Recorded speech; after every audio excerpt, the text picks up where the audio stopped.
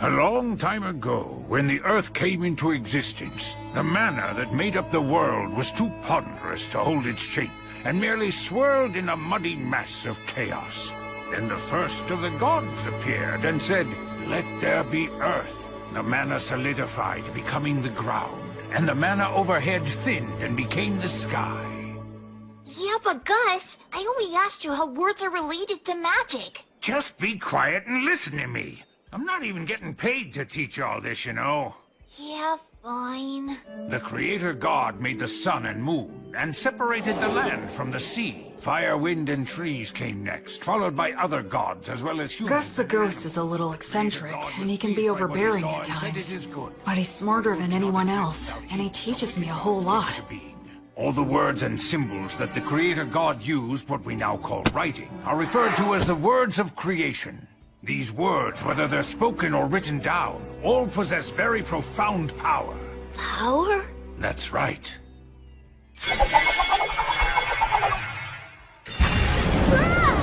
If you write the word Ignis, it defines the existence of fire, and then if you speak the word Erasus, that is, the word which means erasure, the fire will be extinguished. And that's what magic is. The power of words. Magic.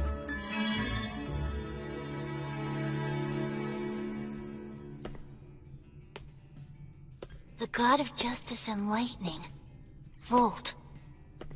The Earth Mother, Mater. The god of fire and technology, Blaze. The god of wind and commerce, that's Whirl. The goddess of water and greenery, Rhea Sylvia. The god of knowledge and light. Ancient words of magic offered up to the gods. Words of creation. Oh, I get it. Parts of the inscription are scratched out so the word's powers won't activate. Gracefeel.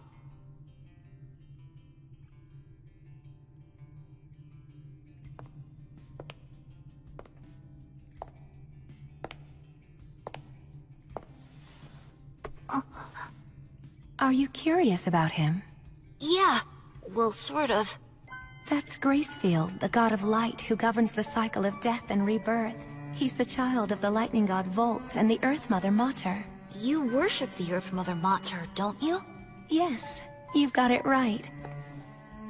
She's the god of child-rearing and the bounties of the earth. Of the 6 principal gods, she's particularly revered by people in rural areas. So when you do your daily prayers, the Earth Mother is the goddess you pray to, right? Mary? What do you say we head back and have dinner now? Sound good? Yeah! Huh? Oh. Blood! Oh wow, that's a really nice boar! Oh, you're gonna get some tasty meat up with this guy today, Will. Thank you so much! Hey, that kinda hurts. Wow, looks tasty! Go on, eat up. Don't worry, I will.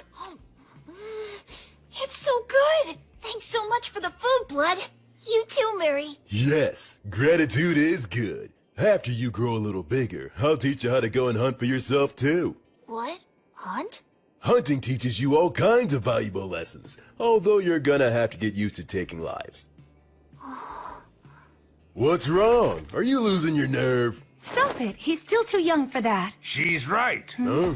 He needs to learn the basics before that. But I must say I'm impressed. I can't believe he's only 3 and he's already learned to read and write. He just might be as much of a genius as I am. I don't think it could hurt to teach him some magic. Hey, come on, give us a break. What if he becomes an old miser with an oversized brain like... Blood the skeleton looks scary, and he can seem out of control. But he always keeps things lively and friendly. What do you mean? What's with the crack about the oversight? Hey, Mary. What's wrong with strengthening the bond? About this bread, just when do you bake it? That's a secret. Huh? The 3 of them keep a lot of secrets. Like why they live here, and why there are no other humans here except for me. From the time I was born, I've never met anyone else but the 3 of them. But the biggest secret is, why are they undead? There are so many things I want to ask them, but I can't. Because I'm keeping a secret from them myself. That secret is...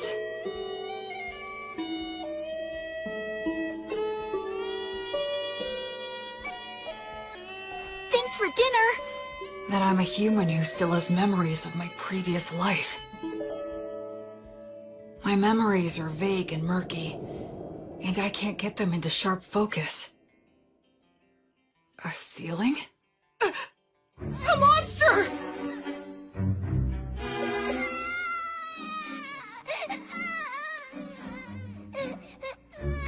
A mummy? A ghost?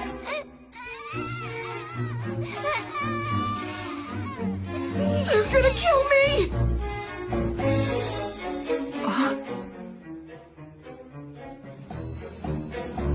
What? This is the 186th morning after that day. Half a year since I started living with these walking corpses.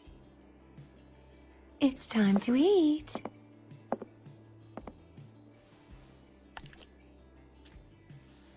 What a good boy you are, Will. Oh, are you feeling full already? I can't speak it very well, but I can generally understand the language that they speak now. Shall we go take a little walk outside today? Outside? I've never been outside before.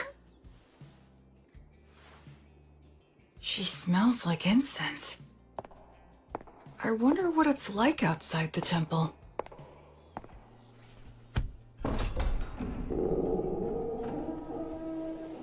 That breeze, so refreshing, and it smells of plants wet with morning dew.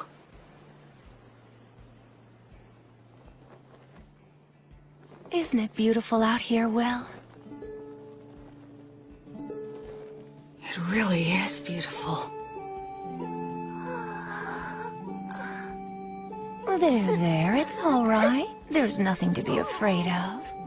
At first, I thought I'd fallen down into hell. After living such a hopelessly vague and empty life, such a punishment wouldn't have been a surprise. No, I'm wrong. This is no punishment. It must be the grace of God. I feel like something that I'd wastefully thrown away without a second thought was given back to me once again. Oh, Will, my sweet, tender little boy. This time, I'm truly going to live. I'm going to live in this world.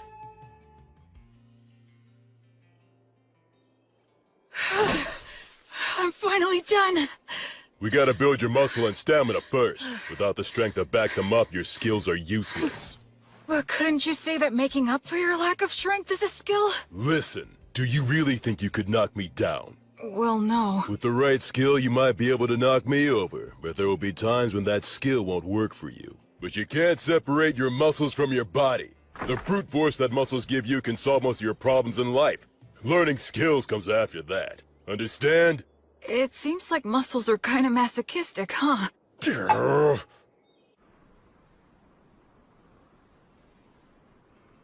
Flammo Ignis!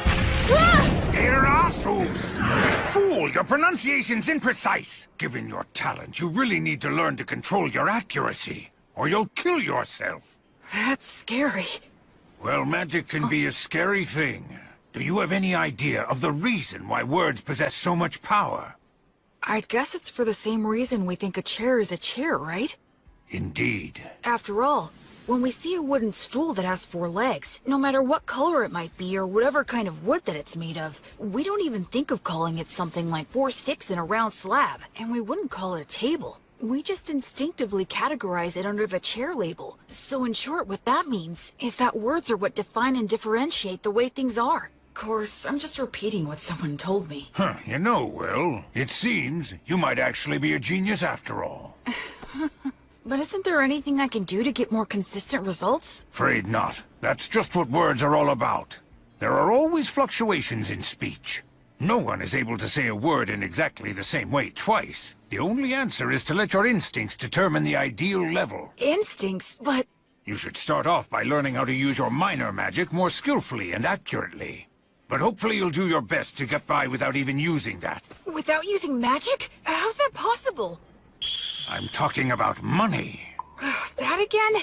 Man, how can a ghost worship money as much as you do? Oh, come now. You don't know what you're talking about. Money is extremely important. Money is what makes the entire world go round. With money, you can solve anything without magic. Buy tools, hire help, and the ability to make a profit is just as important as magic. Why, oh why must I have hands that are incapable of holding silver and gold any longer? It isn't fair. I want to feel money and count gold coins with my own hands. Curses! You're not normal.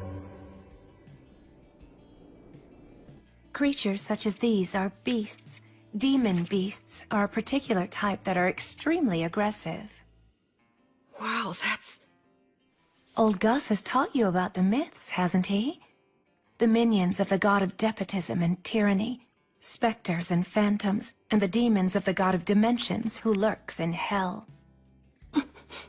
And the god Stagnate, who commands the undead. People such as the three of us. We used to be human once too. Really? Is that true? Yes. When we all died, we clung to strong emotions that led us to a pact with the god of the undead. So we're considered traitors to the virtuous gods. Mary... I'm sorry for talking about this. It must seem very strange to you. Hey, Mary, tell me something. Do you think I should get stronger? Well, it would certainly put me more at ease if you did.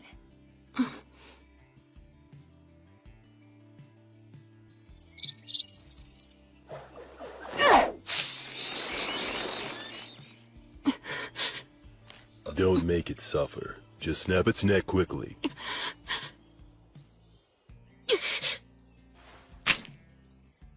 Can't get used to it, huh? I don't like killing. Am I just being naive? Hey, I don't like it either. Huh? I don't like taking lives, whether it's a birds or humans. But these guys provide necessary sustenance to keep you alive. In life or death situations, you need to put your feelings aside and just go for the kill reflexively. That's what it means to be a warrior. In battle, it determines whether you live or die. Okay, now let's bring down a few more. Blood really is a lot like a father to me.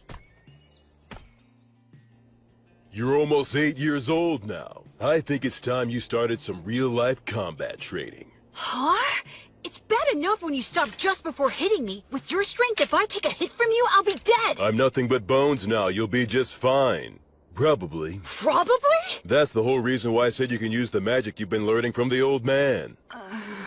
Go on ahead. Simply do as I taught you. That's right. Do it well and you could actually land a hit on me. Hey! Don't cry that I'm playing dirty. The battle has begun! Acceleratio! Polare! Oleum! Cadere Uranium! Not too shabby! Move, you fool! Distance yourself!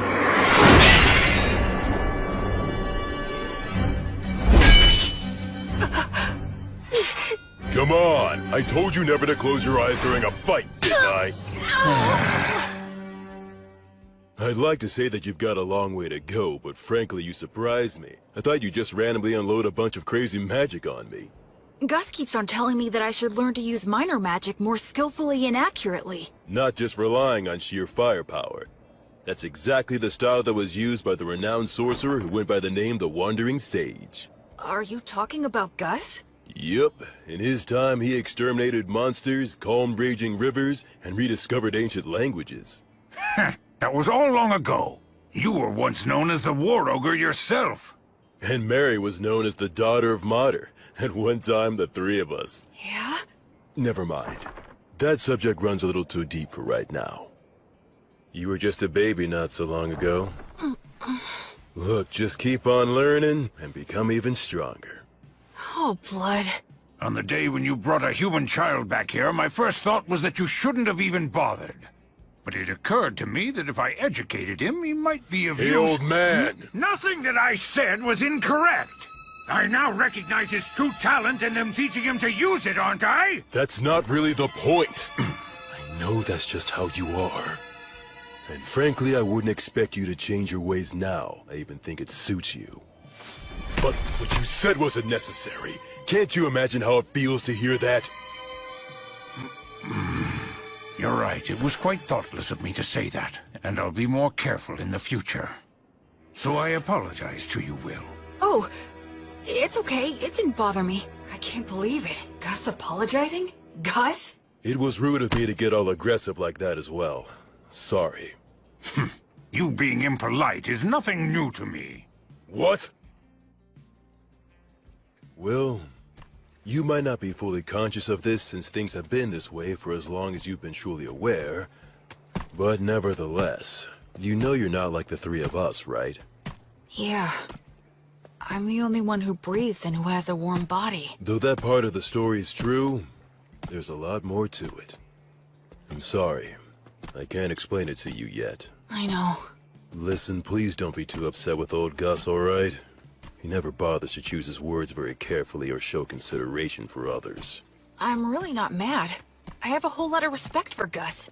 Is that so? You know, you've got a big heart, Will. Once your body has at last grown big enough to match that heart of yours, then you're able to accept things as they are. I'll explain everything. Okay. Blood was genuinely angry at Gus for my sake. I wonder, could I have gotten angry on someone else's behalf in my previous life? Huh? Thank you. Blood, Mary, Gus. All three of them aren't really alive anymore. They're undead. Will? Huh? It'll be 100 years before you can land a hit on me from behind! But right now, they're my precious family. Gus is in charge of my academic education, and Blood teaches me how to fight. But Mary is the one I learn the most from. She may just teach me the little everyday things, but they're important too. Will, Huh? can you take care of things here? Oh, it's almost time for your prayer, isn't it? Yes. A few times a day, Mary sequesters herself inside the temple dome. I've been told that I'm not allowed to go into the dome while she's in there. Alright, it's time for your physical education. I can't even lift my arms. Mary? The bread? Why is she carrying it out of the temple?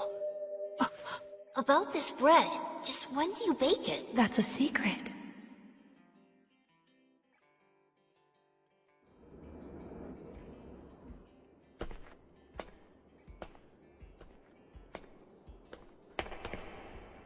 I'm sorry, everyone, but I just have to know.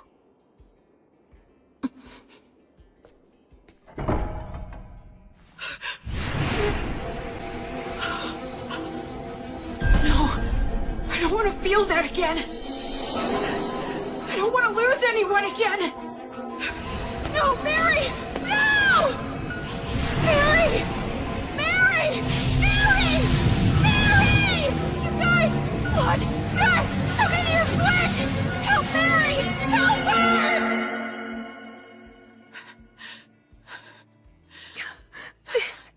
This is entirely my fault. I kept it a secret from him, and...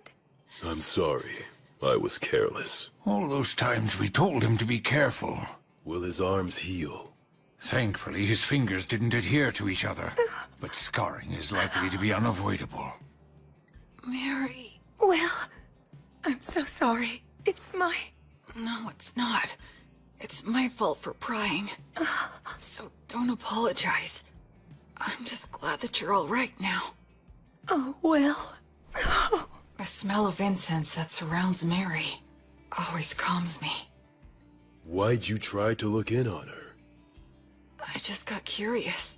I thought that I finally might be able to find some kind of hint about what you guys have been hiding from me. I told you I'd explain someday. Blood! Be quiet, Mary! Well then, Will, anything else to say? No, I'm sorry. From now on, check with me or Mary before you do anything. Okay. That said, the way you jumped in there to help Mary was impressive. Those scars will be your badge of manhood. Well, I am your student. But all that got you was unnecessarily wounded. Still, out of respect for your lack of fear toward the fire, I'll teach you this. That bread is a gift from the Earth Mother Mater. It's essentially the goddess's divine protection, her blessing. You can call it whatever you like. Then why were you on fire? Because I betrayed her. The fire is simply a consequence that I must suffer. The god of death, Stagnate, with whom I formed a contract, is the enemy of the Earth Mother Mater. In fact, all three of us formed a contract with him, so just coming in contact with her divine presence causes us to burn. That's sad. I don't expect to be forgiven. Why do you still pray to her? Is it just for my sake? Oh no, Will. It's not. I had been praying to the Earth Mother every morning and evening long before I ever met you. That's my daily ritual. Doesn't it hurt? Of course it does. So much that I could cry. Mary. But even though I've betrayed her, and that is her retribution, I must endure the pain. I shall still continue to revere the Earth Mother. Mater never says anything to me, but every single day, she blesses me with bread for you. That alone is more than enough of a saving grace for me. I'm so sorry I didn't tell you, but I certainly hope that you'll continue to eat the bread that's provided for you. Yes, of course I will. But also, I'd like to ask you a favor. What is it? From now on, I wish you'd let me pray with you. Oh. I just wanted to be able to understand what Mary goes through, even if it's only a little bit. That's why I asked her for that favor. The original creation was destroyed by the evil gods that it had brought into existence. It was then that the infamous Age of War among the gods began. The giant statues in the temple are of the virtuous gods, right? That's exactly what they are, to a human. What does that mean? Among the legends told since ancient times, there is a battle between the lightning god Volt, the king of the gods who governs order and judgment, and his elder brother, the war god Illtreat. The elder brother had the advantage in the beginning, but Volt, with the divine protection of his wife, the Earth Mother Mater, banished the war god to the depths of the earth. The war god continues to lurk within the earth today, vigilantly plotting his revenge. There are other similar stories, but all of them take the same general shape. Now, what are your thoughts? Isn't that story just a fable? You think?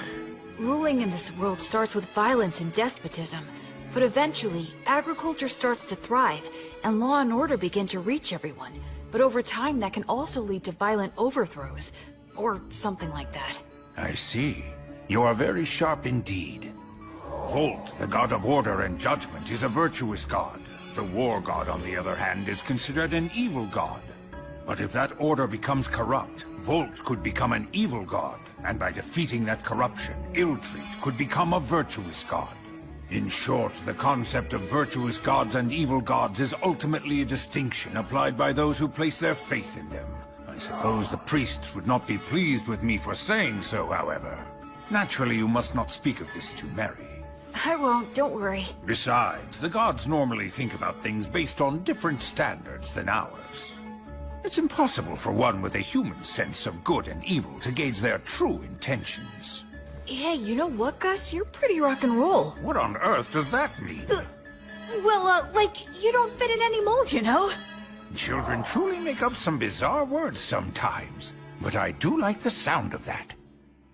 Me too. Becoming free from obstructive thoughts doesn't mean thinking about nothing. You just block out the past and future, and focus only on the present. I need to offer up my current insignificant self to the gods. And then, dive in deep, as far as I can.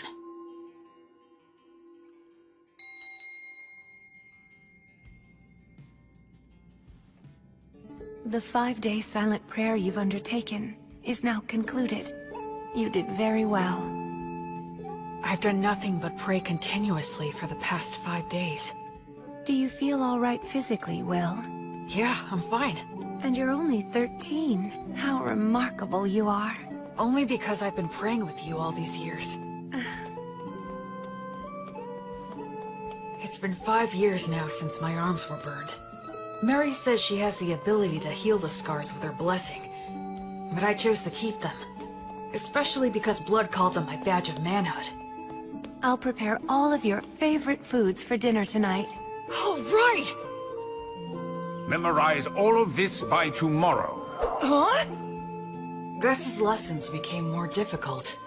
There was a lot more to keep track of. But I persisted and stuck to it for all I was worth. And then his lessons became even more intensive. It was as if he wanted me to get so fed up that I'd quit. Still, Mary and Gus were nothing when compared to... Okay now, let's move on to our main event of the day. What is that? This guy is your opponent. I caught him in the woods. That's not what I meant! What's the problem? It's just a low-ranked demon corpse. Demons can become undead too? Okay, go. Wait a...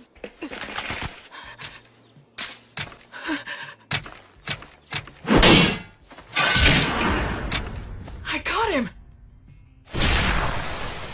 Look, Blood, I beat him! Yeah, good job there. So this is what they mean when they say a trained warrior can kill with mechanical reflexes. Yeah, I guess so. Huh? What is it, Blood? Well, for your first killing match, that wasn't too bad. Hear me? I said it wasn't all that bad, so don't get a big head. Oh, is that what you meant? Well, I'm more or less a genius, wouldn't you agree? This kid just might be a genius. Come on, aren't you gonna chew me out for that? Okay. How about we speed things up now and try something harder, genius? What? I always saw the ruined city from the top of the hill. That day was the first time I set foot in it.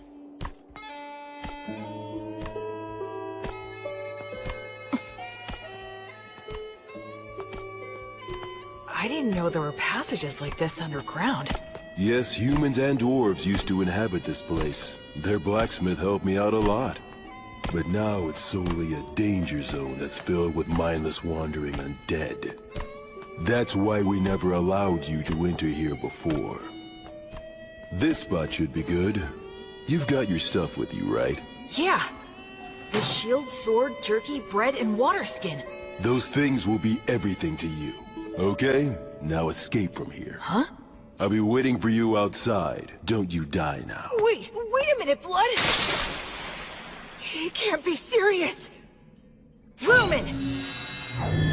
Blood? The exit is this way, right? But what was it that Blood just said a minute ago? This place is... But of course.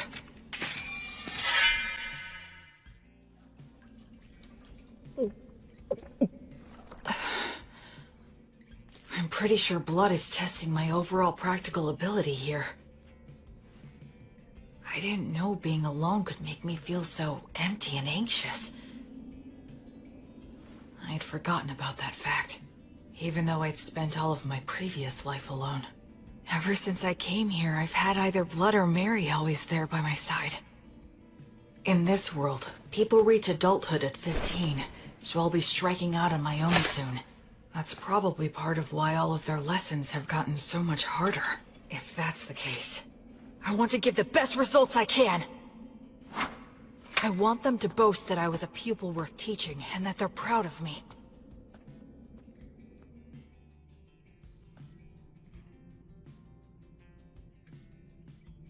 That's probably an undead Vroskus demon wandering around.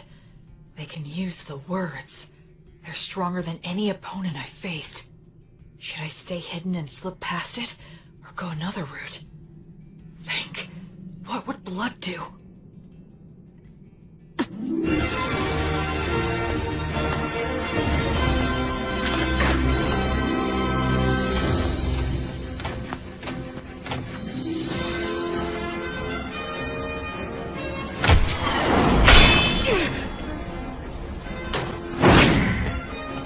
It's strong, but not as strong as Blood.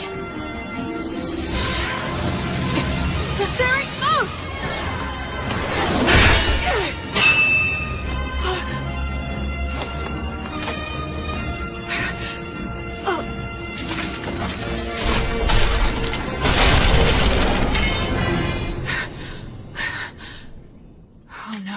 This is not the place to be stuck without a weapon.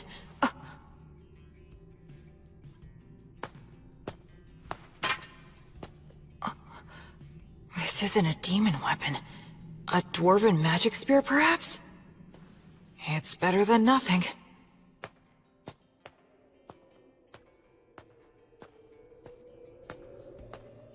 I can feel a big draft in here. Maybe I'm near the exit. I wonder how long this place has been deserted. It sounded like Blood knew it while it was populated.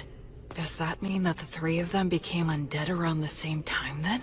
From the level of degradation, it's been more than just a decade or two. I already know there are no humans living anywhere near here. I wonder where my birth parents are, and what they were like. And I wonder, why am I in these ruins? My real parents.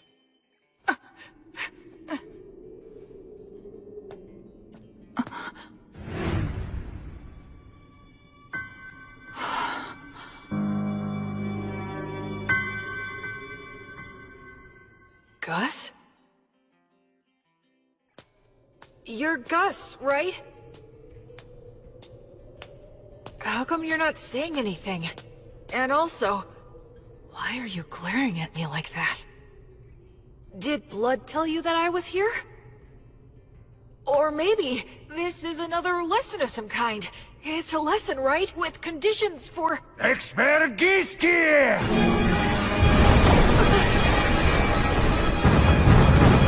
A golem?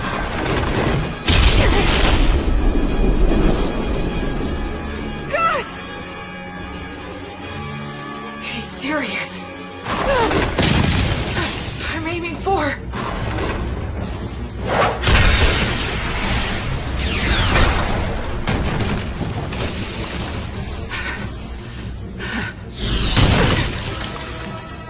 Stone Blast can carry that much force?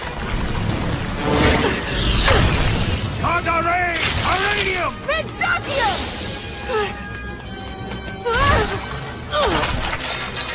Grace magic? Since when could... His projection magic is way too quick! A double cast? Groby Goose! Mendakium! Somnus! Mendakium!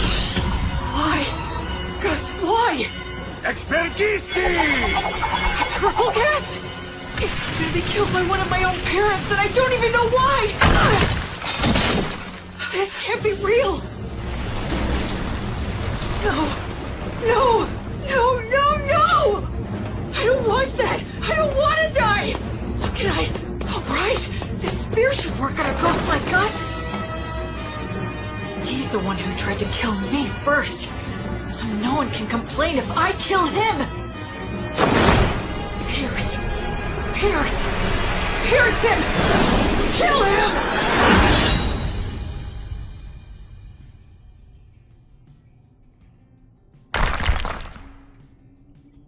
Tell me, Gus. Grandpa. If you really have to kill me, there must be some reason you're being forced to do it, right? I know you wouldn't do this if you didn't have a valid reason.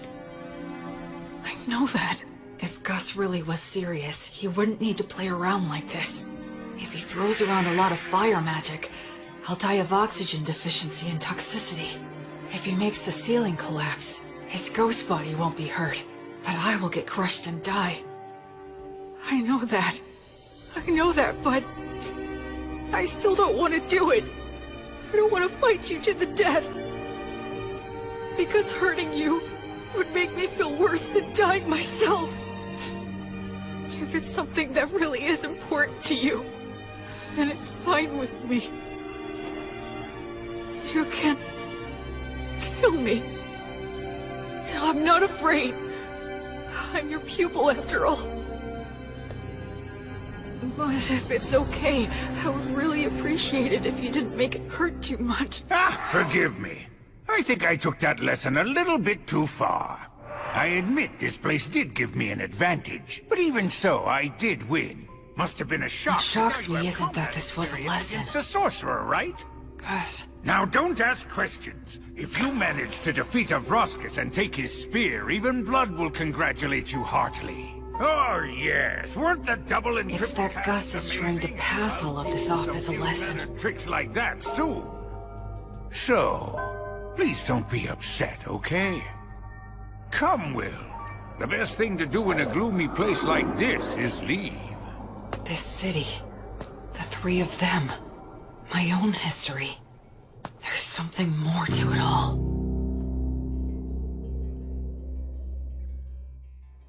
Oh my! Will found a fine spear like this beneath the ruined city? Yeah, the steel is so vivid and bright and shiny.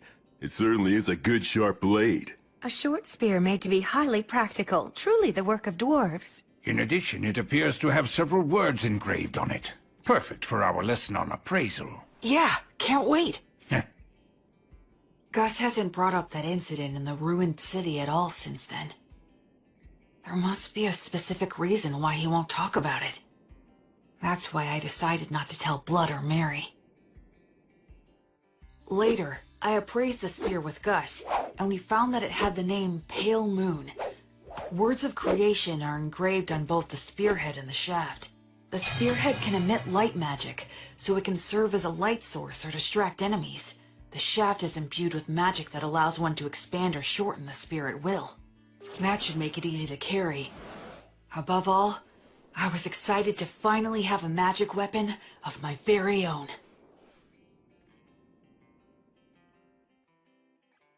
After that, I returned to the city underground every now and then for Blood's lessons. I head down there with only a short sword to collect any weapons and armor that I find. It was tough at first, but I can handle it without any trouble now. Even if I encounter Vroskis or a similarly strong enemy, I don't struggle anymore. Huh? So is this all there is? You have acquired more than enough knowledge right now. I have something new that I would like to teach you. I'm learning something else? You will enter the city underground and collect coins. I am going to teach you something very important. Is this enough? Indeed, it will do. You're finally gonna do that again, old man? Gus? Yes? Isn't this what they call gambling? That's a vulgar description. Think of it as a game of intellect. But it's gambling! Come on, I was all excited when you said you'd teach me something important. Now, there's no need to get angry. Besides, games such as these should not be underestimated. They are most often used in duels between sorcerers. Do I really have to place a bet, though? Where's the fun in it if you don't bet? Oh, I get it. You're scared to play, aren't you? Huh? Oh yes, you should flee at once. You very well should be scared to compete against the one who is hailed as the Wandering Sage. How dare you! 2 6s! Alright, I'm the winner! Your competitive intuition never fails to astound. Okay, one more time. This time I've got it! Huh? What in the world are you two doing, teaching that to Will? Mary, there's a reason for It was really only Gus! All three of you will go and sit down right over there. Mary's lecture was painfully long and downright scathing, but I learned something very important that day. It's not a good idea to get hooked on gambling. Listen, Will. I have been observing the heavens for the past several years to pass the time, so I know when the winter solstice is. That will be the day you turn 15, and your coming-of-age ritual. I believe that shortly before your coming-of-age ritual, Blood will challenge you to a one-on-one sword fight, an earnest and passionate duel. I get that feeling as well. I know it won't be easy, but I'll do my best to win. I can't make the three of you feel at ease if I don't. I'd like you to do something for me. Sure. Do you think you could find a way to lose the duel in such a manner that Blood would never notice it? Why do that? Because I need you to. No, don't make me do it! Please tell me, why are you always leaving me out of the loop? I know you, and you would never trample on somebody else's feelings without a perfectly good reason. Haven't I said time and time again that I trust you? If you just explain your reasons, then I'd be glad to throw away the jewel. I'd even risk my life like last time. So why won't you tell me anything? Don't you trust me at all? Or am I just that utterly useless to you? Forgive me. I can't explain. I see. Well then, I guess I can't help you. I'll pretend I didn't hear a word of what you just said.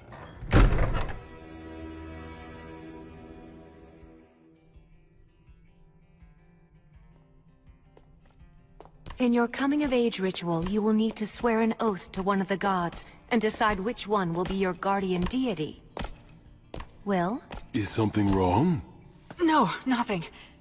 Anyway, which of the gods do you recommend? The one that is the most widely followed is the god of justice and order, the lightning god, Volt. But you worship the Earth Mother Mater.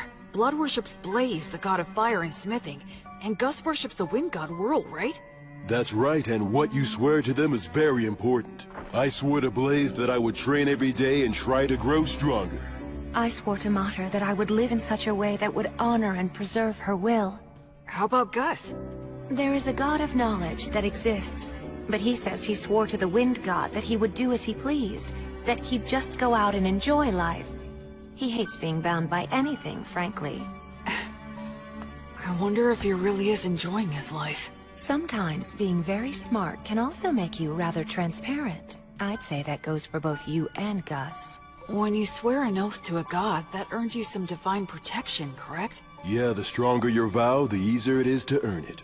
But they also say that you will be destined to experience many hardships in exchange. So don't swear your oath hastily in the heat of the moment. As they say, either you become a hero, or you die. An oath, huh?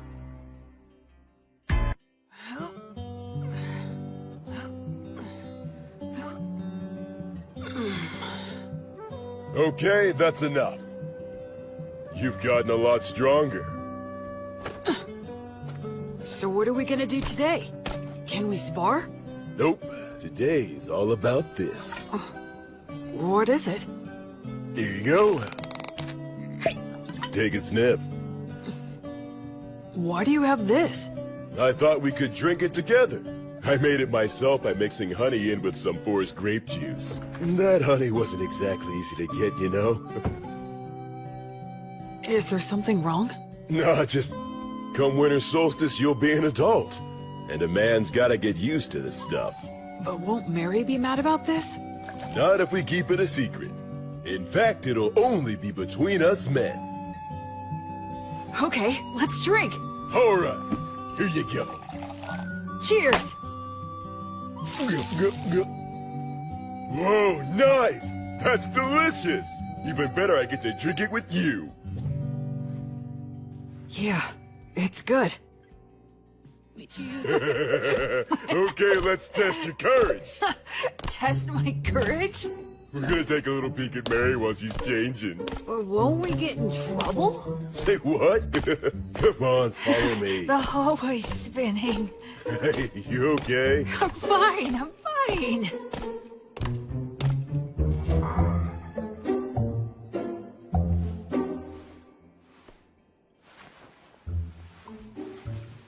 I can erase my presence easily. This'll be a piece of cake. Wait, you idiot! Who goes there? Oh, crap! Blood. What's the meaning of... Oh, you really stink. My goodness, what did you make Will drink? Oh, well, it was just... we were just gonna have a little peek while you changed. What? What do you told them think that you're we shouldn't doing, be- you idiot?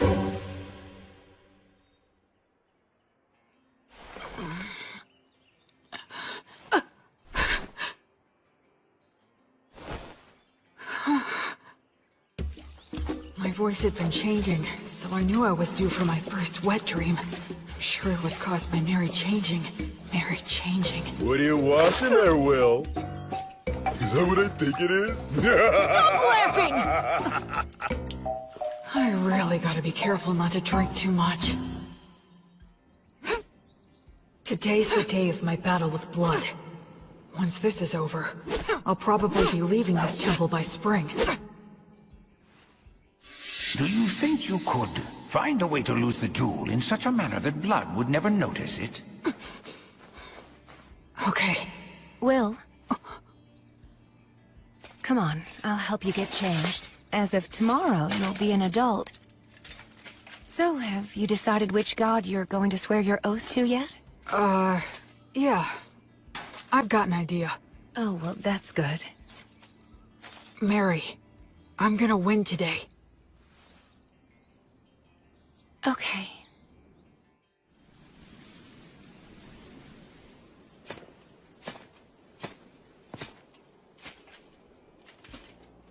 Where's Gus? Hiya, Will. Ready to do this? I'm ready anytime. Let's go! Okay, good. Let's review things one more time. No magic or trying for instant kills, otherwise anything goes. If something happens, Mary will fix it with her blessing. The first one who admits defeat or is unable to fight loses. Now try your best. Not to die!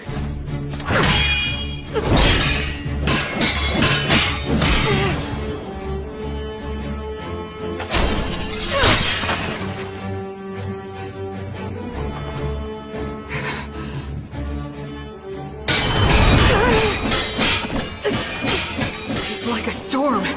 If I take just one solid hit, I'll be out of the fight!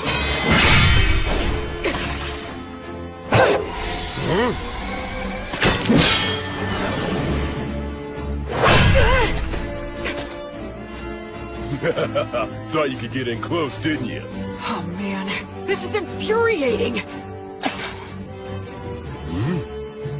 It's a challenge to avoid when a blood strikes perfectly. But if I receive one with just my sword, it'll shatter along with me. So how do I survive his strike and get into the gap between us? There's only one answer. Here it comes!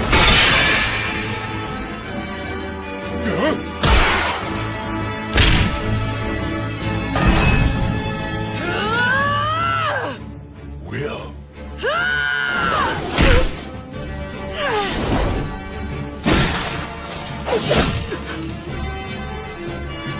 He's holding my sword between his ribs? That was actually pretty good. I concede. Yep. And having no muscles really is a disadvantage. Blood, stop it! Ugh. Don't you dare give me that. You promised that you wouldn't use that trick again. Not sure what you're talking about. The one where you use your ribs to trap an opponent's weapon? Yeah, but I don't have any organs or anything now, so... What? He did that when he was alive? Absolutely he did. Can you believe such a crazy thing? Well, my opponent at the time was really quick, and he was about to stab you, so I just... You didn't just anything. I can't believe he survived. If it hadn't been for my blessing, he wouldn't have stood a chance. Look, I only did it because I trusted that your prayer would work. I was genuinely concerned about you. I thought you had died right then and there. Didn't I ask you never to do that again? Even I know what this is. Don't do it This again. is one of those things a dog wouldn't butt in on. Again. Will, even if you couldn't beat me, what you've accomplished is still remarkable. Even if you couldn't beat me. You didn't have to point it out twice. I'll make sure you'll lose next time. Now that's the spirit, little Will. Hey, ow! Don't get carried away. The two of you need to take this much more seriously. If I had a killer slash, or a secret technique, I would have taught it to you hands down. But you don't? Nope, I don't. It's okay that the way I fight and the way you fight aren't the same. My initial goal was never to raise you into an imitation of me. So it's only natural that the moves I rely on won't be the same for you. It's the basics that count. Make sure you can use all the things you've learned in any situation. Both Mary and I have already taught you everything that's important. Okay. Okay, Dad. Okay, Mom. You called me Dad, huh? Yeah, I guess that's pretty much what we are. That's true. I can't teach you any secret techniques, but to mark your new independence, I'd like to give you this. It's the most powerful of all the demon blades that I own. What? But I didn't even win, so... I told you it's to mark your new independence. Go on, Will, try it out.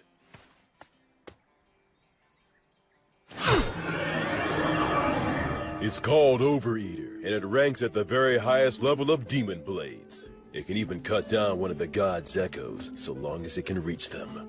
The words engraved on it are too hard to understand, but I can sum up its effects. If a living being is cut with this blade, its wielder can recover life force with each cut. Huh? Recover their life force? Uh-huh. As in, you can swing it around without even thinking about it and still be the last man who's standing. You're a smart kid, so I'm sure you understand this. But don't overuse it. It makes its wielder feel a whole lot stronger than they actually are, but it's not the type of demon blade that benefits one's spirit. The more you use it, the more you need it until you are so weak there's nothing left. And the life and death cycle starts again. That's part of what makes it a demon blade. Anyway, I've said a lot, but I'm sure you'll be fine. Both seem to have faith that I can maintain the ability to use this sword properly. But am I really someone who is worthy of their faith? Well, if I'm gonna give you a demon blade, I guess I gotta tell you about its history, too. And of course, I'll tell you what you've wanted to know all along. What? He's talking about what I've wondered all these years. You are a grown-up now, after all. I promised I'd tell you once you grew up.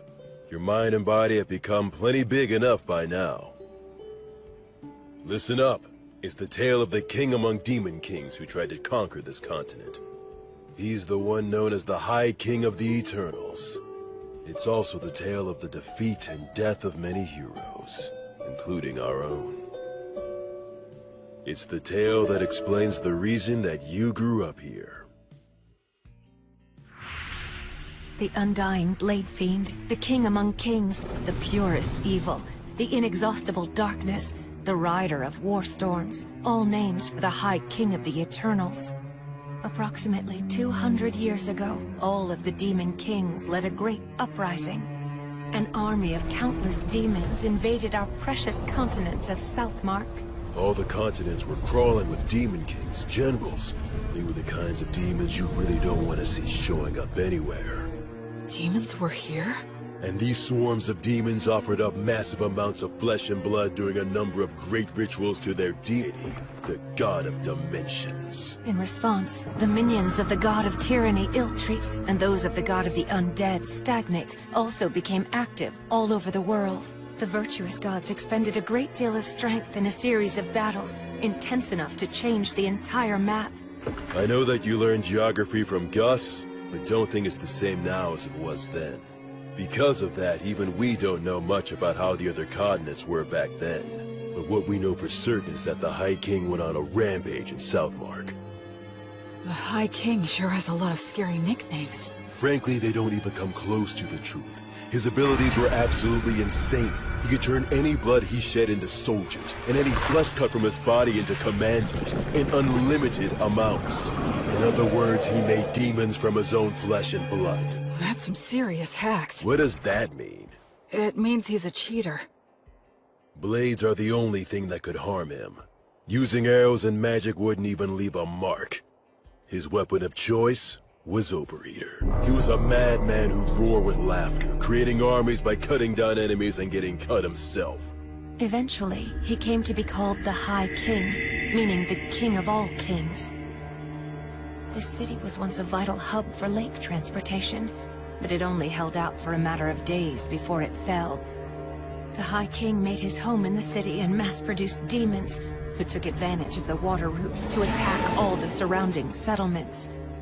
Nobody could kill the High King. The destruction of the continent of Southmark was assured, and just when everyone had begun to believe that, Gus came. Augustus, the wandering sage, suggested that now was the time to strike down the High King. Why would Gus say that now was the time? Was it even possible to kill the High King?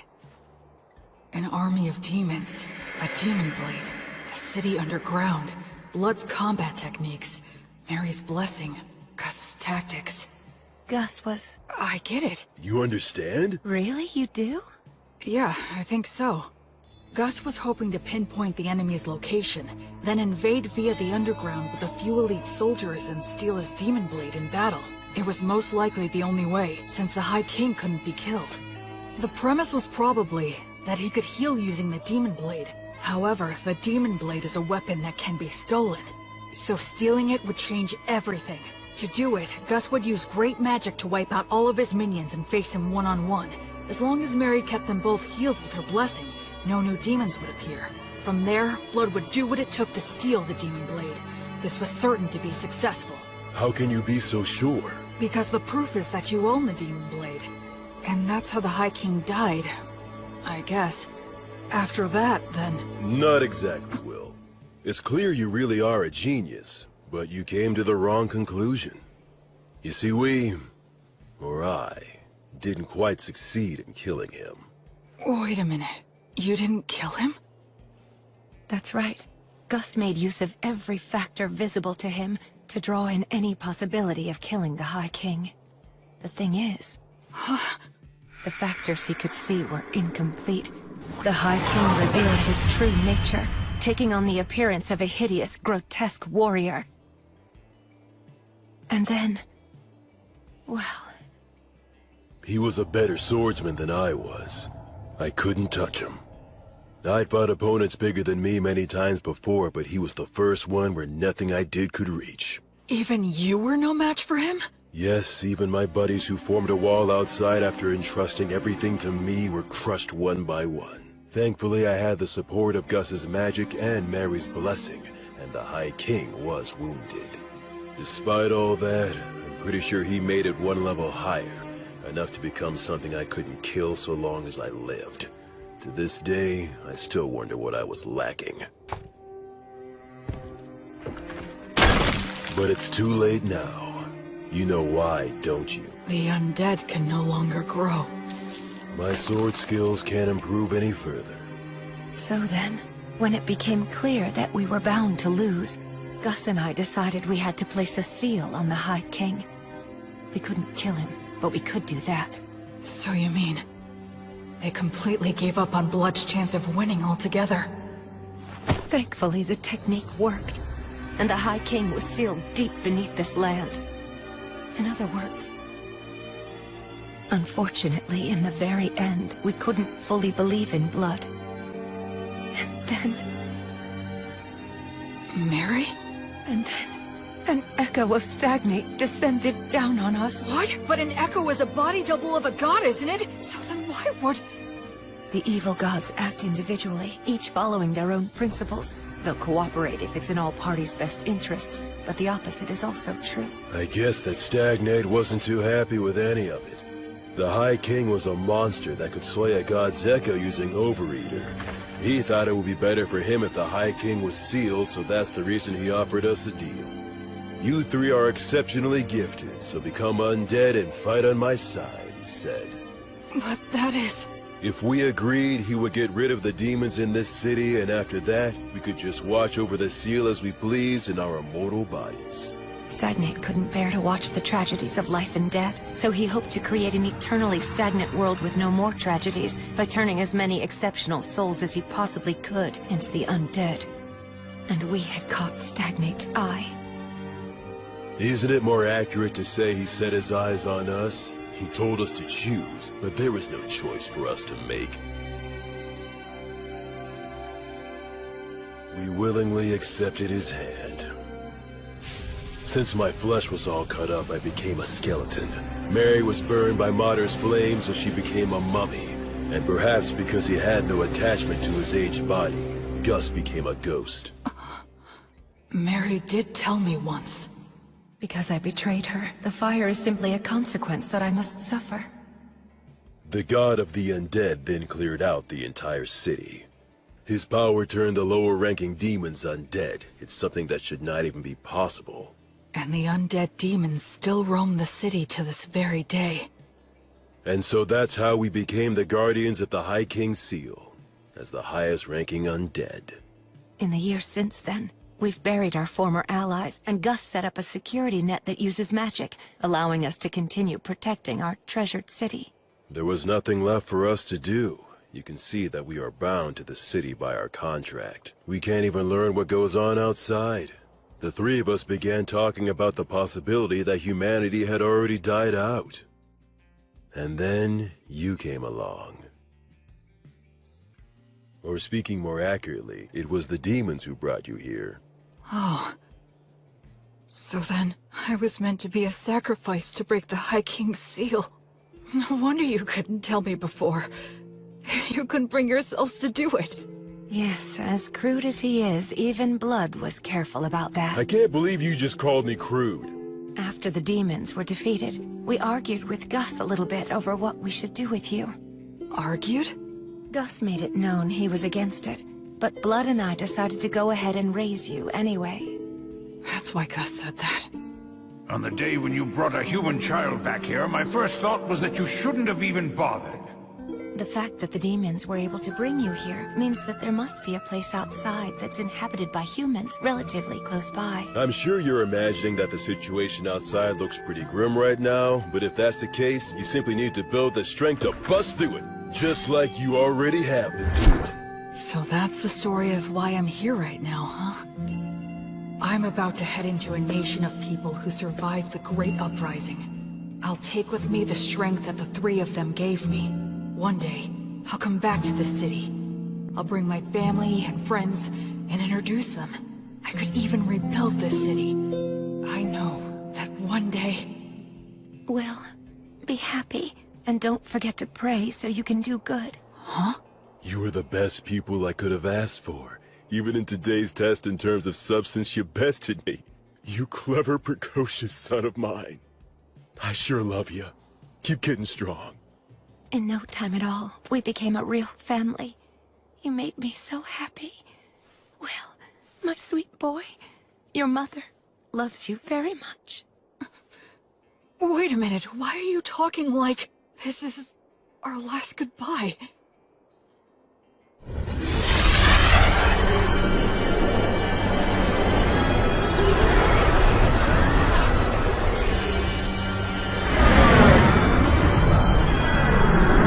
Have you said your farewells, heroes? Yeah. We have. Go ahead. We're ready. At last you have lost your attachment. In accordance with our contract, place your souls in my hands right now. I can't do anything. I can't move. Why?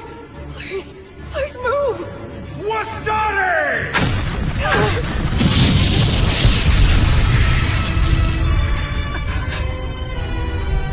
Oh yes, there was a magic user left among you. Will, take Blood and Mary and get out of here. Don't you worry. I am determined to stop him. Ligatur nodus obligatio! That's a huge amount of mana. You know all, Sage, and still you cannot resist. Conciliat sequitur! You retaliated so fast. Wastari! Alida mosaico! Pulsar tene! A quadruple cast? That's the ultimate magic. Normally cast by several people together. It'll reduce all to nothing. Aupernum tabernas! Regumque turres! Damnatio memoriae! Curse you, Sage!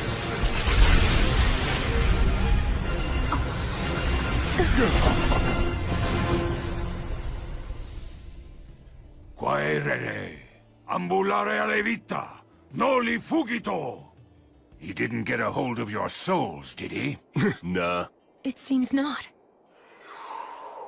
That must have been terrifying for you.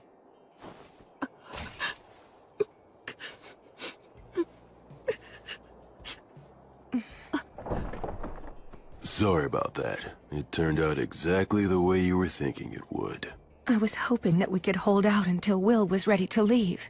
Yes, but the two of you made your decision. Now, I'm not so unreasonable that I would demean the intentions behind your choice. I'm just happy that it all worked out in the end, so...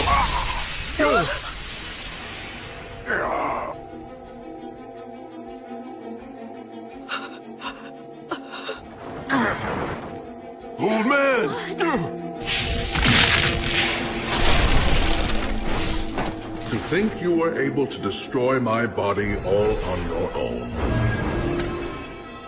Had I not initially divided my strength into two bodies, I would have been really hindered for quite some time. I commend you. It's true you are a great sorcerer who has exceptional abilities. Stagnate. Let me go. Stagnate? What a shame it would be if I destroyed you now. I'll wait until you've lost your attachment. Now. Gus! As for you...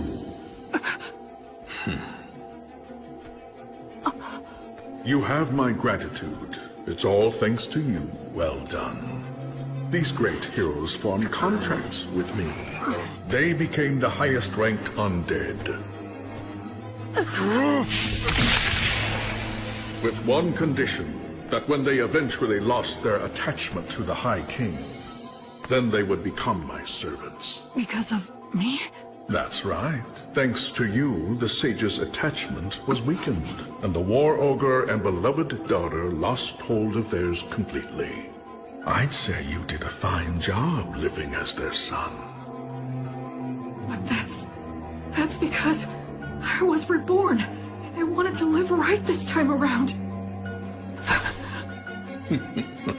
It seems that was a shock, and for good reason. I have an idea. Why don't you come and join my army as well? Then you can continue to live harmoniously with your beloved family. But I won't force you to decide right now. Tomorrow's the winter solstice, on that loathsome day when the sun is at its very weakest. I will seek out your answer in the evening.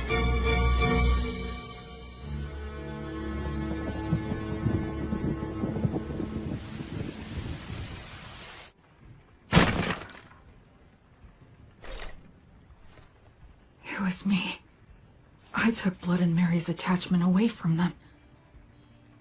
When Gus was against raising me as a baby, when he taught me excessive amounts of knowledge, when he tried to kill me, when he asked me to lose on purpose, it was all to stop the two of them from losing their attachment to the High King.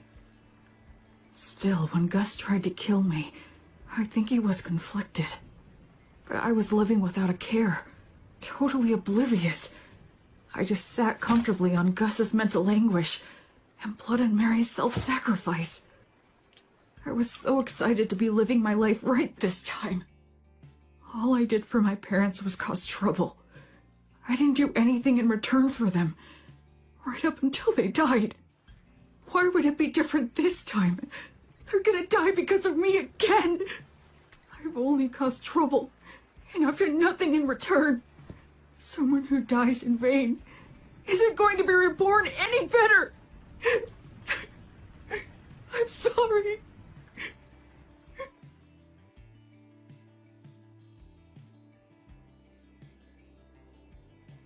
Hey!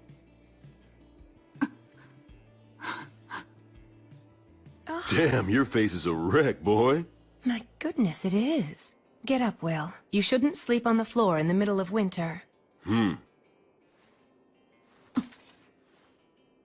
so sorry. Don't be, Will.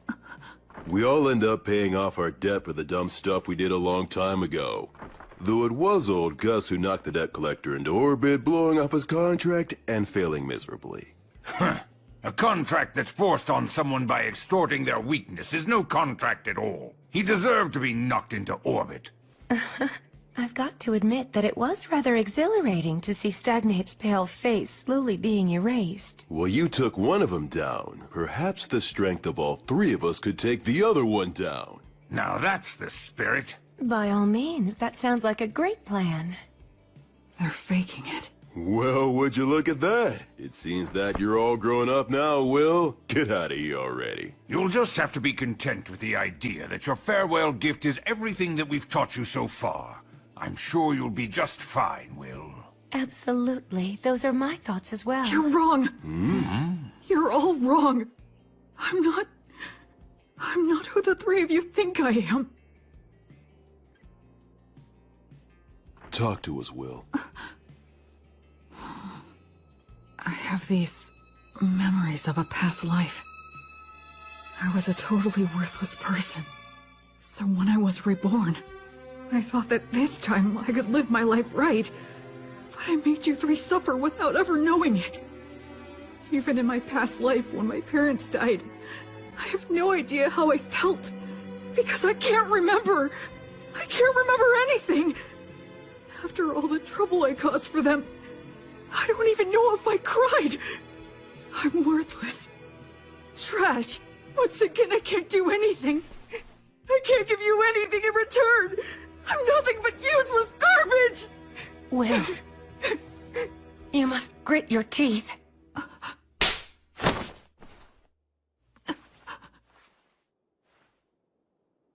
Mary.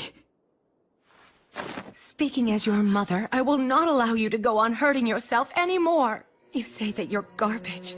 You've always been very serious and one of the most earnest people I know. So what about your past life? For goodness sake, why are you so shaken up? Just because stagnate upset you a little? You're feeling all of this anguish because the memories of your past life are murky and vague? You're crying so much right now just for our sake? Why would someone in your situation not cry? Will, stand up. Stand up. William! Straighten up now! Stop kicking yourself! What's your response? Yes, ma'am. You get chewed out because you're being all mopey. It looks like the little whiner has just disappeared. I'm fine. I'm perfectly fine now. Mary was here to protect me. So, I have a favor to ask. Please allow me to protect all of you. Virtuous gods, I will soon go and fight an evil god for the sake of my beloved mother, father, and grandfather. If you would see fit to observe my efforts, please grant me a bit of your protection.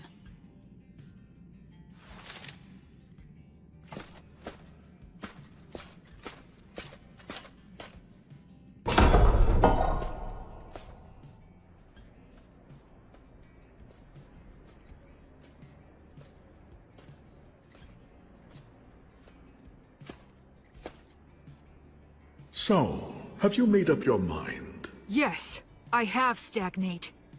Evil god. I don't plan on giving you a single thing! But surely a god such as yourself would never dream of running away from a human child, isn't that right? You have thought this through quite well. Let me guess, you're hoping to restrict my actions by getting me to focus my consciousness on you alone, yes? He figured me out! I'll play along, okay. But please realize you're challenging a god. You must first show me you are worthy of such a challenge.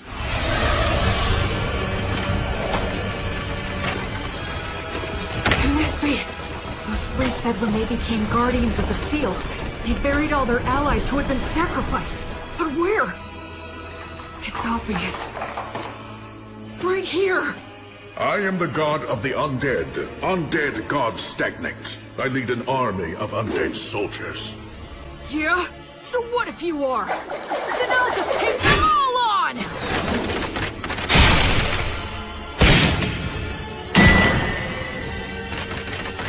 Counter-ray! Uranium!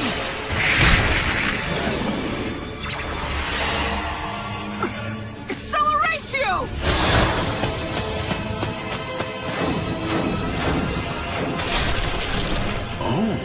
He is somehow pulling this off against 100 heroes.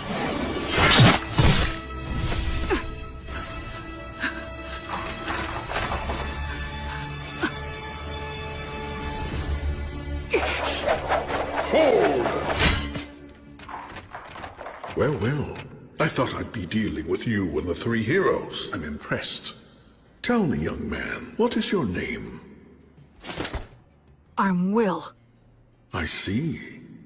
I'm asking you again, Will. Won't you join me? I have taken a liking to you. Your strength, your backbone, everything about you is desirable. I would be happy to welcome you as a general in my undead army. What are you? If you make the choice to come with me, I will free your body from an unpleasant death. You will be able to live closely and harmoniously with your three family relations. There will be no goodbyes or sorrows. If we conquer this dimension, your relationship will last for all eternity. Isn't this world unfair? With its endless and absurd tragedies, I wish to overturn this harsh reality, to create an eternally kind world, free from the horrors and threat of death. I don't think he's lying. I can actually detect a sense of warmth in his words. Come over, Will. Enter a contract with me exactly as they did.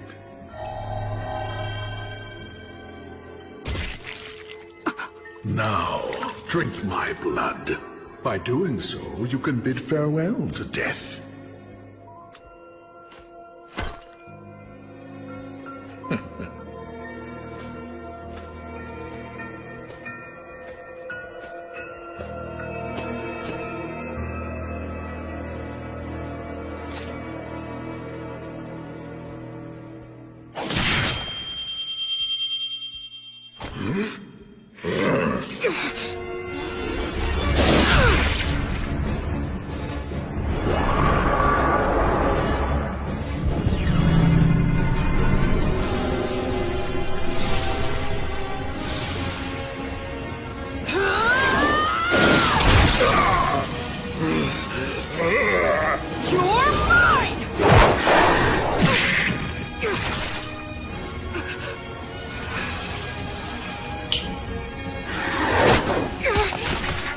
First the sage, and now you. I truly cannot let my guard down when you're around.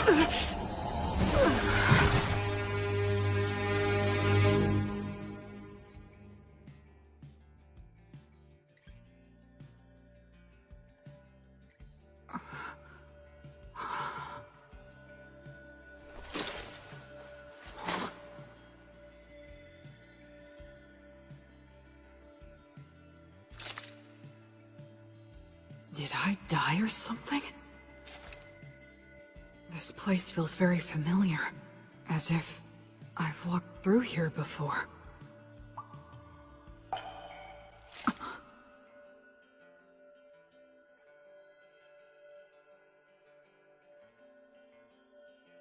It has been a long time, Goddess of Light. I'm starting to remember. Yes. I've walked under the starry sky before. She was silent then, too. But I remember her footsteps being filled with care and compassion. I thought it was a star, but it's not. It's a planet. What are those lights? Traversing souls. They cross worlds to prevent the stagnation of all things. How could I have forgotten this beautiful sight? A question. Okay. Why did you feel the need to reject Stagnate's invitation? 'Cause in my previous life, I was a shut-in. Whenever anything got me down, I didn't bother to get back up. It was a pathetic way for one to live. Except, there's one thing I realized. Being alive and not being dead aren't the same thing at all. I wasn't dead in my previous life, but that was about it. I didn't have the courage to do anything. Just the fact that I had to keep living was a burden. I didn't care if I died, so I wasn't really alive. And by not being alive, I didn't have to fear death. And so, because just a little of that memory stayed with me, I was able to make the decision to live a good life in this world. I think that if I live right, I can die right. Denying death like Stagnate promised and trying to live forever would be the same as being in that room again. No matter how else he tries to sweeten it, I would still refuse. I just want to live and die with those three. They're my family. I mean, who wouldn't want to protect their family? That's all. Thanks for listening.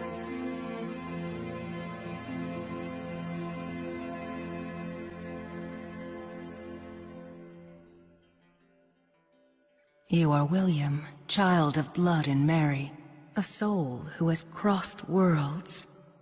Yes, You now fully understand the gravity of life, yes, and you are still prepared to accept death. yes, You fully understand the despair of death, right? yes, And you still love all of the lives that will one day burn out? yes. I finally realized the meaning of it all, thanks to your grace.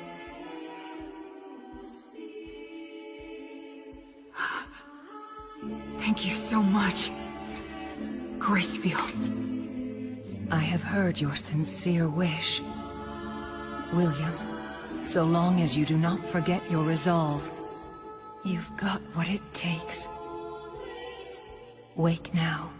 Make your oath, and we shall walk together. Until your life ends, and I come to guide you once again.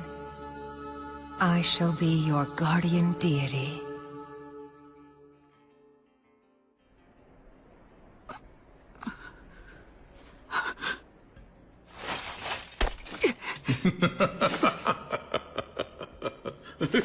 Goddess of the cycle of death and rebirth, Gracefield, please walk by my side.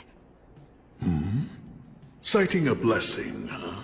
What do you hope to get done with that? Such a vague technique is no match for my blood coursing through your... He has a stigma.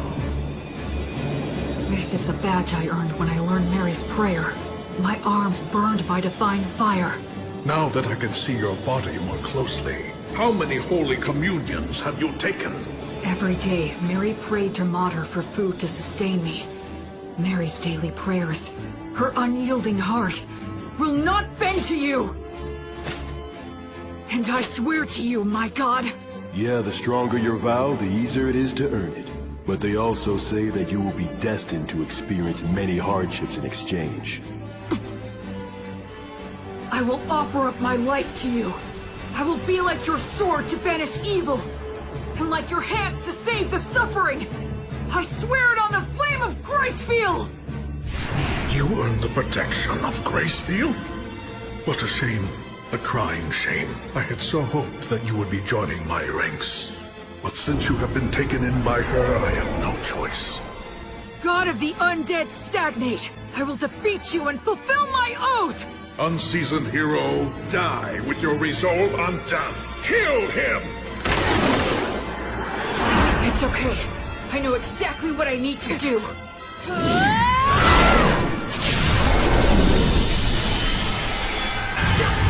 Divine Torch? Gracefield's divine protection grants peace and guidance to the souls of the dead. How dare a fledgling priest put on such airs? Acceleratio! War started!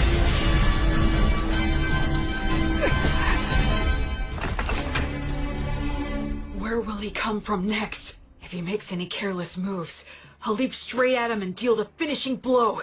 Stagnate is consumed by the desire to kill me. We're on even footing. If I fight him now...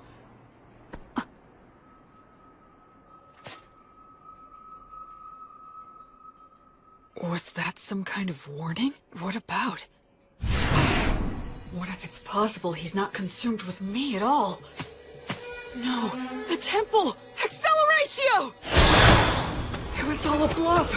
He was pretending to be consumed by rage, and then threw up a cloud of dust. It's Blood and Mary that he's really after. Hey, blood!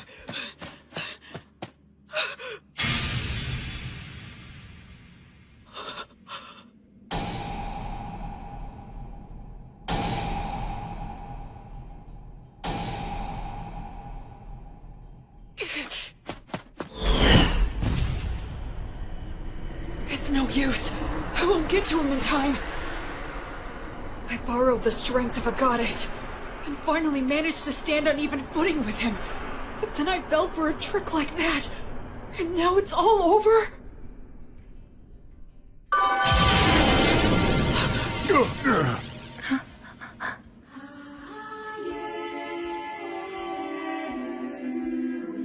I don't remember seeing her before, but I guess...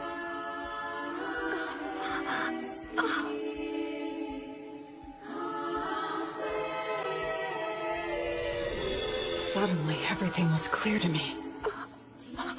Mary had been forgiven all along. Mater never resented Mary for a second.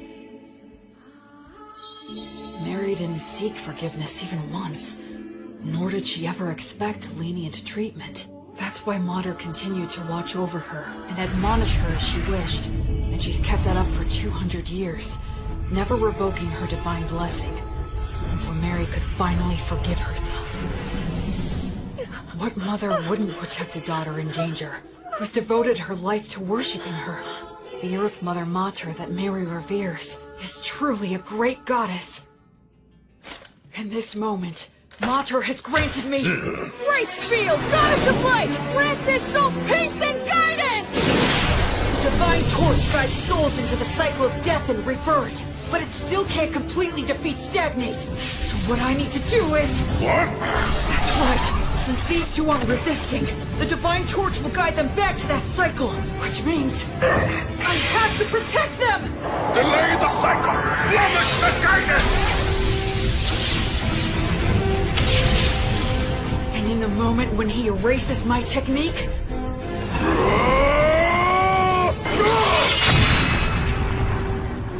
Acceleratio! Basta! Casereos! You should start off by learning how to use your minor magic more skillfully and accurately. An exhilarating strike like that is far more Gus's style than some magic that would erase his existence!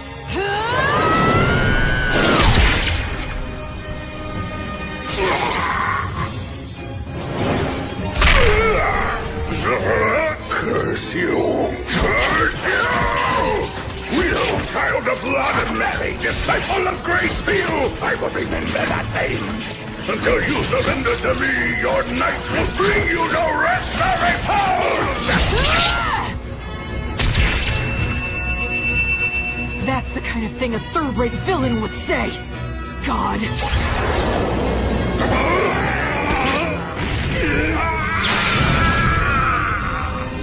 I swear on the light that is Gracefield, that I will never become like you. I will live right and die right.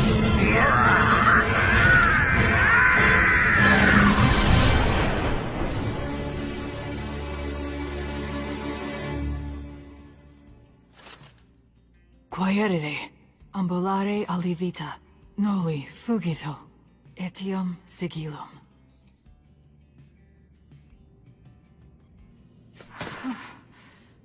I was way too close. This Overeater blade that Blood gave me, then Gus mightily defeating the double of the Echo, as well as Mary's Earth Mother Mater buying me valuable time. All these things that the three of them have given me.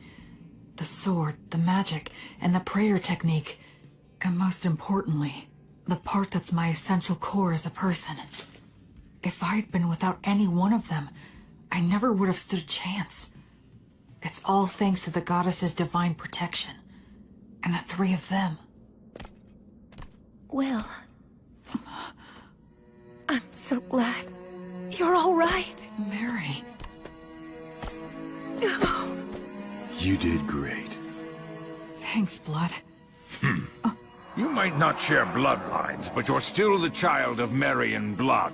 It's only natural you could accomplish this.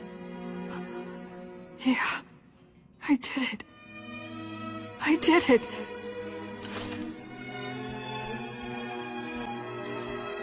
I protected them. I'm here now with the three of them. Alrighty then. Let's have a party. We can celebrate Will's victory and adulthood. Yes, you're right. Cleaning up here can wait until another day. Well then, in that case we'll have to break out the you-know-what from 200 years ago. You mean that good stuff from the dwarves? How long you been hiding that stuff, old Gus? Well, it seemed like a waste to let a child drink it. Is it good? Can I have some? Even I would drink it if I had a corporal body. You can fake it, can't you, old man? We're celebrating. Yeah, drink with us, Gus. Come on. Will! Huh? You must be careful not to drink too much. If you repeat what happened last time, I won't show mercy again. Yes, ma'am. The same for you, Blood.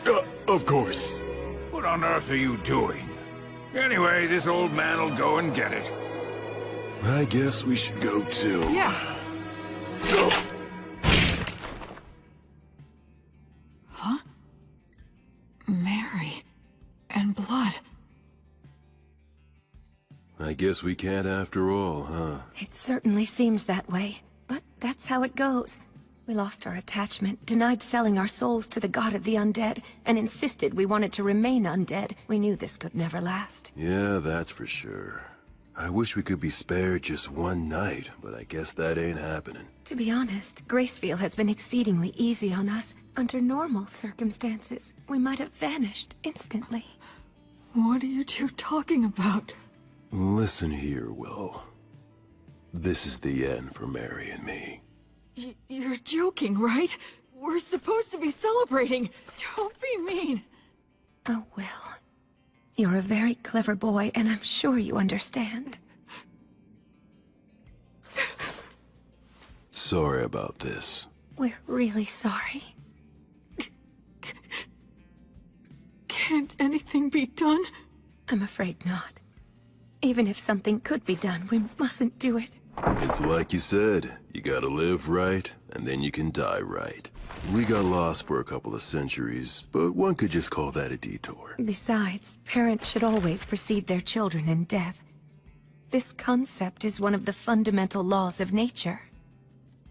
Yeah. You're right. I guess so. But just this once, I'm gonna say something I'm not supposed to. I don't want to see the two of you die because I can't bear the thought of living without you. I want to see both of you again, when I can make it back here someday. I want to duel with blood, beat him, and have him beat me. I want to say silly things to each other. I want to do chores with Mary, and hear her say that I've gotten better. I want you to meet my children and my grandchildren someday, and I want you to teach them lots of things too. It's just cruel to say that you're going away now. I don't want you to. If you two go away, I have no idea how I'm supposed to go on. Don't go. I can't. Please find a way to stay. Cheat somehow.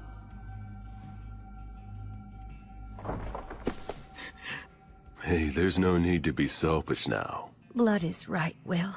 Be reasonable.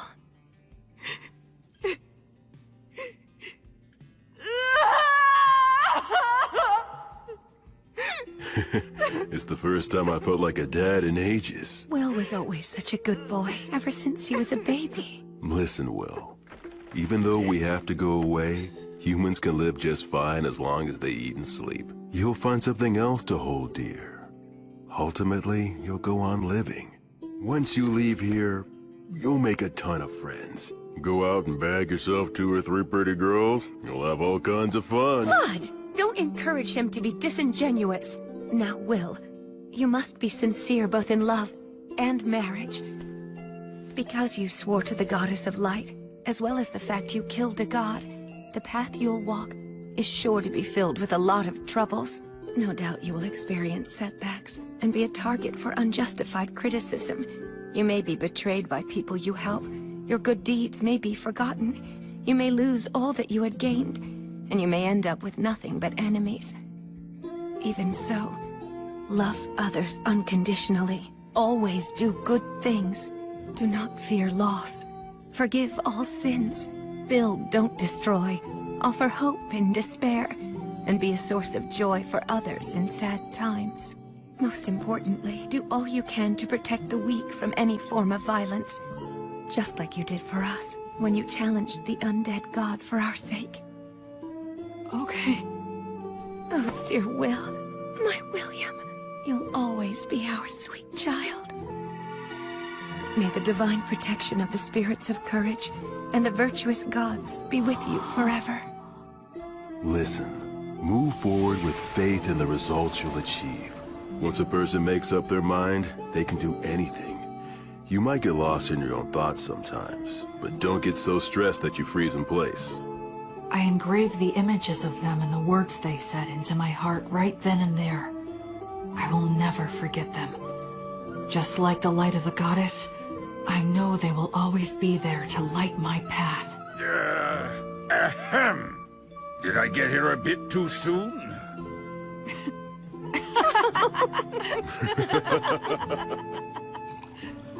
After that, we all celebrated my victory and my passage into adulthood. The first drink I had with all four of us together left a lasting impression. It had a strong burn and rich aroma.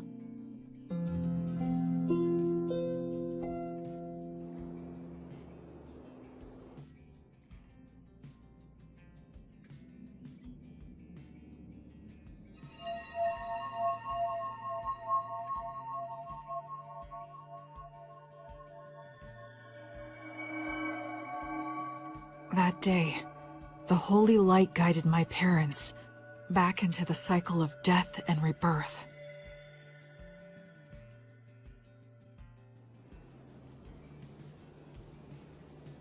Yep, the view from right here is the very best there is. Mary, Blood, I know you're not here anymore, but I'll still come back. Just to let you know how things are going. If I make friends or start a family, I'll bring them here. I'm determined to become an adult who can tell you with pride that your child is living really well. So for now, I'll be leaving for a while. Are you all done? Yeah. By the way, how come you didn't die as well? That was cruel! Are you aware that you just wished death upon an old man? You're evil! Aw, you're bumming me out. But actually, I was just thinking about how all of your wonderful treasures would be mine if you died. You're an evil grandchild! The evil grandchild just outed himself! Come on, I only meant that all the money you have no use for would finally have a good use. Know what I'm saying, Grandpa? Yes, fair enough. Fine, take it. Huh? What is all this? It's all my treasure. I'll lend it to you interest-free. Make it grow, you hear? But I mean... Stagnant money that never gets spent might as well be dead. I don't like stagnant money lying around, so you had better make good use of it. Gus. So I guess this is my last gift from Gus. Not that I'll be passing on, though, for a good 10 years. Huh? Well, you know, there is still the matter of guarding the High King's seal. I made a little deal last night with your goddess. She granted me permission to continue wandering this city for at least 10 more years, until the god of the undead regains his power. What? You heard me right. It seems that I've become something like Gracefield's errand boy. But then, what about Mary and Blood? As it turns out, they decided they didn't want that. They would only become more greedy and reluctant to end it. If given 10 years, they would want another 10, then another 10, and then to remain here at least until you pass on. They knew they would naturally desire this, so they consciously chose to die. Just like what you went through. You tried to appear strong when you were really crying and screaming on the inside. Granting a position for that greed to just one old man is quite enough. You really are rock and roll, Gus. What will you do with the seal in 10 years? It'll be up to you to figure that out, if you can. You're dumping that on me? It seems that the worship of Gracefield has gone out of style in the world outside. She had to use a great deal of strength recently, just intervening for us. So the future of the Goddess of Light will depend on your efforts for sure. I haven't even left and I have a ton more baggage, physical and mental. One of those hardships I'm destined to suffer. In any case, you're going to need some money. Go on and take it. Yeah, it seems like I'm gonna have a lot to do, so I'll accept it gratefully.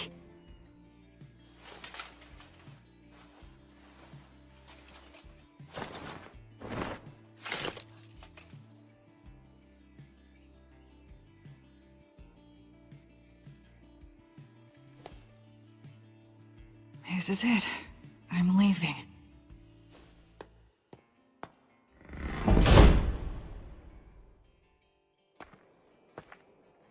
Say, Will...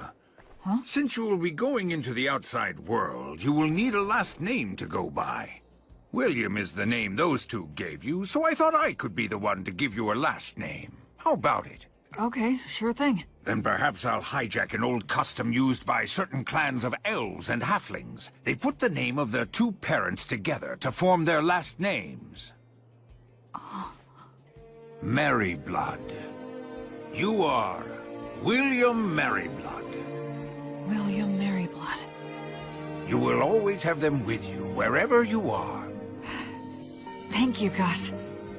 I like that name a lot. So cool. You take care now, okay? I will. Oh, and I'll add a G for my middle name. You fool! You don't need my initial! What did you learn in those classes of yours? Well, you are Gus after all. Old Man Augustus is far too much work to spit out. Heh, what a hopeless grandson you are. Well, so long then. Goodbye, William G. Merryblood. See you again sometime, okay, Gus? Goodbye!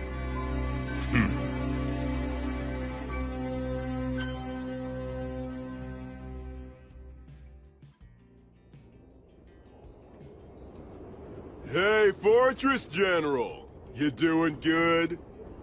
It'd be perfectly natural for two warriors to introduce themselves, say a few words before facing off.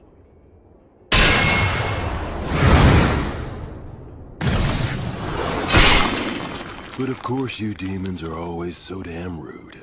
Being told that by the likes of you must leave that demon at a real loss. What a mean thing to say. How's it going on your end? I performed the funeral quite easily, and stopped the transformation to the undead. Looks like old Gus's group did just fine. It appears that way. In any case, we've taken down the fortress. It won't hurt anything for old Gus's group to retreat. The Fortress General fell at the hands of so few. Any more is just reckless. Don't praise me. I'll blush. I wasn't. How many days will destroying the bridge over the Grand Canyon buy us? A few at the most. We're never gonna get anywhere unless we can take out the High King. Gus seems like he has a plan in mind. Yup, probably still a one-way street, though. There won't be any way back. You are not coming. That's rather sudden. I'm a valuable asset in battle, if you don't mind me saying so myself. I know, but you're still not coming. Seeing you die would make me sick. What? Couldn't you at least add, "because I love you," to a sentence like that?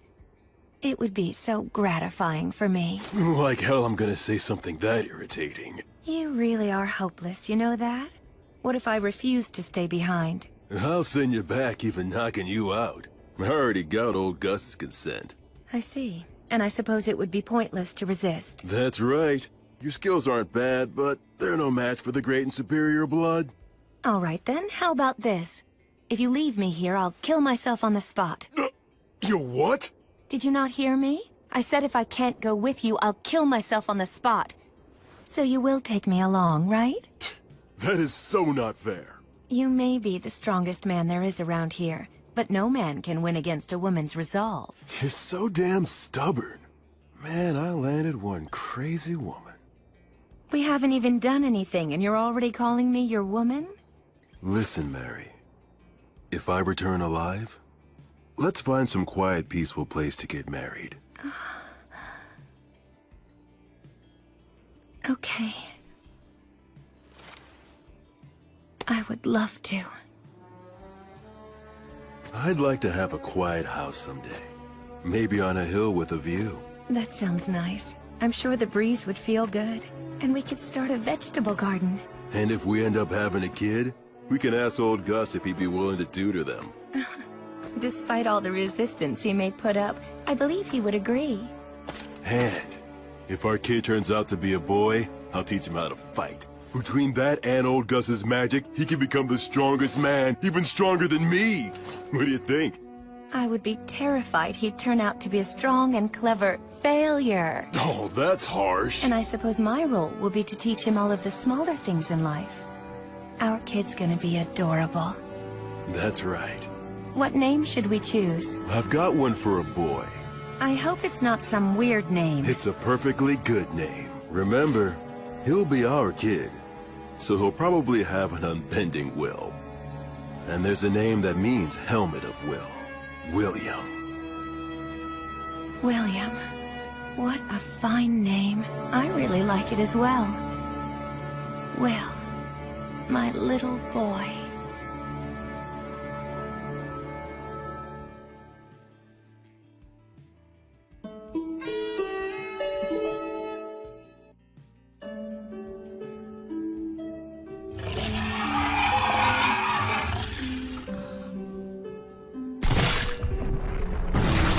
I've fought demons several times since I left the City of the Dead. As someone trained by Blood and the others, and after fighting an undead god, everyday demon riffraff are nothing to me.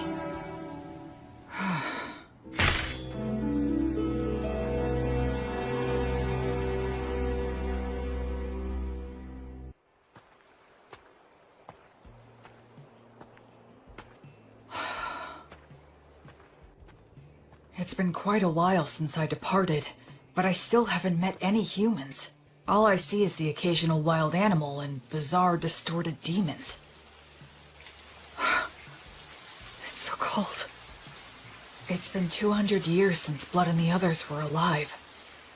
Does that mean no humans have returned in 200 years? It's cold, but not cold enough for snow.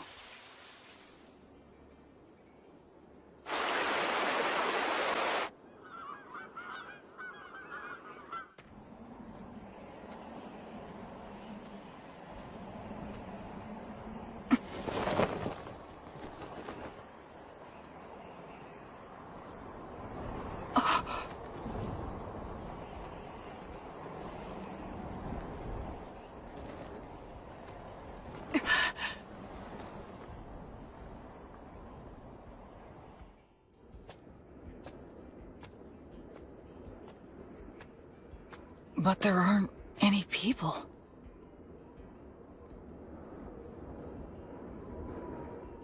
Immense magic left this scar? Gracefeel, goddess of light. Bring guidance and peace to the souls who are wandering this land.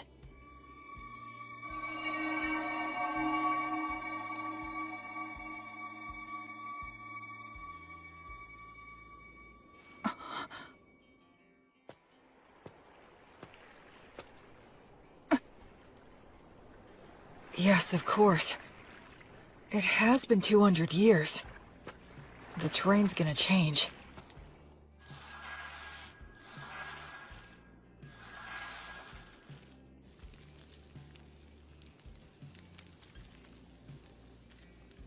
I'm running out of preserved food.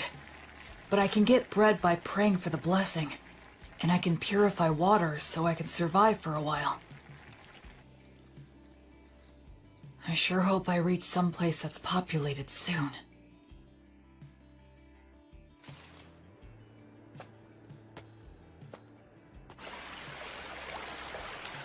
If I keep walking downriver, eventually... A demon? Wait, no! It's a huge boar!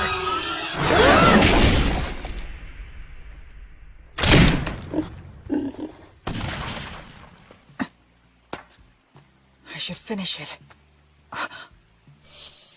What's this? That's the same white fletching. Is he a hunter? Looks like I'm in a jam here.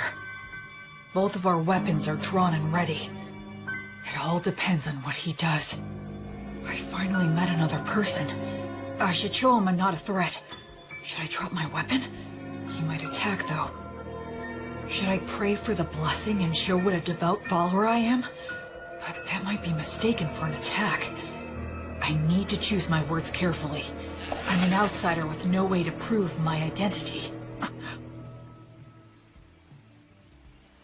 Erenura, Rumen Commentiribo. Ancient Elvish? Are you related to the elves? No, but I can see that you must be related to them. Your bow is elven, is it not? Well, you're not wrong there.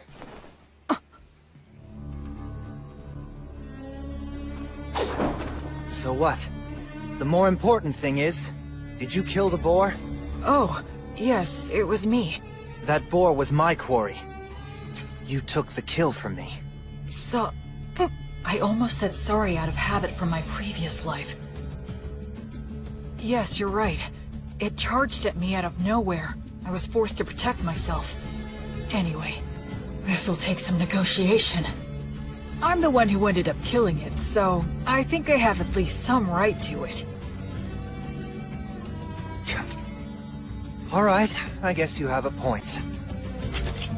Oh, damn it, the arrowhead is broken. I don't have many left. I wonder if metal is hard to come by. We negotiated a few other things after that. The silver-haired half-elf was a skilled negotiator, so I was sort of at his mercy for the most part.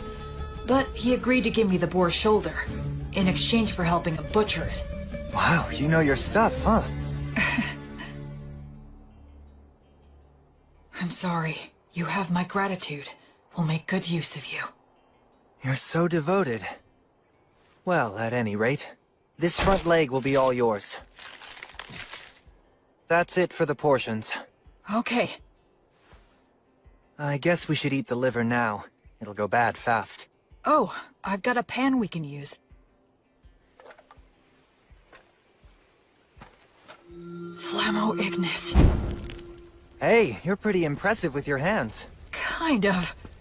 I should keep my magic a secret for now. So, now we just wait? Yeah. Earth Mother Mater, and the virtuous gods, we give generous thanks for your grace as we partake in this meal. Please bless the food that is here before us, that it may robustly nourish our bodies and our souls. You really are devoted, huh? He doesn't seem to be much of a believer. But I'm the one with memories of my past life, while he seems closer to nature. It's so hot! Good stuff. This is the best. Huh? So you want directions? Well, the thing is, it's kinda hard to explain. I'm not sure how to put it. You don't look familiar. Seriously, where are you from? Telling him I was raised in the ruins by 3 undead probably wouldn't help things. I came here from the south. The south? Nothing further south than this, bro. Huh? We're as far south as you can go. Beastwoods in Southmark. I did come from the south, though. It's a long story. Oh, so you're one of those adventurers who scrounges for treasures in the ruins. Yeah, something like that. And then you got lost in the woods. I've never seen an adventurer who's so absent-minded. Whatever. Just keep following the river downstream, and you'll reach a small town in a couple of days. You'll figure it out from there. Thanks so much. Yeah, well, good luck. Hey, if it's on the way, do you think we can stop by the settlement that you're living in? I mean... No. I want nothing to do with you. Take a hint. Yeah, of course not. Who'd want a total stranger in armor like this following them home? I'm sorry I asked. You better not follow me. Will you be okay with no light? Don't worry about it. It's none of your business.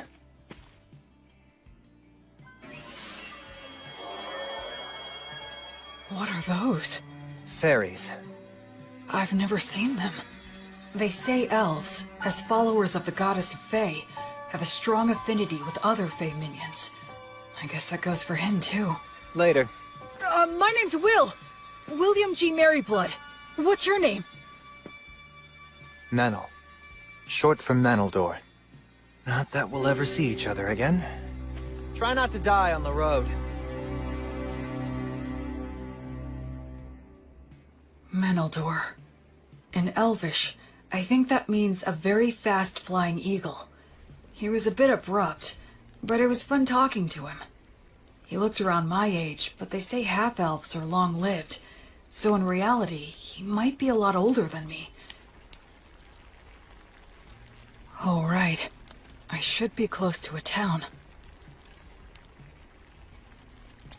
If I'll be getting more soon, I might as well indulge tonight. Tomorrow, I'll start by heading downriver to the town. After that, I'll try to get some information there.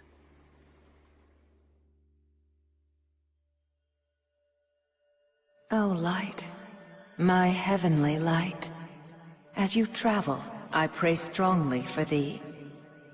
Bring light to the faraway darkness. Be blessed.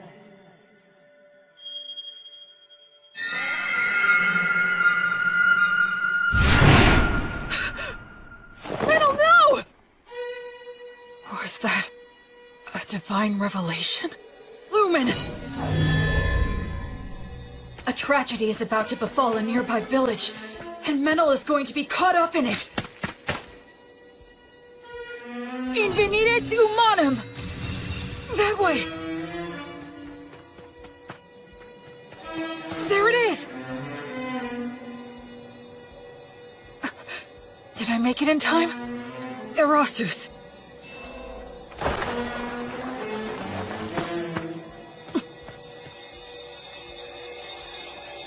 I thought I saw something shining in the forest right now. Sure you weren't just seeing things? Thank goodness. If I tell them I know Menel... Quick, hide! Get behind me! Huh? Hurry up! Are they raiders? Will Menel's village be attacked? Will he get caught up in disaster? No. A divine revelation is up to the interpreter. Oh no. It can't be. How could I have been such an ignorant fool? Meneldor isn't the victim of this tragedy. He's the perpetrator. Go. Secure the village. I'll deal with this one. Menel, what are you doing? I thought I told you not to follow me. Die. Everyone wake up! Get out here! We're under attack! Get your weapons! Acceleratio! Gnomes, oh gnomes, slip underfoot! I have no strategy against someone who can use berries. In that case... He doesn't even realize that if your muscles are built up enough, you can solve most any problem by force. Damn it. Salamander, burn him alive!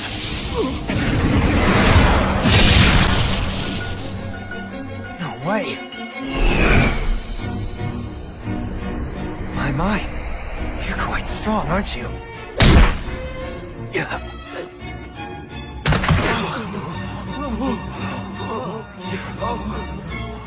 I need to subdue them all, before anyone gets hurt or killed. Uranium obligatio.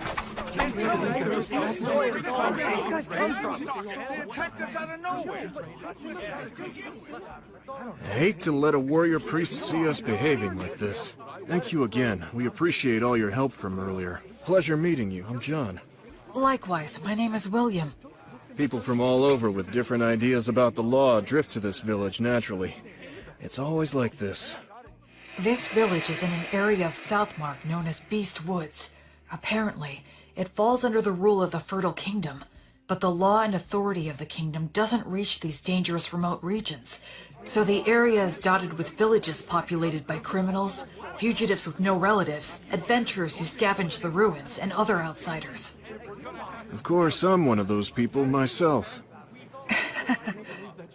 So, what's going to happen to them? I'm not sure. Your guess is as good as mine. They're all from a neighboring village, which is about a day's travel from where we are right now. Neighboring village? Neither of our villages are all that well off, but I thought they at least had enough stored up for the winter. And we have always gotten along well enough. Also, that silver-haired half-elf is a well-known wandering hunter in these parts. He's helped us get rid of dangerous beasts lots of times, but this... Settle down now. Everyone's worn out from all this chatter. Time to take a break and have some water. This is our chief elder, Tom. Good day, warrior priest. John has told me all about you. Please allow this old man to also offer his gratitude. Oh no, all of this is because of the guidance of the Goddess of Light. Oh, Well, in that case, I must express my gratitude to the goddess as well. Now, warrior priest. Is it safe for me to assume that if anything more were to happen here, that you would protect us? Yes. I swear on the light that is Gracefield that I will protect everyone here. All right, then we don't need to worry about our safety if those ruffians attack again. Now listen, everyone, I believe we should wake them all up and ask why they've done this. Do you all agree? We should hang all of them. That'll be hard if you care. Prisoners like these guys ought to go quickly. But it's dangerous to do that before we know anything. Maybe the warrior priest here can help us to decide. It seems like he wants to question them before proceeding with a plan. The demons. Our village was destroyed by them. Many died. Half of our village is gone. Our women, children, and wounded were left with no food or any shelter in wintertime. If we're gonna die with just the shirts on our backs, then... I'm the one who suggested the raid. I knew we'd lose against the demons. We would be better off looting a village and going somewhere else rather than dying. An old lady in that village named Marple helped me out a lot. And this Marple, what became of her? She died. I see. Just hang me. This was all my idea. It was me who deceived these men. Please let them go. I beg you. No way we can do that! Like hell, man! Just hang them all! Stop. We owe a debt to this hunter. And I do sympathize with the people of your village. However, we have no choice but to hang you. Since they have nowhere to go, if they're set free, they'll just loot again. They have to be killed for the safety of the village. That's the smart choice. But my mother told me, love others unconditionally, and always do good things. And my father told me, move forward with faith in the results you'll achieve. And don't get so stressed that you freeze in place. I still carry their words with me, right here in my heart. Excuse me! I will overturn this hopeless situation before me. Can this be resolved with money? Compensation, monetary atonement? Are you familiar with that custom here? Well, of course we are, but... Who here would be able to pay for that? These guys are flat broke! I am able to pay the money. Warrior priest, why would you offer this? Because demons are my arch enemies. They're the ones who killed my parents. Besides that, I swore an oath to the Goddess of Light that I would banish evil and save the suffering. We should readily assist those who have suffered at the hands of demons. We can't allow a village occupied by demons to exist. I'll go and fight them. Actually, I'd like to hire this young man to accompany me. He's an excellent hunter and he knows this forest, right? I'm going to need his talents to help me locate and fight the demons. And I can pay handsomely. Are you sure you want to do this? I feel like we're the only ones benefiting. It's a reward for all of your exemplary day-to-day conduct. Gracefield, the goddess of light who governs souls in the cycle of death and rebirth, is always looking upon your daily lives with her compassionate eyes.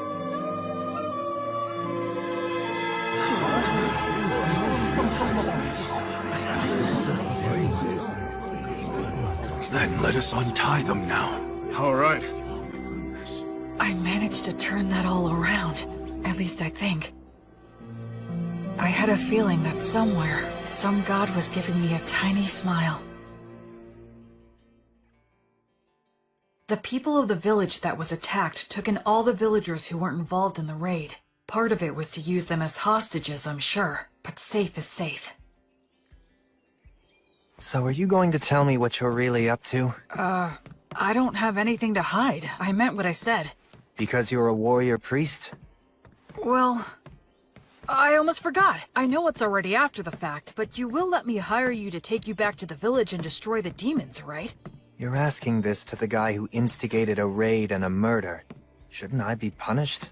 I already cleared your debt by paying reparations. Besides, it was the only way you could help out. The people were starving, right? It's never crossed your mind I might betray you? If you do, it's the people of the neighboring village who will suffer. You're too damn nice. One of these days you'll be picked apart and left for dead. Well, I'll be very careful then. Okay, sure, I can work for you. I do need some money, after all. Great, thanks!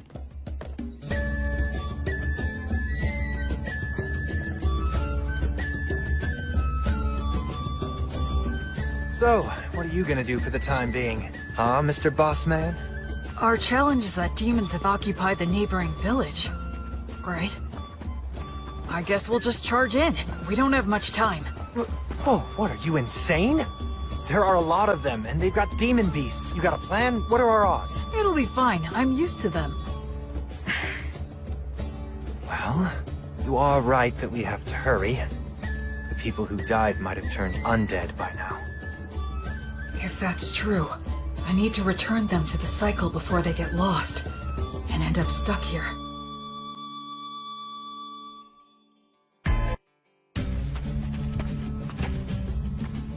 Come this way. Can we get through here?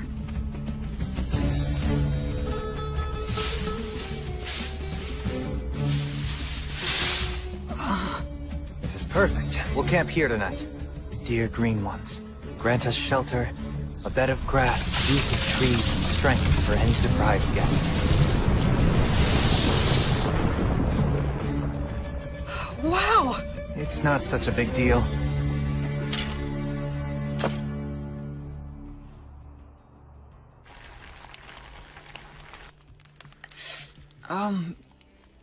You're awfully quiet. Did I do something wrong? I wasn't raised very well. I'm uncomfortable with people who were brought up like you. But don't worry, I'll do my job and repay my debt to you. I wouldn't say that I was brought up that well. We'll reach the village by morning. Remember, I'm only dropping you off. I won't be fighting any demons by your side. I know. That's fine.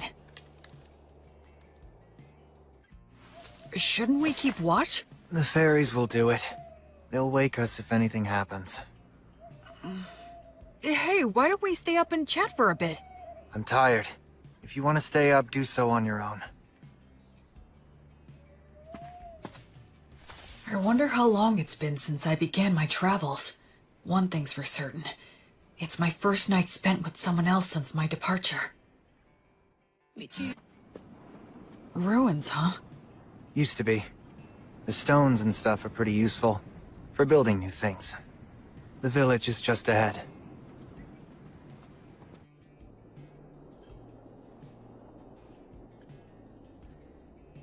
They're here. Yeah. I'll go and scout it out. You stay put.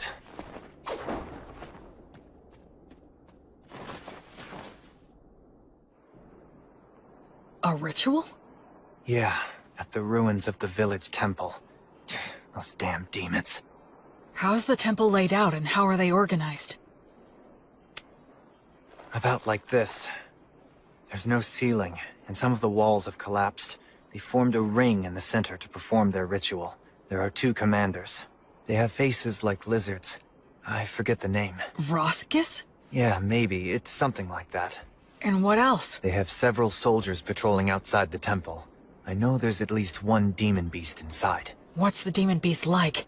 Well, it's got a human-like head, the body of a lion, and wings like a bat's. It's a manticore. You already know these guys? I've studied them a fair bit, but still. I'm glad there's not more. Excuse me? Let's just go and head on and crush them.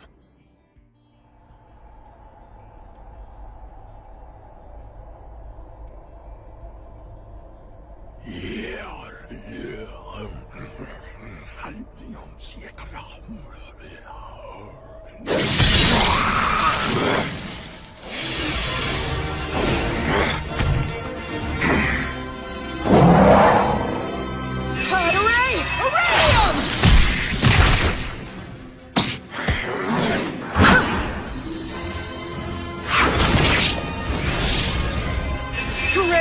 Helium!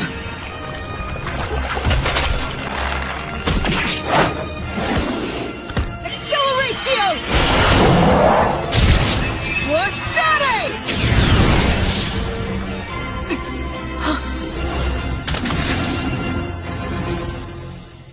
Hey, I thought you said you weren't going to fight. I jumped in because I could tell you were winning. I don't know many people who could tackle those guys alone and win. The conditions were in my favor. Regardless, your strength is abnormal. Do you do some special training or something? Oh, I eat a lot of bread, I guess. Humans usually don't get stronger just from that. Well, I think we took care of the bulk of their forces. All that's left is to clean up any surviving demons. I hope some of the villagers survived. Oh, hang on a second.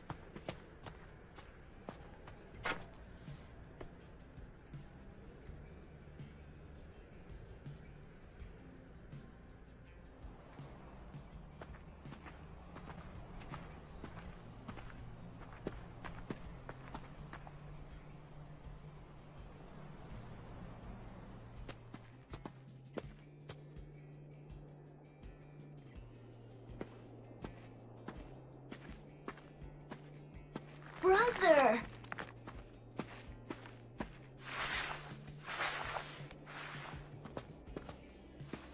Brother Menno, it's really you. The demons came. They attacked the village. It was so hot. But I stayed strong and didn't make any noise. Because I told myself to have faith and believe that you would return for me. And Brother Menno, you did come back. Thank you. Why won't you? What's wrong? What happened? Did I? Hey! Listen, you did well. You did a good job. Who are you? I don't... Don't worry, I'm a good friend of Brother Menno's. I'm sorry. He's a bit unsteady on his feet because he's very tired. Oh, okay. That's right, you're a good boy. Go on. Menno? I got here late. Sorry about that. That's alright. It's fine. You must be tired. You should rest. Yeah, you're right. I do feel kinda sleepy. Sweet dreams, little one. Goddess of Light, Gracefield. Grant him some peace.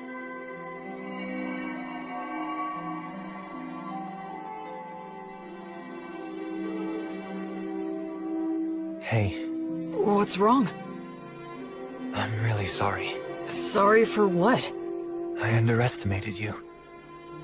I thought you were just some rich boy who happened to earn a god's protection and got cocky, spouting mindless cliches. Anyway, I'm sorry. Don't worry about it. There was still a distinct look of pain on his face, but Menno also had the faintest of smiles.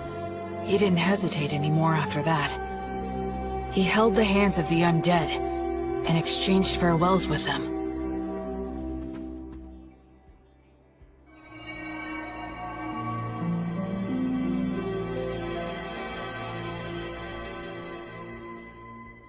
I think we checked all of the major locations. I don't sense any more demons. One more. Huh?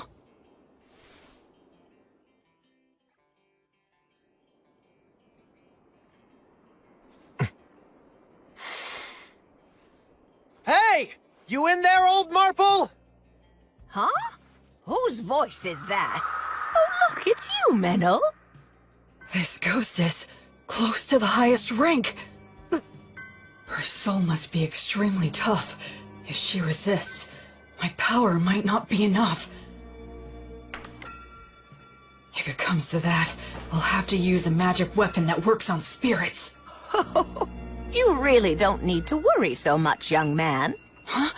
I'll have you know I haven't gone senile yet. Really? Well, that's a relief to hear. It seems You stayed behind because of some lingering attachment, but this kid here is a genuinely virtuous high priest.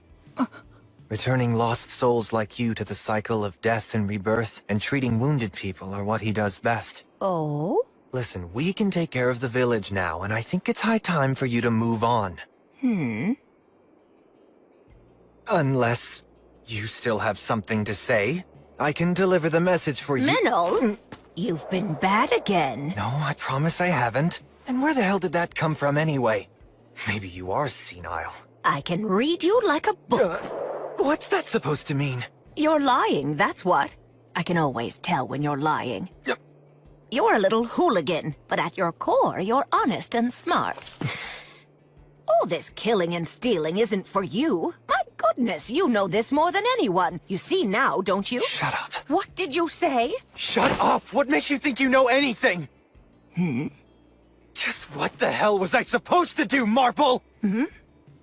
You died, and everyone else in the village was starving. What else could I have done? You think I should have prayed to the gods or something? The gods. The gods have never helped me out, not even once.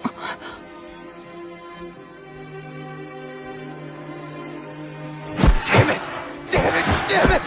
Damn it! Damn it!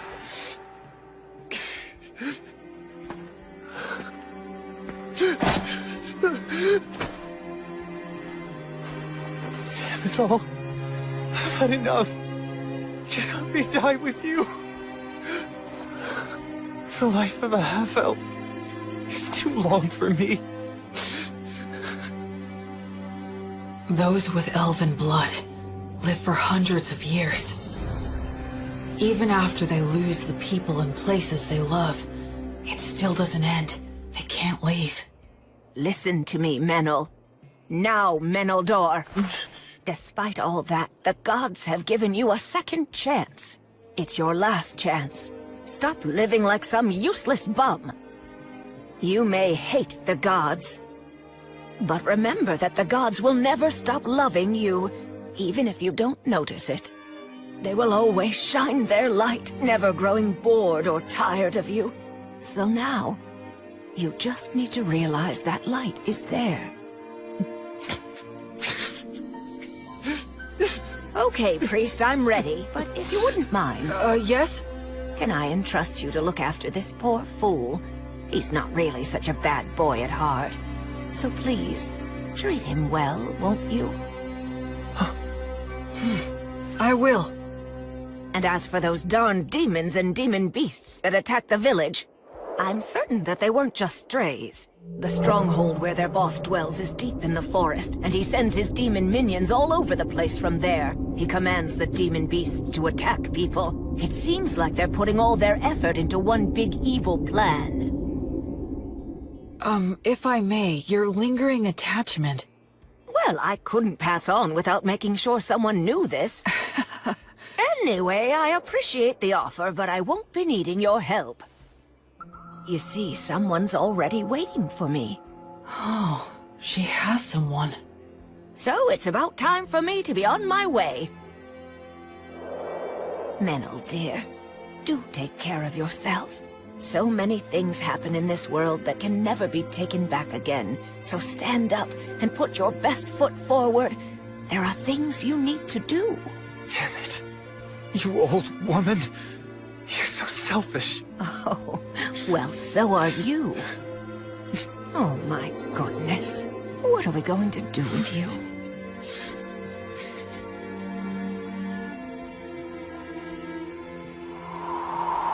Well, I'll leave the rest in your hands. Of course. You can count on me.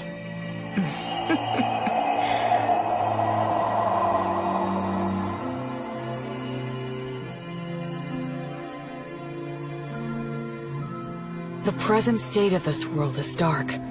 At the very least, in this area known as Beast Woods, demons and demon beasts still run rampant, never fully exterminated. No nation's laws reach here. So even among humans, robbing and mugging are widespread. Certainly, as an outsider just passing through, I'm not obligated to do anything. I could just walk right by it. But... As you travel, I pray strongly for thee. Bring light to the faraway darkness. Be blessed.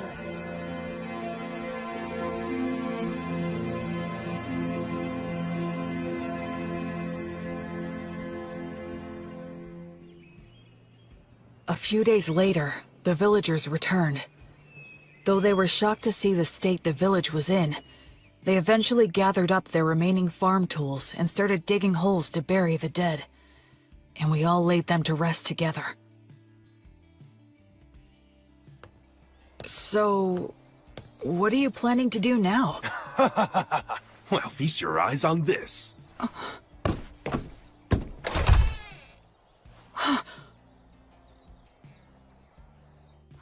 Just for tonight, we're throwing a bit of a party to mark our return to our village and honor our fallen. And since you're the savior who got our village back for us, we would be honored if you could join us this evening. I'd be glad to. Oh boy.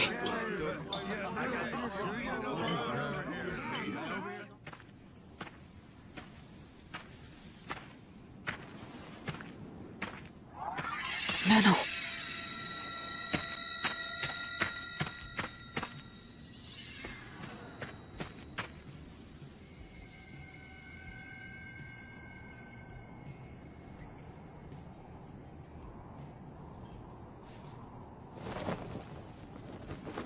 Hey.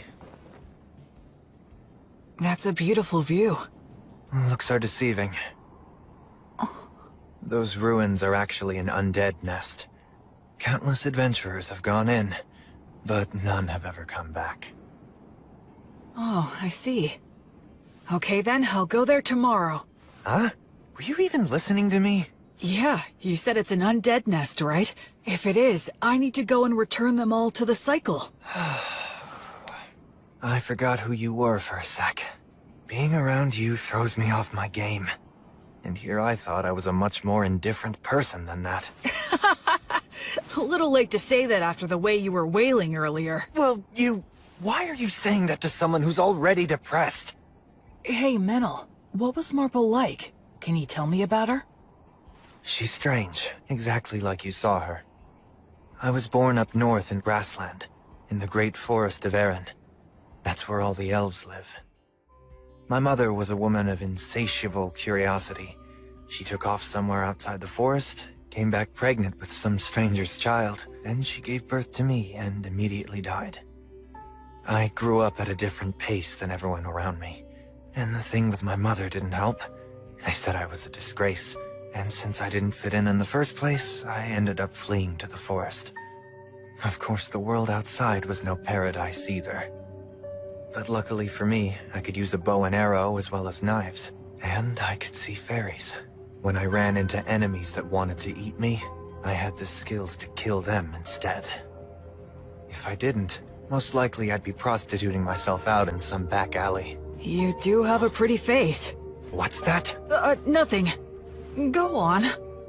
Anyway, I became an adventurer and slowly made my way to Southmark, where there were a lot of old ruins still. But a member of my party betrayed me in a fight over the loot we found amongst the ruins. He poisoned my food and I nearly died. I killed him with my own hands. But all of them except me died anyway. I didn't even know where I was wandering off to. It was near that village that I finally passed out.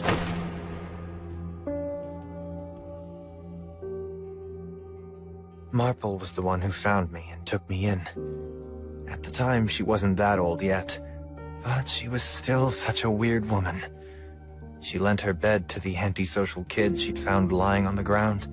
She let me eat her food, and even lectured me about trying to live a decent life. A lot of people ended up at that village after being found by her. What was she exactly? I have no idea, really. Of course, she's dead now, so we'll never know. That happens a lot on this continent.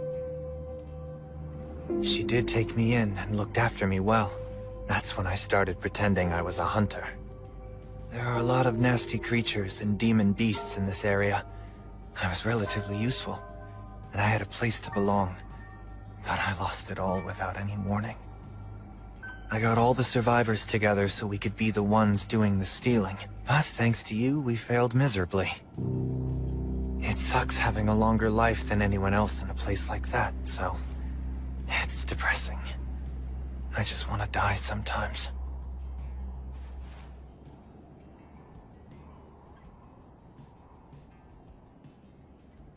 Well, I suppose I'll get back on my own 2 feet soon enough. Huh? What? Stop making faces at me. Huh? Just saying that there's a huge difference between your priest self and your normal self, huh? What? So Will, priest of the goddess of divine light, I'm grateful to you. You stopped me before I could do something irreversible, and you saved the people of the village. Hence, I'm asking to receive the light of the goddess through you.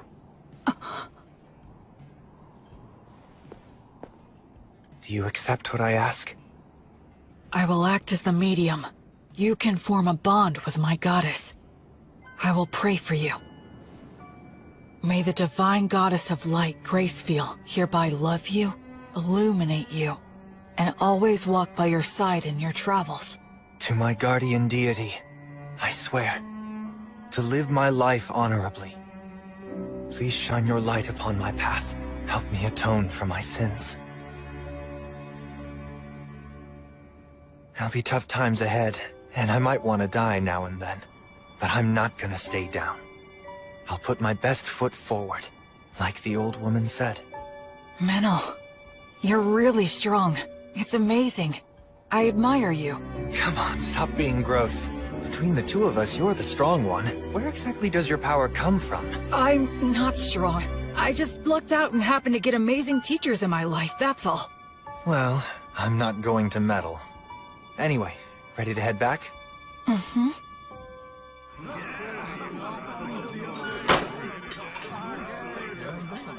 Blood. Mary. So, I think maybe I just might have found the very first person I could call a genuine friend. This looks bad. They stole all of the livestock. And they destroyed a bunch of tools that can't be replaced. We'll have to make the journey all the way to White Sails to buy some more. But with whose money? Well, we can't replace everything. Hey, what exactly is White Sails? Huh? Are you being serious? What's your deal? You grew up in a cave or something? Sorry. So, White Sails is this... could you tell me about the history of this place too? Yeah. Alright, fine. You know we're in the southernmost continent, known as Southmark, right? Yes, that I know. So around 200 years ago, Southmark was engulfed by a horde of demons. The 100 heroes took out the king of the demons, but the humans abandoned this continent, crossing the sea to retreat to grassland in the north. The 100 heroes? That's Blood and his buddies. Since the Fertile Kingdom unified the southwestern region of grassland, they've been cultivating the land with the intention of reclaiming it. And as for the area of White Sails, it's the port town that became the center for immigration from the north. I see. A lot of misfits and aspiring heroes go there. Also, those with divine revelations. You're hoping to gather more faithful on this trip too, right? I understand that Gracefield used to have a lot of devoted followers on the southern continent. Can you tell me more?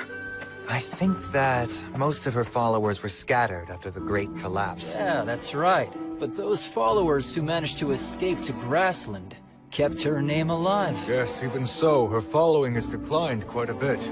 Rampant demons and demon beasts. Villages that resort to thievery. Faith in the goddess dying out. Perhaps this was the mission that the goddess had in mind for me all along? Well, enough of old history lessons. We need to help the villagers now. Yeah, with regard to that, these villagers don't have a lot to spare. Hey, Metal, want to explore some ruins? We'll divide the loot. What? I didn't expect looting ruins to be another one of your specialties. I'm used to them. Seriously, who are you anyway? But we do have enough money to rebuild now. We can buy new tools and livestock. Plus, I made up for my personal expenses. Can't wait to get to the city. First thing we're gonna do is eat there. Seafood's in season, so... Someone! Help us! A giant ape! The two running from it are a halfling and a hawker? Stop! No ifs, ands, or buts about it! Good grief! Stop it! Yeah.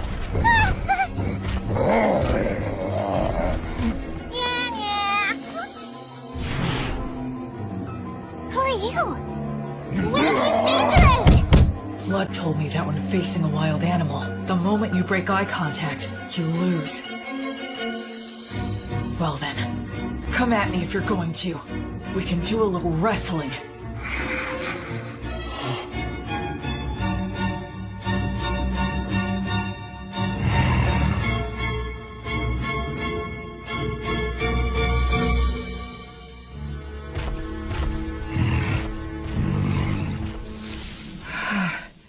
Thank goodness, I didn't have to fight him. Are you okay? Wow, mister, who are you? Some kind of adventurer? Not many people can stop an agitated giant ape just by looking at it. You're incredible! Oh, I'm Robina. Robina Goodfellow. I'm a singing, dancing troubadour. I go where the wind takes me. You can call me B for short. And that dork over there is Antonio the Hawker. I call him Tonio. The company he worked for went under, so now he passes himself off as a hawker on remote country roads. Sometimes it's hard to get a word in edgewise. We were just on our way back to White Sails, which is my home base. White sails, huh? Boy, you really saved our hides. Thank you very much. My name's Meneldor. I'm a hunter around here.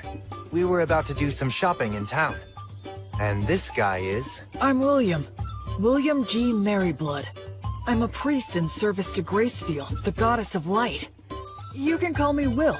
Wow, that's a noble name! Gracefield's the one they love in the southern continent, right? Oh, wow! I didn't know she still had priests. And not just any priest, a warrior priest, am I right? Am I right? It's true. He may look spacey, but he's got mad skills. I mean, I hardly ever get attacked when I'm walking with him. Are you saying that the beasts know how strong he is and avoid him? What the heck? How cool is that? What? You usually see more of them?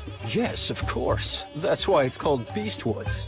It feels like their eyes are piercing me. Anyway, is it just the two of you? No guide? Or were they killed? Well, actually, when we came across that giant ape in the forest, I'm embarrassed to say that they ran away. Some guys conned you out of their upfront pay and then bailed? You need to get way more savvy about people, Mr. Peddler Guy. I'm rather ashamed. And they made a big old racket when they ran too. It was really nuts. Giant apes don't even normally attack. They just look scary. They both lost their guides? So now what are you two gonna do? We'd be more than happy to take you with us if you want. We'll just say you owe us one. I'll do the deal-making, not you. So, we'll owe you one of what? We want to buy livestock, and some other stuff in White Sails. Ah, I get it.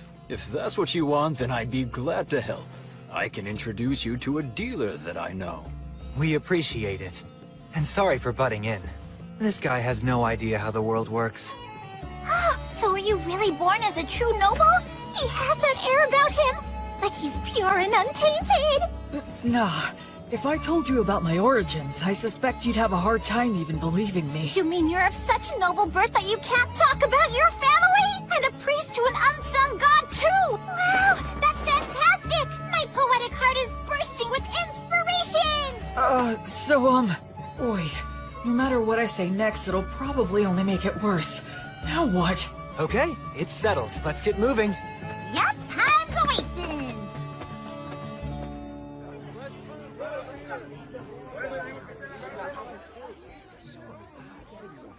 Oh, this place looks perfect! Woohoo! Introducing B! B and Tonio warmed up to me quickly.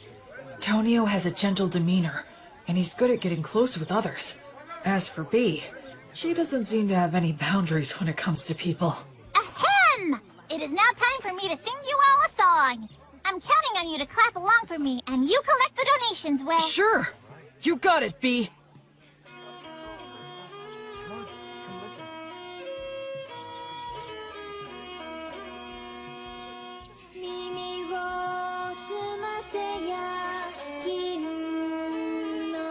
It's amazing.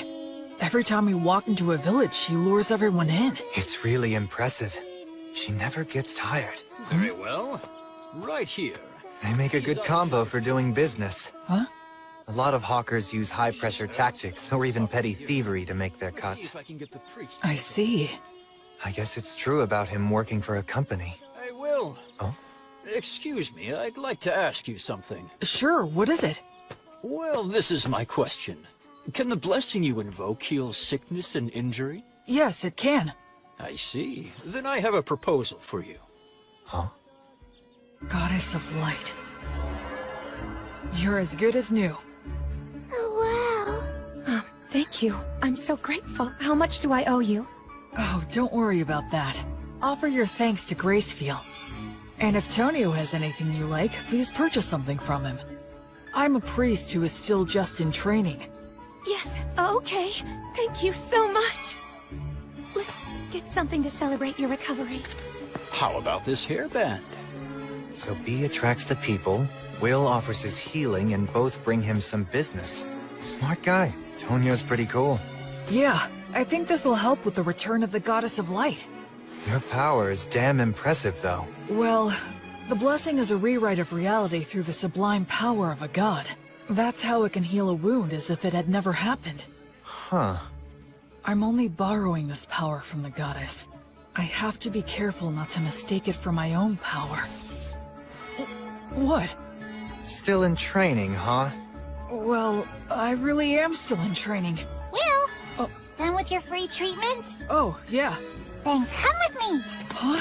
There's a What party for? to celebrate everyone's recovery. Right now? If they're at a party, she can sing again. He can sell more of his goods. He's a sharp salesman. We continued to pass through several villages, earning money in the same way, as we made our way north for a couple of weeks. Then we emerged onto Wheat Road. Let's sleep over there tonight. Man, you guys went too crazy. It's already dark. Sorry about that. Whee! I'm in such a good mood today, I'm going to give you all a free performance. Wow, how generous of you. Now, wonder what I should sing. I think Ray Stop the Penetrator is epic, but it's way overdone these days. I know! The three heroes from the killing of the High King. It's a really good one. It's got the Wandering Sage, War Ogre, and the beloved daughter of Mater. Ah, that sounds great. Now that's a solid pick. Actually, I haven't performed it in quite a while. Hey, what's wrong, Will? Oh, it's nothing. Go for it. I'd love to hear you sing. Great, you just said the magic words. Without further ado, then. Time rolls on. Or perhaps it's us that's marching on. Be it the strong and sturdy warrior, the bright sage, or the holy woman. So their names really are remembered. But their ashes and their names remain. This is precisely why their song must be lifted up high. So their good deeds live on, and their heroic names resound throughout the world. I sing this night of the Wyvern Killer, just one of the many fearless adventures of the three heroes. Keep quiet now and listen to this tale, one and all.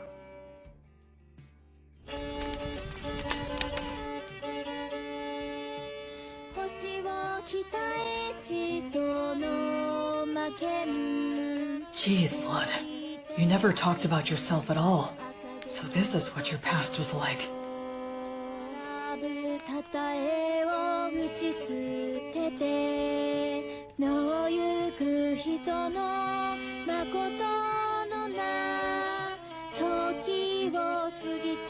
I guess no one knows Gus's real name was Augustus.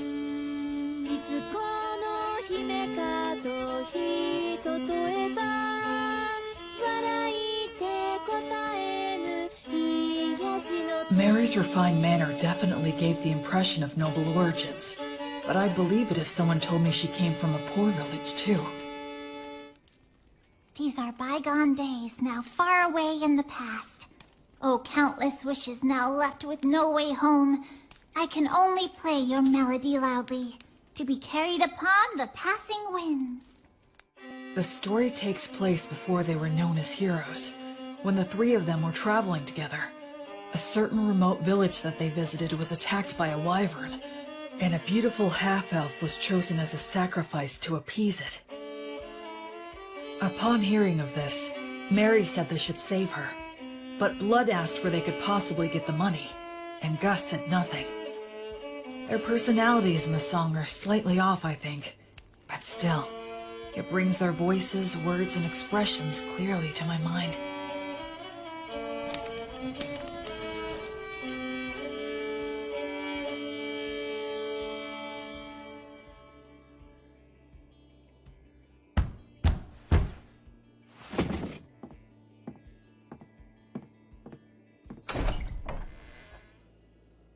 Who might you be?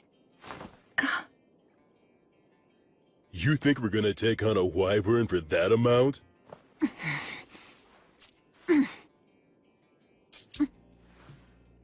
Ah, what fine money. Look how it sparkles and shines. If this will be the payment we're given, then... We have no choice but to do the job. Oh, damn, you're such pushovers. There's no profit here. I'll pay more if it's not enough. You can sell me to a slave trader if you want! You think even that's enough?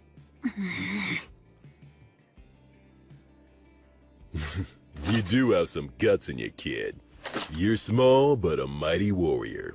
When a warrior swallows their pride and asks for help, it's only right to give that help. Let's do it!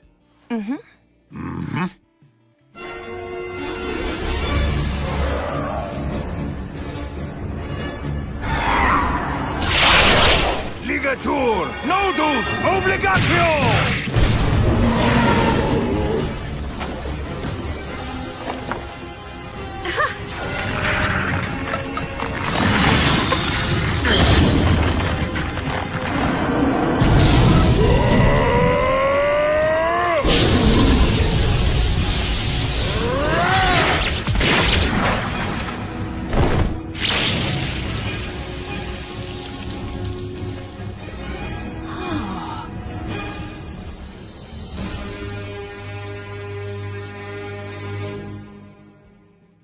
So, what are you gonna do now? Neither one of you can stay in that village anymore.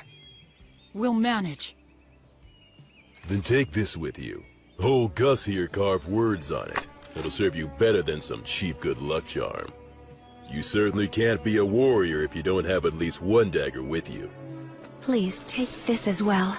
Take care of yourselves, and be good to one another. You will face many difficulties, but never forget the value of perseverance. But this is more than what I paid you. We can't accept it. Ha!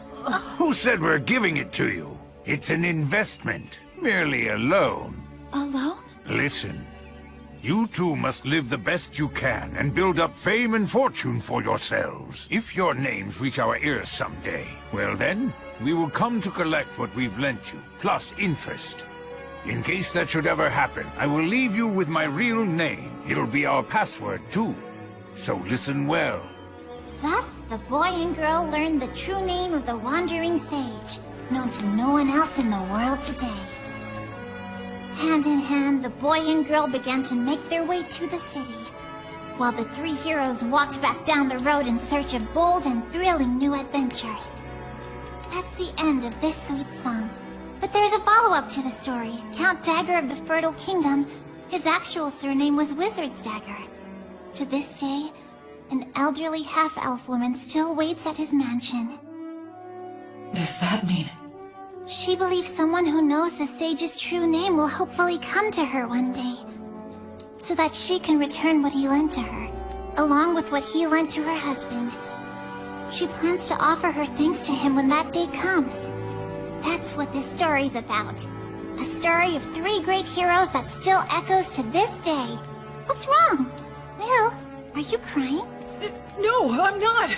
I'm not crying! Aw, come on now. It must have been Bee's great storytelling that moved you to tears, huh? No, it's not that! I promise you! Ah, don't be shy!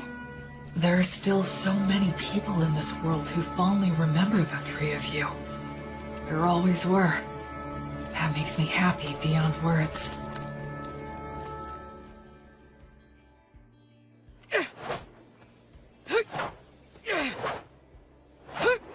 The Fertile Kingdom, huh? Once we cross the sea, Maybe we'll meet people who still talk about blood in the others. Hey there. Huh? I see you're up. Looks like you're working hard. Hey, Tonio. Will, you're a strong young man. You think so, huh? In looking at you, it's become clear to me that your movements have been refined many times over. But, then again, maybe you don't want to hear that from a guy who got conned by phony adventures. In any case, it's obvious that you're used to handling that fine dwarven spear. And those who can handle that masterpiece have to be a master themselves. But there is one thing I don't understand. Something you don't understand? I'm curious to know what it is that you desire. Why are you asking me this?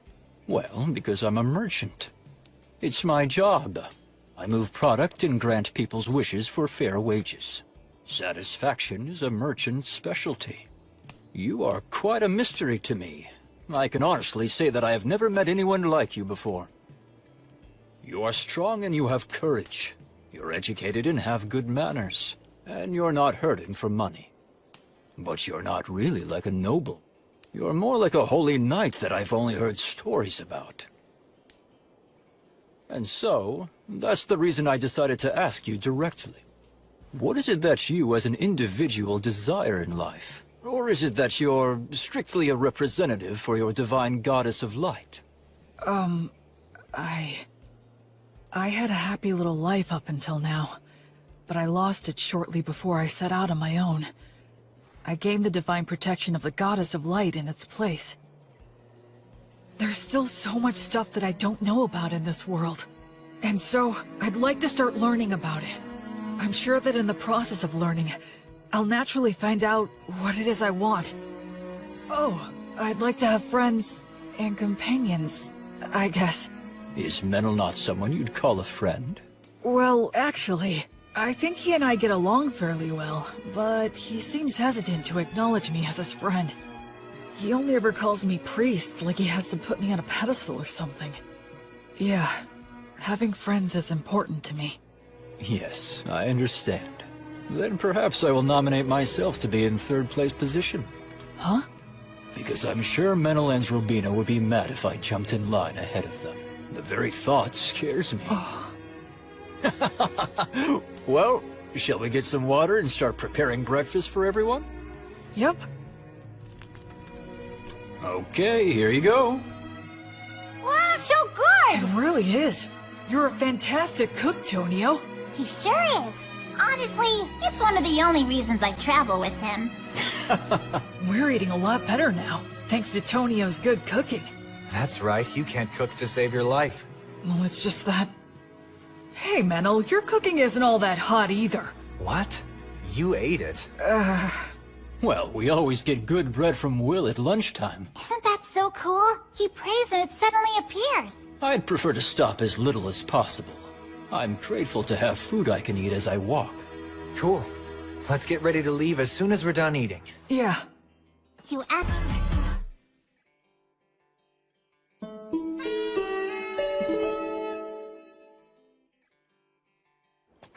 right! We finally made it to White Sails! Haven't been here in a while. What do you think? It's amazing. So there's no entry inspection or toll? That's right. It's the policy of the city's ruler, His Highness Ethel.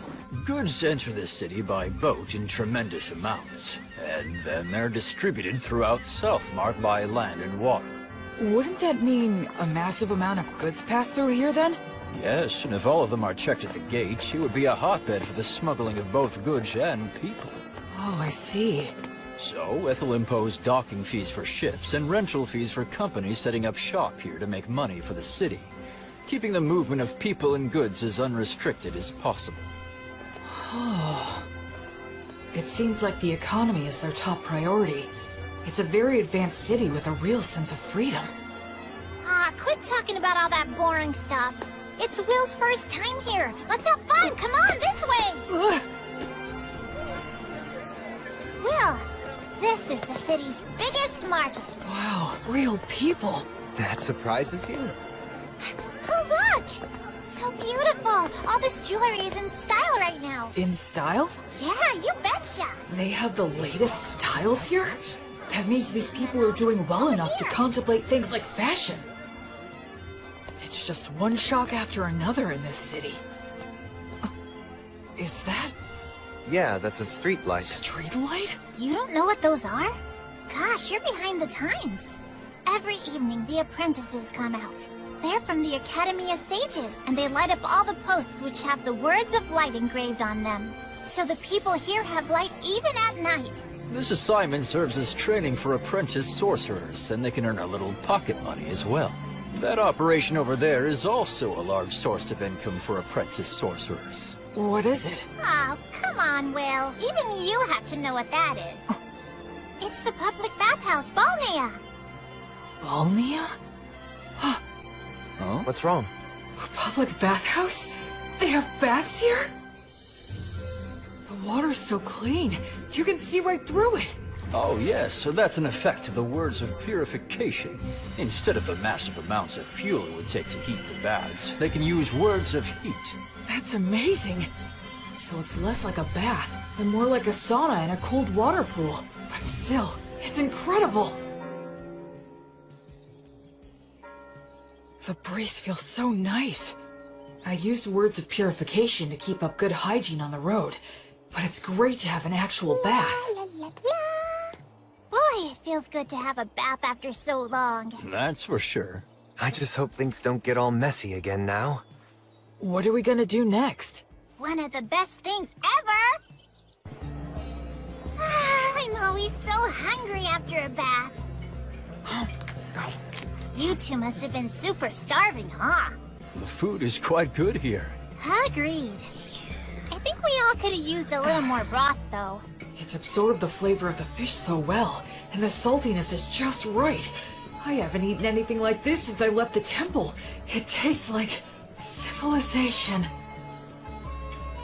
All these dishes are so delicious, I can't remember what we were talking about. This is also delicious. Excuse me, could I get a refill? For me, too. Coming right up. When we're done eating here, we can head over to the temple. Will, since you're a priest, you need to pay your respects, right? Oh, yes, you're right. Wow, that must have cost a fortune. Ah, don't be like that, Menel. I'll be back as soon as I'm done. Please wait here for just a bit. Are temples in cities always this big? It looks like a beautiful work of art. It feels more like a tourist destination. Excuse me. Yes. Can I help you? I was wondering if you could tell me if there's a high-ranking priest here. I've received divine protection and become a priest, so I wanted to pay my respects. Pardon my asking, but which deity do you serve? I serve the goddess of light named Gracefeel. Oh, the goddess of light. That's a problem. Why's that? Priests of the goddess of light are quite uncommon, so our rules compel me to use the prayer of faith detection. Okay, that's fine. I guess that makes sense. It's inevitable that people would be skeptical of a priest to a minor god. I could be a priest to an evil god in disguise. The thing is, all those individuals with the divine protection that qualifies them to determine another's faith are out at the moment. They're all out? Yes. It's because attacks by demon beasts have been on the rise everywhere recently. All but the vice bishop are extremely busy right now. Vice? What are you doing in the middle of the aisle? Oh, Bishop Bagley! Answer me. I asked you what you're doing. Well, I just... It's an honor to meet you. My name is William G. Merryblood. I've earned the divine protection of Gracefeel, the goddess of light, and I've come to the Temple of Whitesails to pay my respects. I see. I am Bart Bagley. I am in charge of this temple. Gracefield, huh? The deity who has been completely lost as of late? And what if you're a suspicious person using her name, planning a very dangerous plot? You have every right to be suspicious. Is there anything I can bless to prove myself? Ha! You novices are so quick to rely on your divine protection. Listen to me. Divine protection is not something to be used lightly, nor is it something to use ostentatiously either. He has a point. Gus said the same thing about using magic. I was using my blessing freely since it poses little risk, but... Yes, of course, you are correct. I truly thank you for reminding me of my lack of experience. Ha! Explain what the teachings of the Goddess of Light mean to you. Light only exists in the dark. Words only exist with silence. And life can only exist where there is death. You enter his name in the registry and show him around the temple. Yes, but we haven't performed the prayer of faith detection or the prayer of lie detection. You fool! What did I just say, you idiot? Right now, I need to go make an appearance at the Weavers Guild banquet. Spend your time as you please, but do not cause any trouble. And make sure to offer some money. Well then, right this way, sir. Oh, right. I realize how unpleasant it must have been for you to have met Bishop Bagley, but you handled yourself very well. Huh? Well, the head of the temple loses himself in parties and pleasure-seeking. He's quick to anger and always complains. Despite all he says, he never uses his blessing. The vice bishop, on the other hand, is a most wonderful and virtuous person. I'm sorry, don't tell anyone I said that, okay? Sure. Hey, what do you know about the head of the temple? Well, I've only ever heard bad things about that guy. Like he's really vulgar. He seems to have some sort of influence behind the scenes of the city's commercial and industrial guilds as well. So that's how he's seen around here? Still, talk about living it up. I mean, he's letting us use the temple's guest room. 2 of them even. Anyway, what should we plan to do next? We could take in sights, or visit some guilds nearby. Oh, if we do that, then I'd recommend going to the... Wait a second. What was that? Those don't sound like clock tower bells. Is there a fire? That sounds like an emergency alert. It's a wyvern! Everybody run! Huh? What the...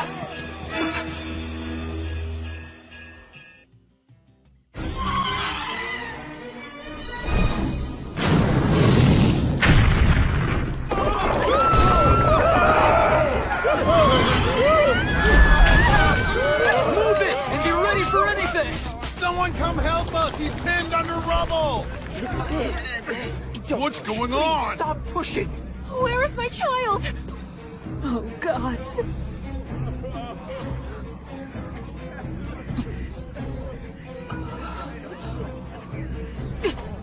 Will! Will, wait!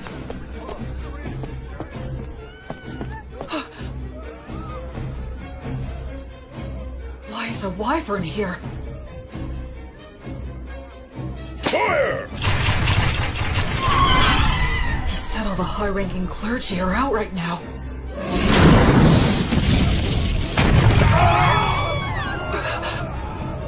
Their civilization, their city, everything the 3 of them protected. A place where people can live freely. Verba! Volanto! Tony Truce! It missed. But among the words I can use, these have the furthest range. I'll just have to keep firing until I hit it. What are you doing, you idiot? Why are you shooting off high magic like that in a blind fury? You'll get yourself killed! But nothing! You're fighting a wyvern. You have to be more efficient than that. You've got smarts. I suggest using them, you moron. Don't just rush in. You should start off by learning how to use your minor magic more skillfully and accurately. I got it. All right, then. Think. What can I do about this wyvern using all that I know? Menel, would you help me? I need you and your fairy magic. Right. B, Tonio! Huh? Please work with the people nearby to get everyone clear of the temple's front garden. I'm going to bring the wyvern there. Your Excellency, you must take shelter below, quickly! How could this happen? Dozens of people, if not hundreds, will die. Sylphs, sylphs, maidens of wind. Your steps are the wind's steps. Your song is the wind's song. Sing in chorus, sing in rounds, cheer and applaud. Your sweet harmony shall spread the words of origin in the 10 directions. Verba, Volanto, Conciliat, Sequitur, Tony Truce, Aurania.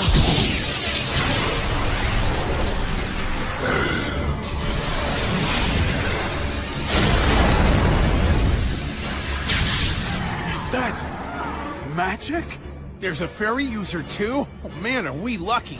We've got this. We can do it. Hurry!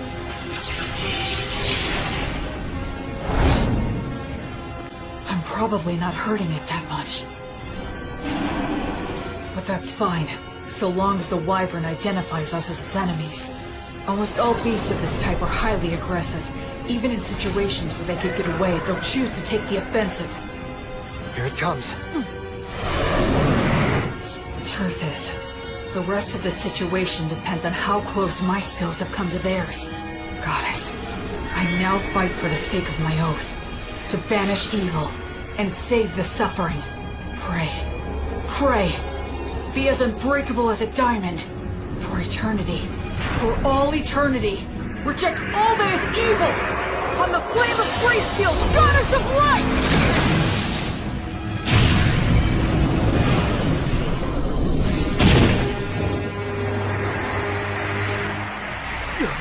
What the heck is that stuff?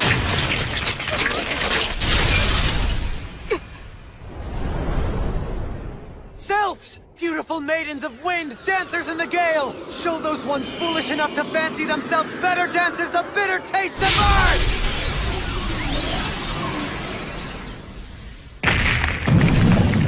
Ligator! Notice! Obligatio! It's bound up. No, it's trying to tear them off. Damn, it's strong. Acceleratio!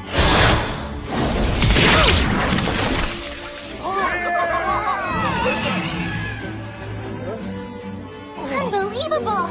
That didn't finish it off. Run! It's gonna use its breath! There are still people back there. What do I do? What can I do? Go get him. Acceleratio! If you're stuck, use your muscles. Be violent. Take him down.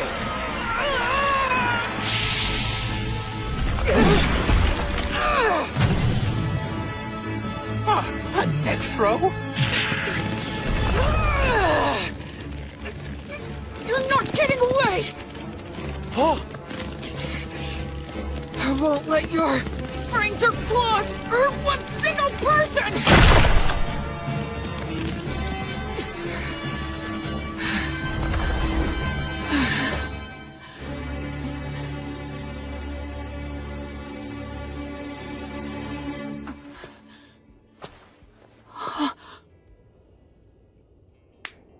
Well done! Excellent work! I praise you and give thanks to all the gods for allowing me to serve a great hero such as yourself. It's the birth of a new Wyvern killer! A brand new hero! Sing his praises with your applause! Thank you so much! That was wonderful!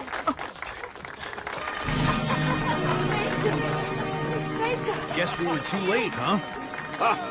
I had no idea so many magic users and a warrior strong enough to kill a wyvern were staying here. It is truly divine providence.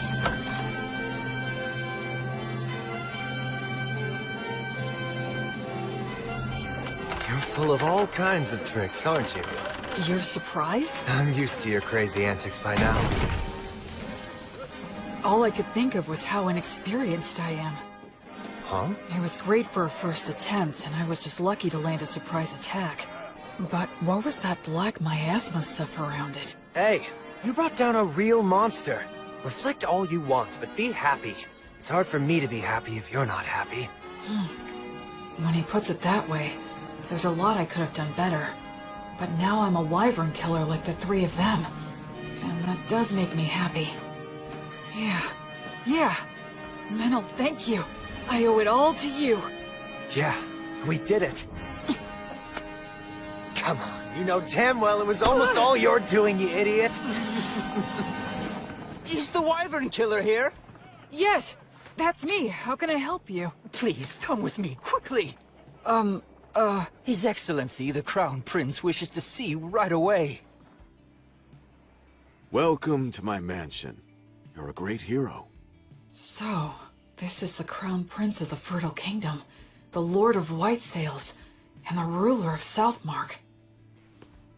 It's more than I deserve to stand here in front of you, Your Highness. I came immediately when I heard your request. My name is William G. Merryblood. Oh, you are well versed in the old etiquette. I assume you are of high birth, correct? No, if Your Highness could please refrain from asking about my origins. That must be some story. So be it then. Please, have a seat. Thank you.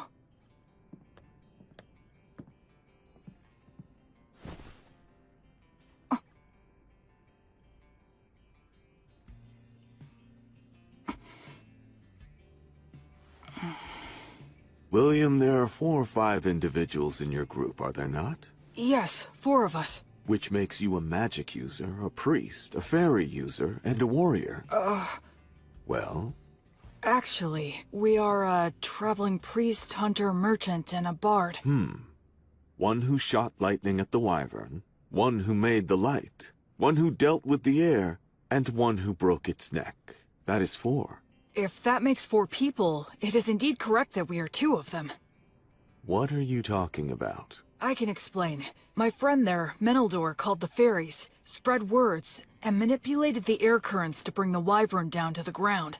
So you're saying your friend is the fairy user then? And the rest? The rest was me. I'm sorry, but would you mind telling me what you did back there?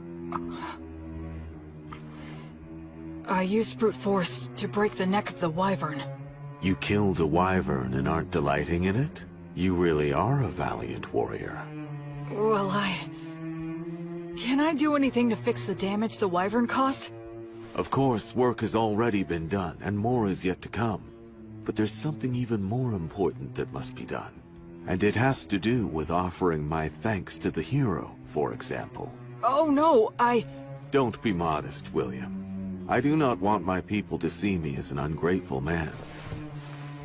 On behalf of the people of White Sails, I, Ethelbald, thank the both of you for your courage. You did well to minimize the damage caused by a wyvern's surprise attack. I am unworthy of such praise.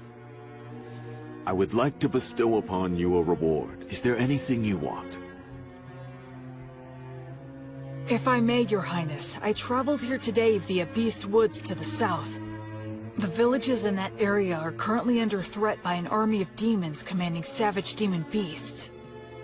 I see. So if I may ask you, would it be possible for Your Highness to send his soldiers over there to help hunt down the demons? It's not impossible, but it would be difficult. You saw that wyvern. Within parts of Southmark that I govern, demon beasts like it have caused frequent incidents. You mean... Of course, it's that toxic miasma. Any being it touches is corrupted and turns savage. Are you certain you are well yourself, William? I am naturally resistant to poisons. Oh, that is good to hear. Under the previous king's policies, we expanded our domain too much. We cannot even sufficiently protect the villages we directly govern at the moment. Do you understand what I'm saying? Then, would you give me permission to hire adventurers and mercenaries with my own money and organize an army to drive out the demons? William, are you certain you recognize the full extent of what that could potentially mean? Yes, I understand that I am asking a considerable thing of you, Your Excellency. Yet you stand by your request. Yes. Because if I don't, then how many more tragedies would we be forced to simply overlook? Except to save everyone here is a task not even gods can achieve.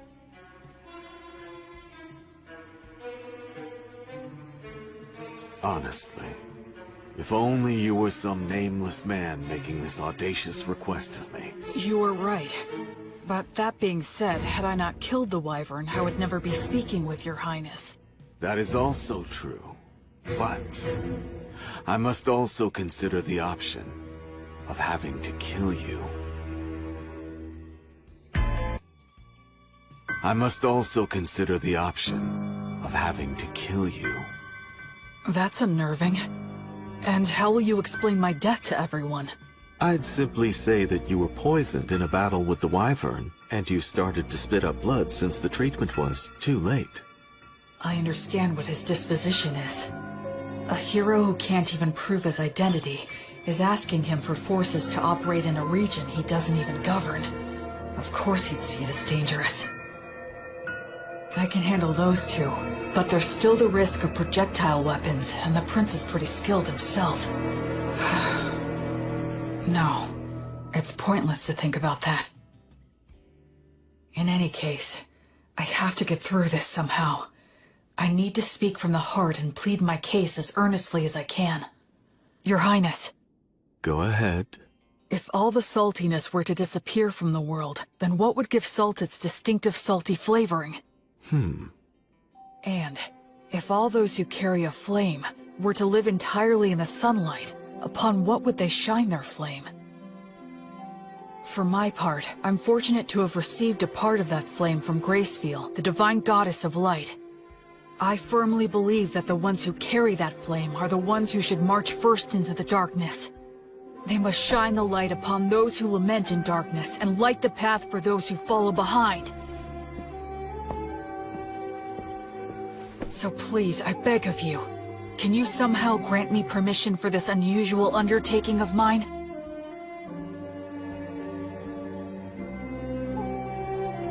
Young William, this path will only lead to despair.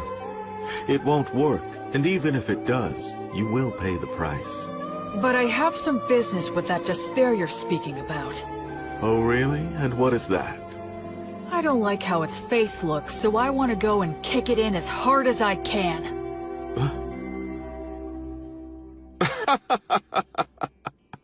Kick it in the face. I like that. Come to think of it, you are a high priest, aren't you? And you have quite a good friend, too. What, you didn't notice the quick reaction that he had? When I said that I was going to kill you, that half-elf over there gave me the most murderous glare I think I've ever seen. What are you talking about? I did that because I thought you were gonna kill me as well. Damn it, don't look so happy. Bishop, please stop. Please wait, Father! This is with a guest at the moment. Stay out of my way. You damned ridiculous fools!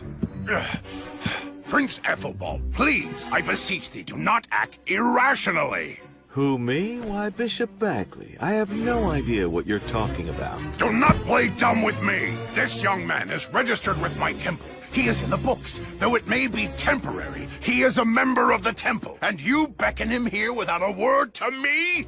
Do you mean to disregard the temple's authority? Oh, I had no idea about that. Is this true? Yes, that's true. Claiming ignorance is not an acceptable excuse. You cannot forego the verification protocol simply because I was away. So you say, but the people from your temple seemed very happy to send him to me. A total lack of discipline. I will give them a stern talking to later. In any case, he must... The thing is, Bishop Bagley, he is not what you think he is. Huh? He came here and asked me to assemble a private army. He says he wants to save the poor people of Beastwoods. What? You... I would be lying if I said it never crossed my mind to kill him right here and now. But he's so frank in the way he expresses himself that somehow I started to find it amusing. Which is why I was just sitting here thinking of officially appointing him as a knight.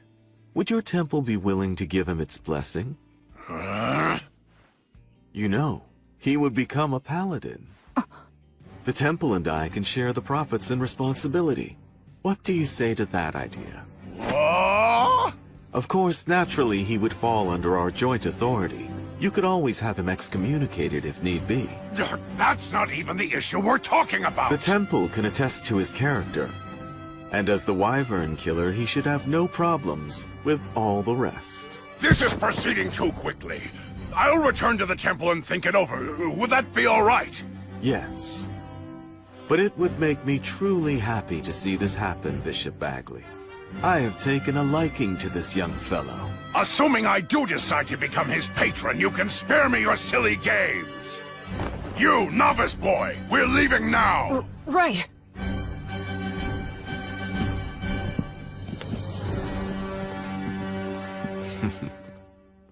Honestly, what a troublemaker you are. demanding a private army. What's the old What were you geezer's deal? Menel, actually he's... Especially you! You're a novice! How dare you take matters into your own hands? So what if we did? It's not like you're our boss or something, mister. Excuse me? I'm the head of the temple, in case you forgot. So what? You want to fight over it? How dare you speak to me that I'm sorry. My father's on edge because he's had unresolved issues lately. No, I apologize for my friend's behavior. Anyway, so you're Bishop Bagley's daughter then? Yes, I am, though we're not related through bloodlines. At one time, the bishop was in charge of a temple in the capital city that accommodated a large orphanage. Ah, yes, I got it. When His Highness Ethelbald asked my father to relocate here, I came to this continent along with a dozen or so other families. So that's what happened. He's in a position where he can throw his weight around. He has connections everywhere, and he has loyal subordinates, too. Bishop Bagley! Thank you for all your help. Your intervention with the Crown Prince saved us. Thank you. I did nothing to warrant your gratitude. I only defended the temple's authority from the Crown Prince's utter selfishness. You just happen to be a part of that. Besides, when he's amused by something, he has a habit of doing absurd things. It's a real problem. But be that as it may, I still must respect his royal stature and worldly authority. I'll take his proposal into consideration. You will remain in the chapel after the evening prayer. All right, I understand. The thing is, What? What's the evening prayer? You unbelievable fool! You know the prayers that are called Vespers and Compline? Those holy practices were revised 200 years ago. Did you serve your apprenticeship with one of such a long-lived race? Sure. I guess that would be a good way to put it. So it seems that you are not entirely ignorant then. Anna, go fetch some books on the revisions to the liturgy, and while you're at it, find a suitable teacher for him as well. Yes, Father. This boy is a novice, and on top of that, an ancient who's come here from 200 years in the past. He'll take a lot of work.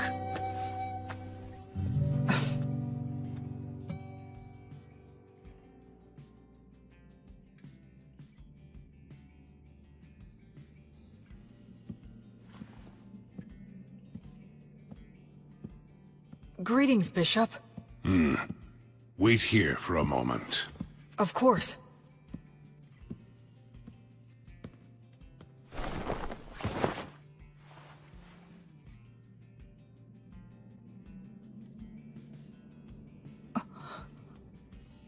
His praying form looks frighteningly masterful. Other than Mary, I've never seen such an expert.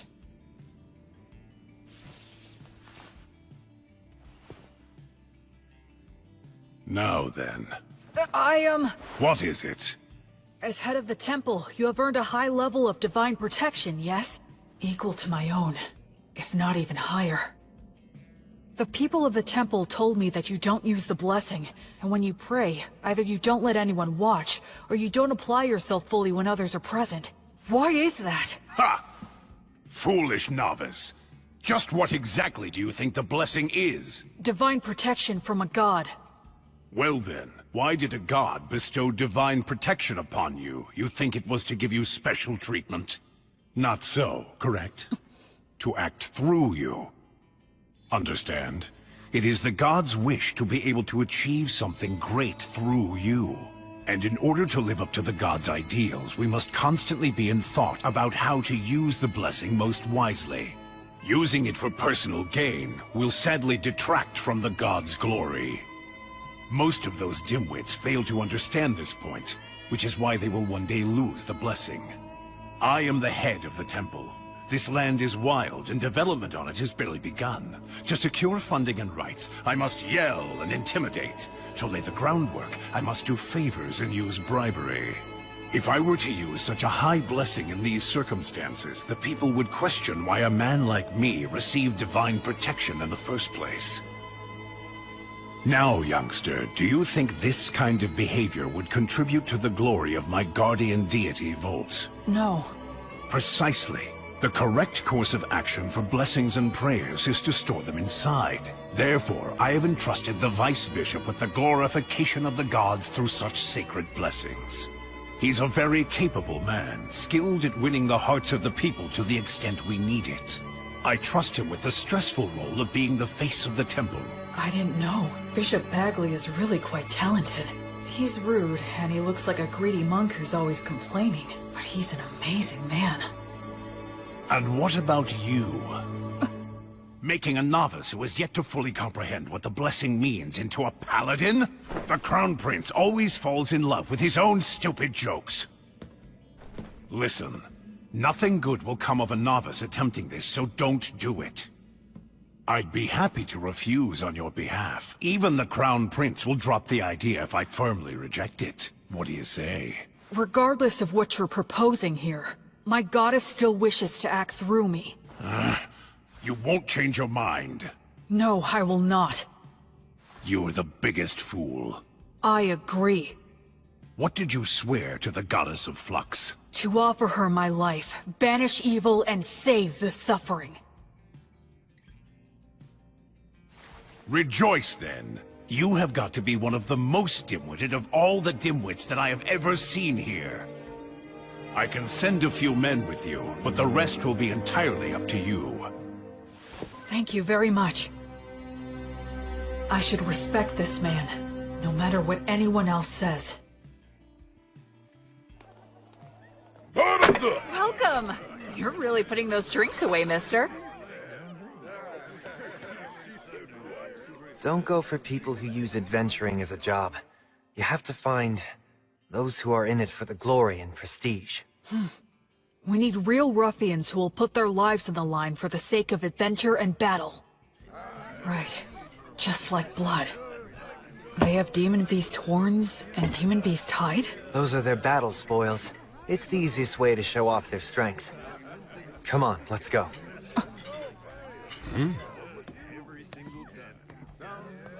A red-headed boy with a friend who looks to be half-elf? There's no doubt. His training must have been extensive. Hey, man, what's the famous wyvern killer doing walking into some pub out of the middle of nowhere? I'm looking for help. Exploring Beastwoods? Low pay, your reward is glory and praise, and there's no guarantee you'll survive. We're doing this for a living, you know? We're not taking this quest, right, guys? Yeah, man, don't be so stingy. Shut up, you blowhards.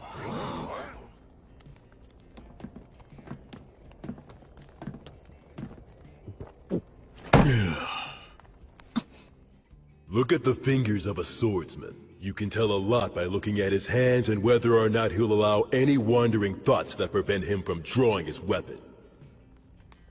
Sounds to me like what you want is a madman, am I right? Not a bunch of blowhards with good manners but no skills, or who picked up the etiquette and patience to do any job, but who are just a bunch of shitheads who have no fear. The worst kind of scumball adventurers who'll risk their lives for the dumbest ideals, right? Yes, that's the reason we've come here. Hey, you hear that? I called it from the start. Bunch of damn lunatics. Gotta buy our drinks for a change. Yeah, that's right.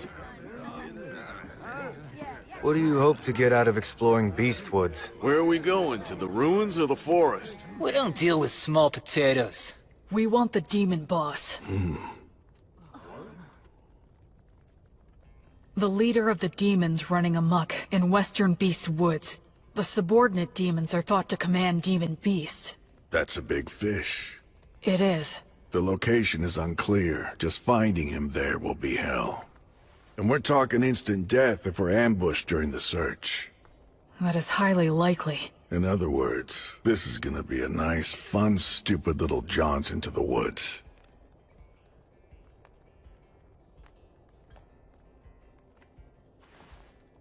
Count me in on it. All I need is food and a bed. And a little pocket change will be nice. Yeah, me too. And me. Count on us, Right, too. I'll provide everything. I'm William G. Merryblood. I'm Raystov.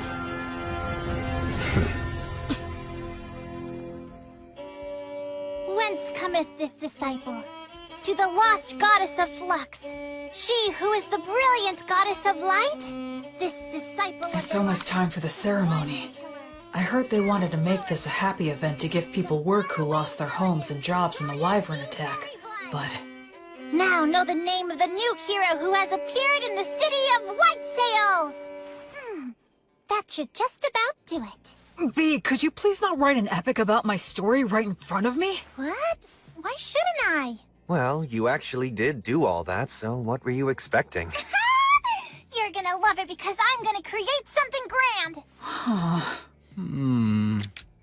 I'm afraid to say that this many cows and horses will indeed come at a hefty price. Oh yeah, speaking of which, can you please negotiate a deal for us to get all of the sick and injured ones at a lower price? Huh? Don't worry, I plan to heal all of them. Oh, that makes sense. Also, I was thinking that it would be a big help if you could start a trade movement between Beast Woods and the city of White Sails. Yes. How much do you need me to give you to fund that? Well, why don't the two of us sit down and have a serious business chat? Let's see here. Easy on me, please. I say go for it. You need to have a good understanding of how money works. You'll be dealing with Raystov and all those guys soon. The Raystov? Raystov the Penetrator is here? Yes, he is. That's perfect! I can interview him then. Huh? Making a habit of flaunting your own accomplishments leads to arrogance. And arrogance dulls one's blade? Yes, exactly. Oh no, that again? This is why you're so useless. You never have any good ideas. So I take it you two know each other? We've talked a few times in the past. It doesn't matter how many interviews. You always say the same thing. You're such a stubborn and broody guy. My answers are never going to change. All of your tales of heroism are terribly ambiguous. I would like to create something that comes a little closer to the truth. What a big fat meanie you are. Isn't reputation important to an adventurer? Whether it's making a living or getting ahead in life. As long as you've got skills, those things come naturally. But surely you realize that even people with skills can be utterly ruined by a bad reputation. Even the greatest warriors can never tell what their downfall is gonna be. Right, Will? So you're saying Raystov's tales of heroism are ambiguous? That is exactly right. This guy will accept the job to take down a huge threat, and he'll just wander off and kill it with one fatal stab, and then he'll saunter right back. He rarely works with anyone else, and he works so fast, there's no one who can actually say what happened. And the guy never says no to any job. So the stories get more elaborate? Yep. I try to interview people, but they just fill in the gaps to their own liking. I put in a few things here and there for dramatic effect, but I like to add more truth to my tales. No need there. See what I'm saying? If only I had a little more to work with. For heaven's sake. Hey, I know! How about the Penetrator versus the Paladin? Huh? That sort of came out of nowhere. You're putting Raystov on the spot too, right? If I receive a challenge from a strong opponent, I have no choice. But Raystov! Alright, you heard what he said! Well, I guess maybe when we're done in Beast Woods. Yes! You promised! This is so great! I'll make this into a song that'll be sung for centuries, millennia, until the end of time!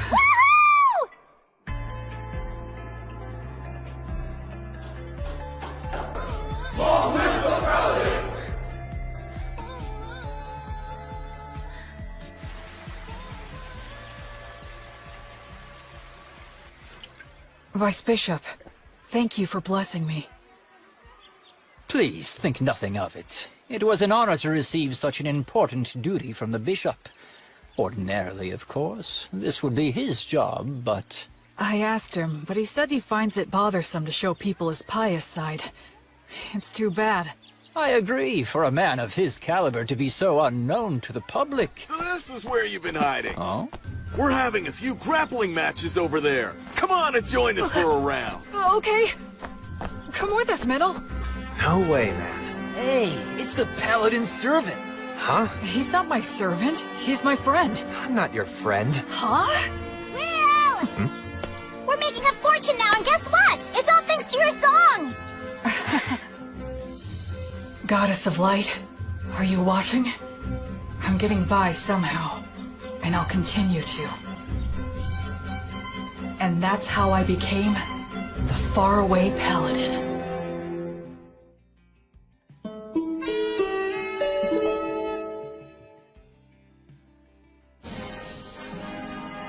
A lot of things happened very quickly. Having obtained official permission from the Crown Prince and the Temple, I set off with my team of rowdy adventurers to begin the process of exterminating the dangerous demons and demon beasts infesting Beast Woods. In areas that were relatively safe, we brought human helpers and supplies. Two things that every poor village needs. The village is within sight! Yeah! A village with access to supplies becomes much more productive. Even if it was in debt, it should eventually turn a profit. Tonio handled all of that with remarkable skill.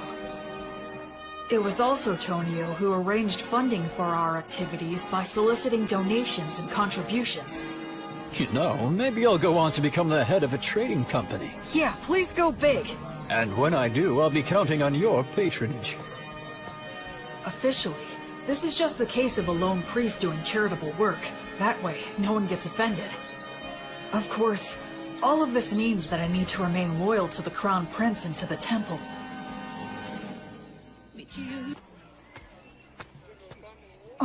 Oh, Will. I see that you've come back now. I appreciate the work all of you have done here. Bishop Bagley agreed to assign a few priests to me, and Anna is included among them. They're all experienced and are able to use the blessing. They're also capable of leading ceremonies such as festivals and funerals. I'm pretty sure that Rastav's party ought to be returning soon as well. Whenever we received reports about demons or demon beasts appearing, Rastov and the other adventurers would head out in a hunting party to pursue them. Incredible! They were all killed with a single fatal blow. No wonder they call him the Penetrator. Can you do this to wyverns too? If one's within my sword's reach. I would intervene in any disputes between villagers and try to help them settle things peacefully. You know, I wasn't really planning on doing all of this. Well, the thing is, once you've done it the first time, then you're kind of stuck. Word of my intervention spread, and I was called to intervene in other villages' disputes. My unexpected role as an arbitrator suddenly gave me a lot more to do. Whenever I had to visit other villages for benevolent purposes like that, or I had a message that I wanted to get out, B proved to be a really big help.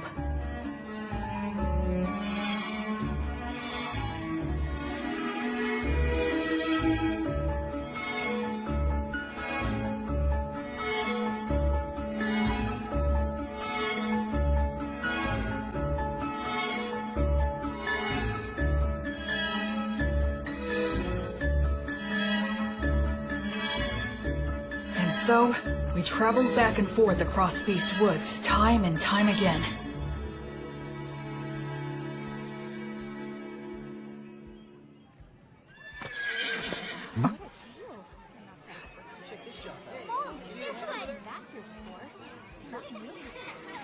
The atmosphere's so different now. This whole area has become relatively safe, so it's getting a lot more merchant traffic.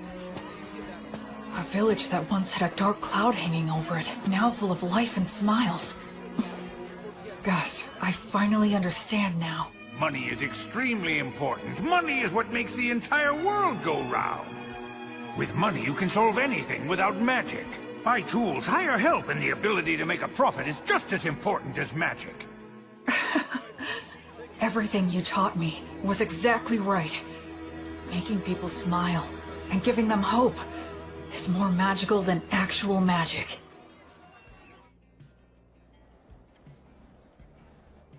And then, just as we were noticing the first signs of summer approaching...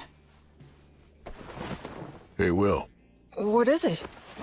Tip's party went west to do some recon, and they haven't come back yet. So how long... They were planning to spend no more than 10 days investigating, but it's 2 days past that. Pip and his party.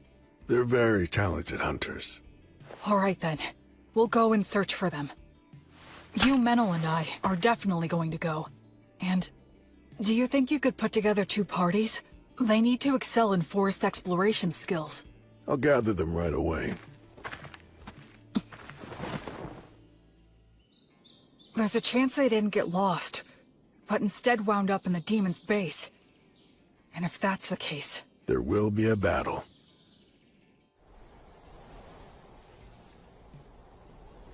What do you think?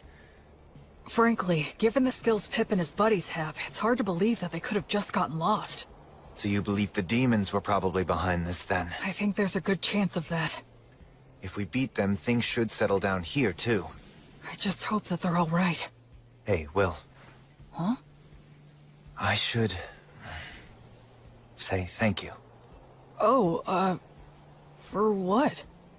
For a whole lot of things. I just have a feeling that I would have hit rock bottom if it hadn't been for you. It's thanks to you that I'm here now, and that I actually have a respectable reason for living my life. So, well... I owe you my thanks. Oh no. I should thank you. I knew nothing of the world, and you saved me. But you know... What is it? You could look at me when you say it. Shut up!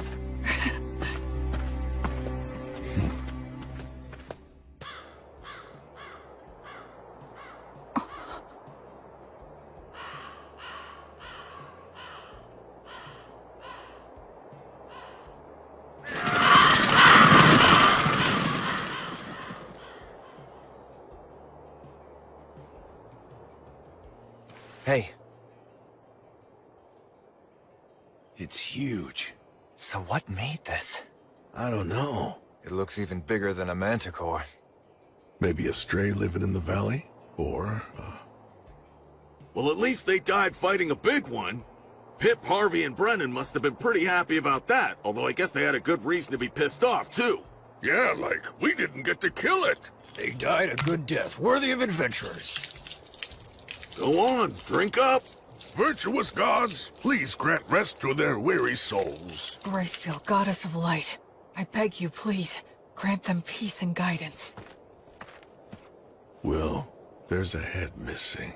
The damage is so bad it's hard to tell, but it was probably just eaten up. Yeah, I'd bet on it. No, wait. Huh?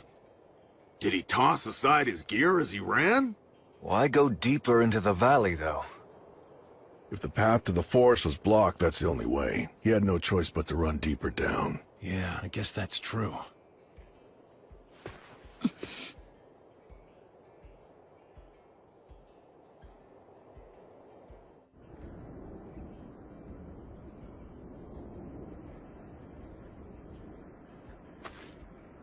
How strange. Yeah. Feels off. What do you mean? What's wrong? The footing here. It's very poor in this valley. Even if they fled, getting this far would be... It's a trap! Retreat!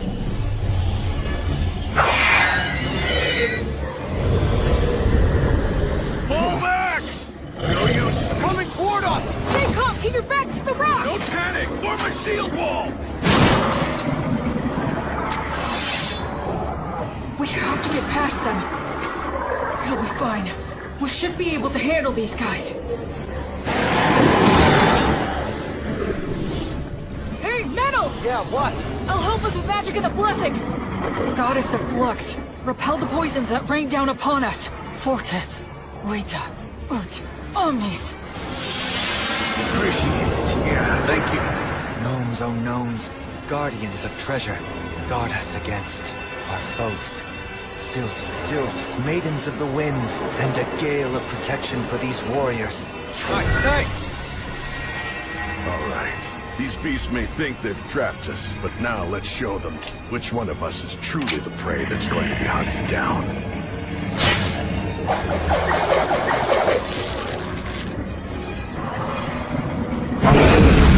Shoot now!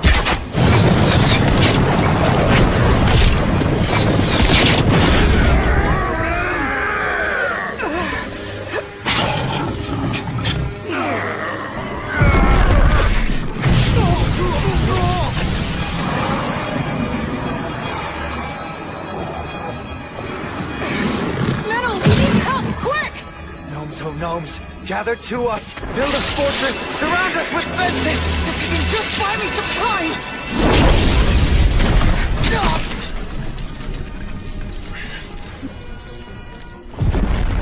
No, don't!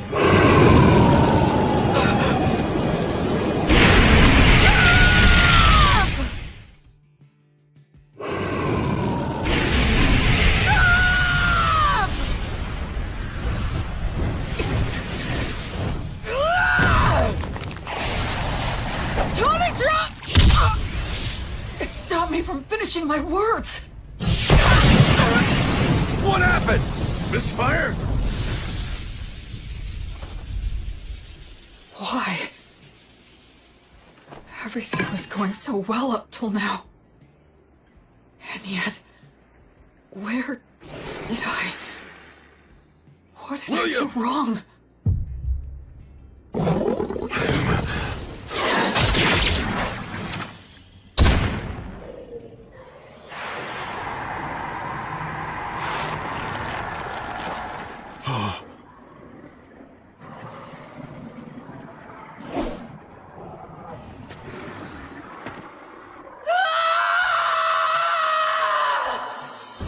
The techniques that I'd honed, the spirit that I'd refined, the tactics that I'd learned, all of it was gone. All I could rely on was blind fury and the abilities of my demon blade. As I hacked away at the enemy again and again, it was an ugly, unsightly battle that just made me want to cry.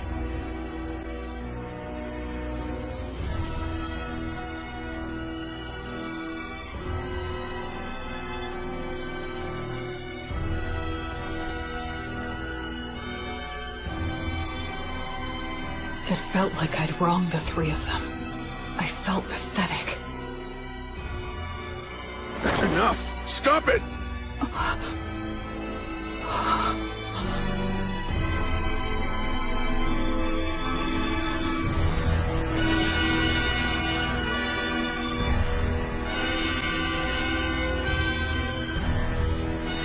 Go!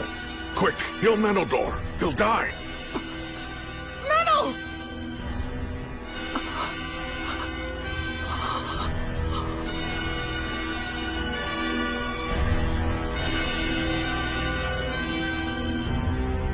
Gracefield, goddess of light, I entreat you, please shine this healthy soul's light down upon these wicked wounds and banish these shadows. Please, please just open your eyes. No, don't go. No, please don't leave me. My head feels fuzzy. Is it 'cause I used the demon blade's power? But I have to heal Menel. William! Snap out of it!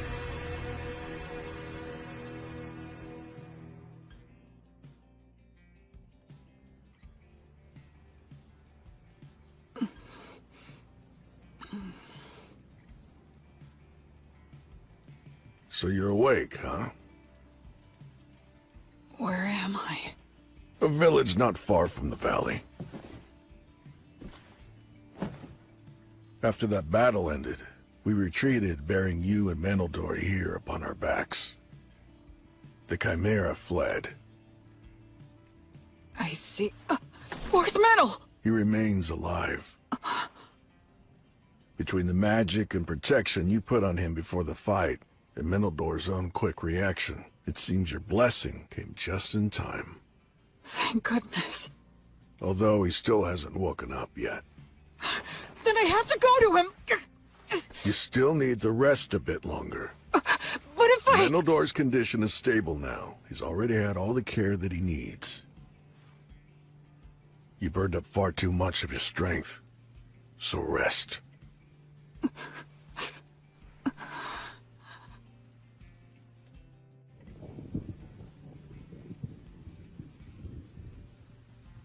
Where did I screw up? When I left Menel to handle the Chimera? No. Given the circumstances, I had no other choice. So when was it? Was it just getting caught in that trap in the first place? If I'd been more careful, and took the time to send out scouts in every direction, we wouldn't have wandered blindly into that valley. We had plenty of people at our disposal. Up until that point, we'd been successful, and we were rattled by finding some of our men dead. Maybe all of that led to a simple lack of caution. No, I think I'm missing something. Some kind of fatal flaw. So they retreated, huh? Really? The wyvern killer and the penetrator? I heard they ran into some absurdly huge mixed-up demon beast called a chimera. Wonder what they're gonna do. Also, that elf mix was hurt bad, wasn't he? Yeah, he's really got it rough. When you're stuck with a monster like the wyvern killer, no amount of lives is ever gonna be enough. Yeah. A monster? Yeah, guess I am.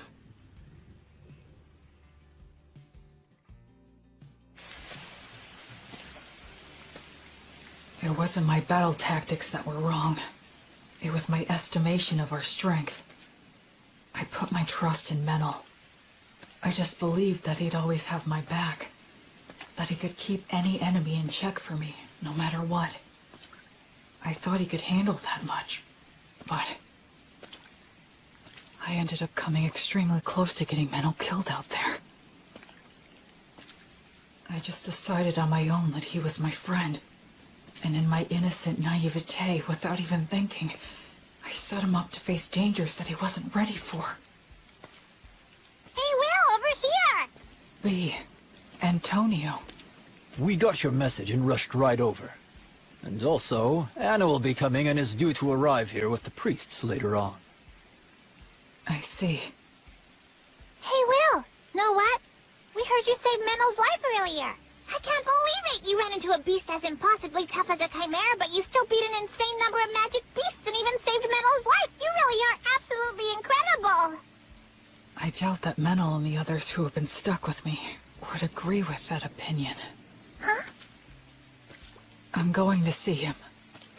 But Will... Wait, Will, shouldn't you keep resting at least a bit longer? I'm fine. I'm very strong after all.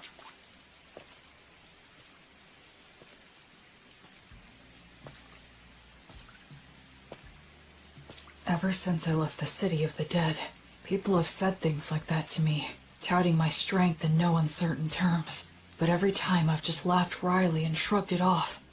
I believe that subconsciously, I was trying not to think about it. But the fact is, I can't avoid it anymore. Because in this world, my strength is simply far outside the norm.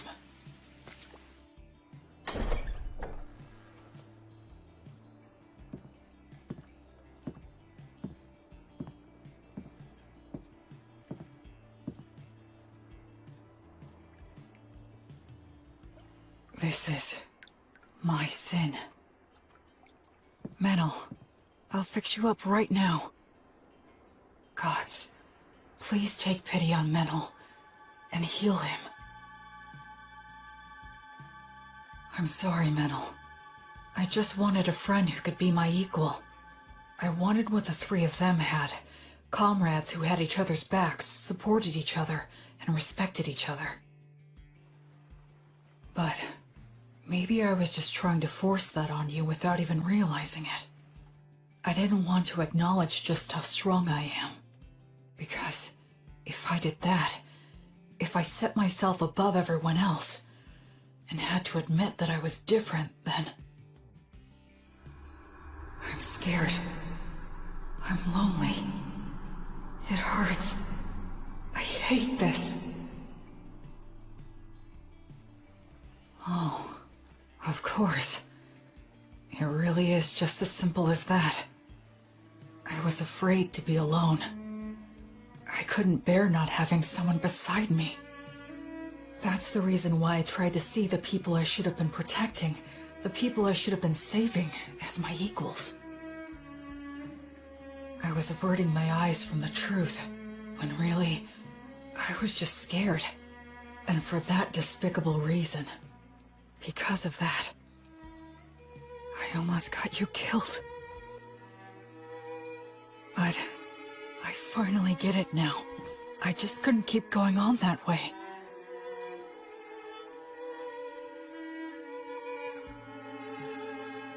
Oh, Goddess. Are you here because you're worried about me? Up until this moment, I've been foolish. But it's fine now. Please, you can rest at ease. I'll put an end to your sadness right away. I'll save everything. Everything within my reach.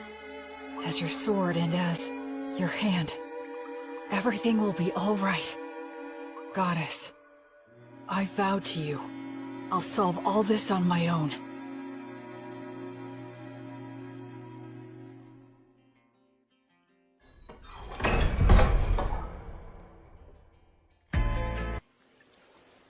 Where do you think you're going, huh?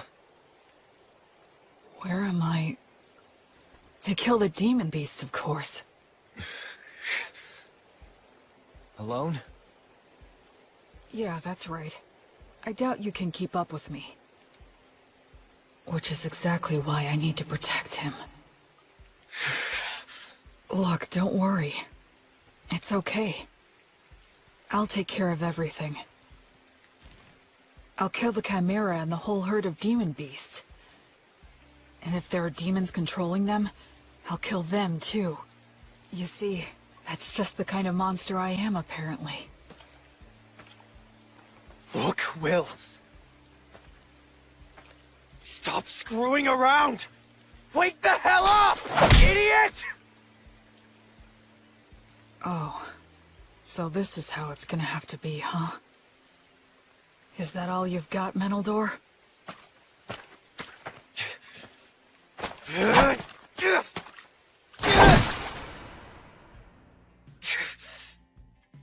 Damn it!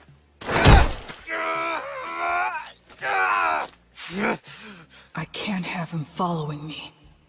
Damn it! Damn it! Damn it! Damn it! Damn it! I guess I could just break one of his arms.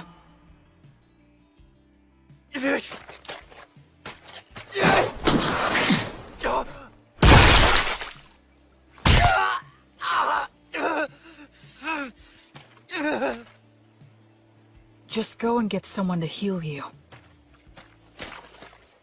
I'm not done. Oh, yeah? You're more resilient than I thought. What should I do now? Use words to make him stay here? No, I'll constrict his carotid so he loses consciousness. Gnomes, oh gnomes! Clench your fists!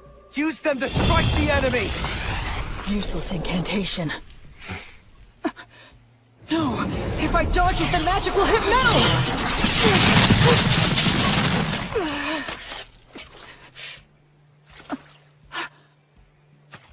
What's this crap about fixing everything alone?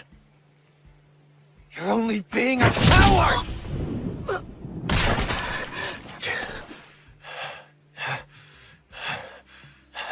Did you really have to go that far? Huh? We were only together because of pure chance. There was no reason for you to do that. Yeah, that is true. I have no reason at all to go out of my way to stop an emotionally unstable coward who's completely lost it just because he got his ass handed to him one time. So then... But still, you're my friend. And friends stick together. If my friend goes nuts, I want to do something to help. Menel... You don't know much about your own origins, and you're clueless about the world overall. At times I've thought you seemed suspicious, but still, you're a nice person. I know you're trying to do things right and do your best. After all, you did save my life, and you saved that whole village. We traveled together, and we fought together too. I enjoyed spending time by your side. I'm grateful to you from the bottom of my heart for sending off those villagers. Look, Will, the fact is you're my friend, and I don't abandon friends.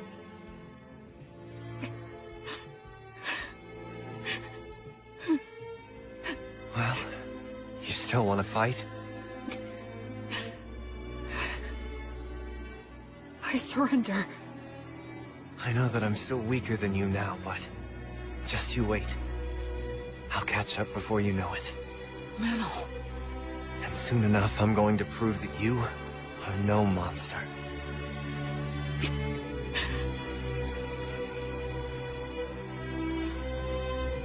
Okay. I'll wait. I'll wait for you. Man, you know what? You can be a real pain in the ass. Sorry. I kinda lost control of myself. Yeah, well, it happens. I'll heal that. But a surrender is still a surrender, which means that I win. Come on, I only surrendered because you wouldn't give her rest. Keep whining. And so, we just kept on making dumb jokes and laughing about it all. It was my first ever argument with a friend. And I guess I lost that too. Welcome back! Oh, you're back, huh? Well, Metal! Good to have you back! You jerks! You had me worried! I'm sorry, B. Will. Huh? If you don't mind, do you think that you could please tell me just what happened? Sure.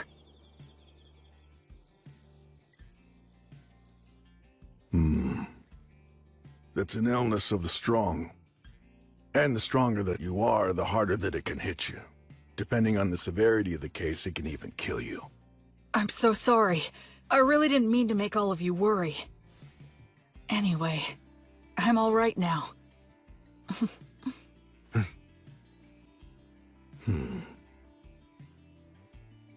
You two were stuck in bed not long ago, and you were off slugging it out? We even set a trap for a surprise attack. That Chimera's got no chance.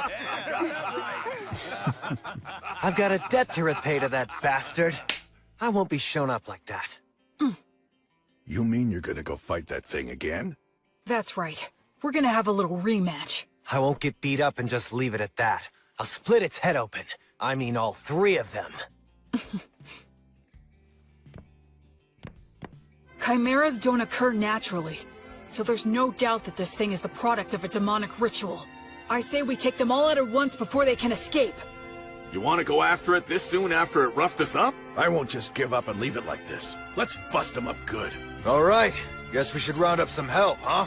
This'll be a good, fun, stupid-as-hell adventure! A silver coin for a demon beast's head. And 10 gold coins for the demon bosses!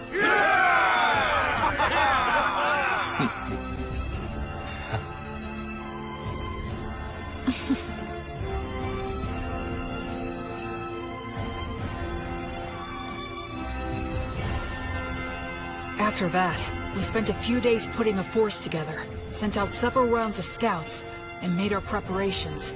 We didn't arrange any special tricks. We decided just to get enough people together, make preparations beforehand, and face our enemy head-on.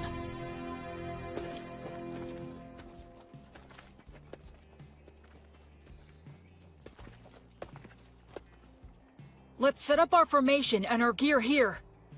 Anna and all of you other priests, please support us from here. Yes, sir! When we're all ready, we'll send our front line to the battle zone!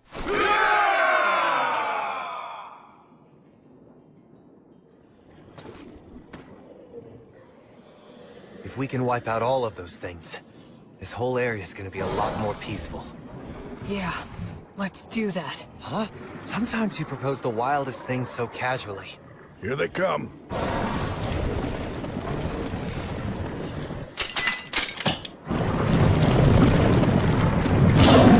I've got your back.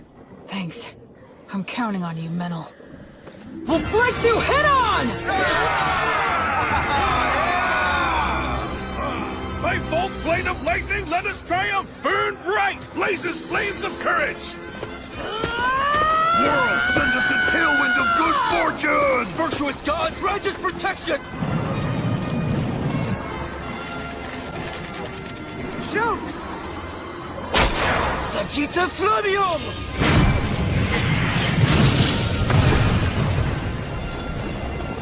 It's war! Ready! Goddess of Flux! Repel the poisons that rain down upon us! Let's go, Fortress Meta!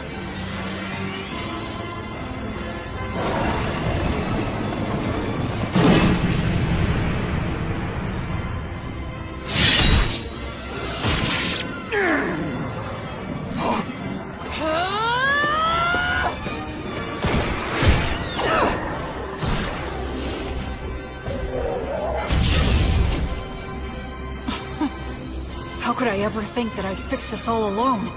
I was never any more than one factor in this battle.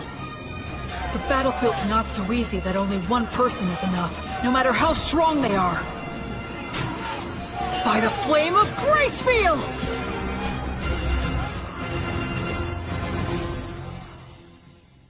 According to the reports, the campaign to eliminate the demon beasts should have started by now. I wonder, will these great wyvern killers actually be able to succeed in a new heroic feat for the bards to sing about? The temple is practically bent over backward in our attempts to facilitate that novice boy. If he fails to succeed in this enterprise, he won't be worthy of our backing any longer. Oh, by the way, Bishop, I understand that you entrusted your daughter Anna and many other brilliant priests to the Paladin to support him on this endeavor, or so I've heard. Losing valuable talent to the philanthropic exploits of a novice has been causing nothing but trouble for me.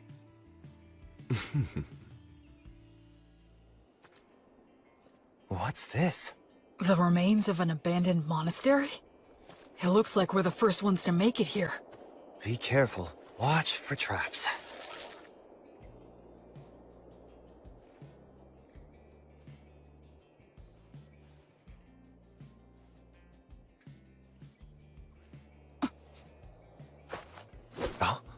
Omnia, Vanitas, Erasus.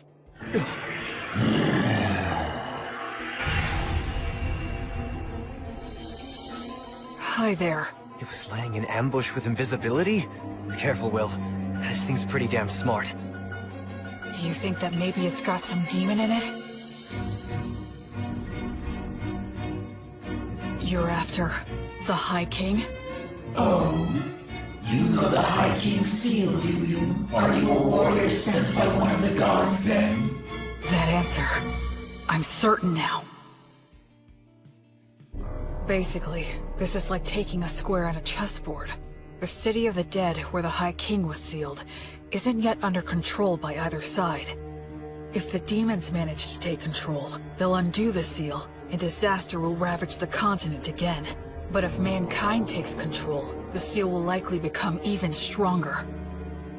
The demons are in a position where they need to keep Beast Woods permanently devastated, and keep it in a state of chaos, destitution, and lawlessness. That's why they're commanding demon beasts to attack villages and keep the pressure on. They can't let mankind advance any farther south. They can't let people head in that direction. They can't let them think that there's hope in the south.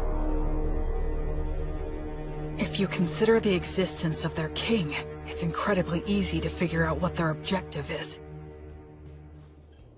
In the name of the Goddess of Flux, I will destroy all of you. Oh yeah, but wait. There seems to be some sort of mistake or perhaps a misunderstanding. A misunderstanding, huh? That's right. That's the truth!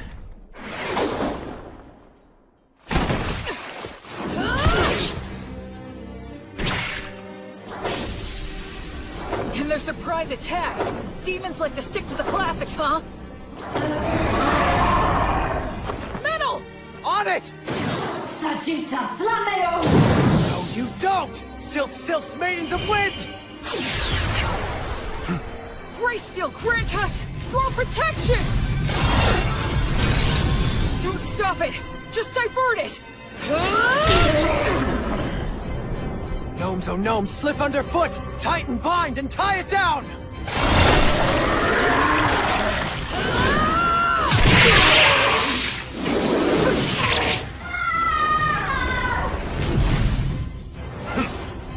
It has 3 separate heads. If each one reacts differently, they're bound to end up becoming confused. This demon beast is unnatural. It shouldn't exist! I don't need to score a clean victory in one strike. I just need to fight it the right way and win by being better. I don't need to use a flashy secret technique. I'll just use all 3 of their teachings and do what it takes to win! That's the fighting style that works best for me! Maidens of Wind! Bless this arrow with your kiss!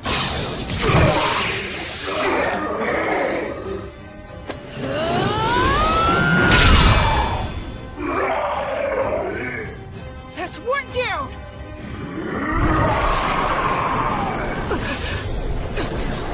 You give me no choice. Although I detest this dragon's power, I must use it! Dragon? This one too? Metal, step back and give me a little room. I'll strike it down now. I was raised on Mary's bread, and my arms bear Mater's stigma, which means poisons don't work on me. I'm sure you'd like some glory of your own too, huh?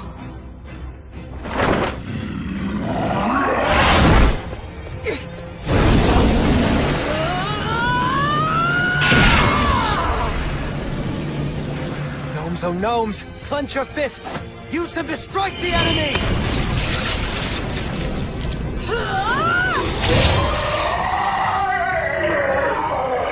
Nowhere to run now! Acceleratio!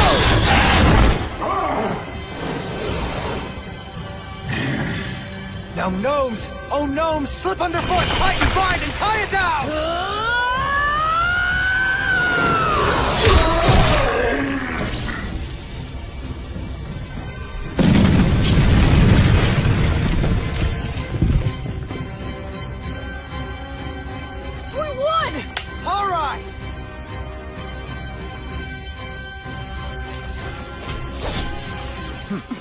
On to the next one. Yep.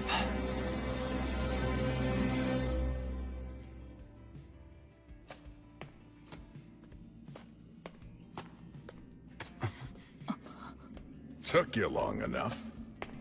Raystov? I'll be taking those 10 gold coins you promised. What? No way! He beat us to it? You're kidding! How'd you do it? Came from the side. Since you 2 guys were busy taking care of the Chimera for me, it was actually pretty easy. Well, that's Raystov the Penetrator for you. He's too good at getting ahead of people. You have to be if you want to get to the strongest opponents. Careful. There could be traps here. Haha! I guess we're the first ones here. Those 10 gold coins are ours. Huh? To our victory!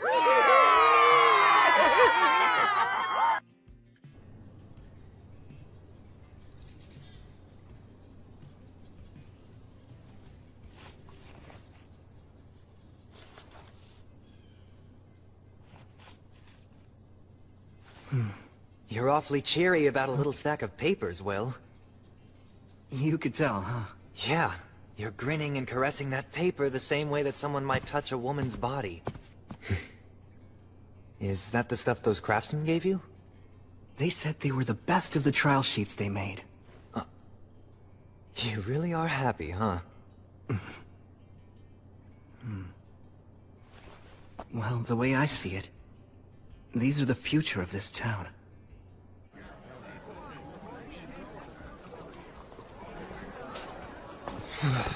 So cold. It's nearly the winter solstice. It's so busy here now. Yeah.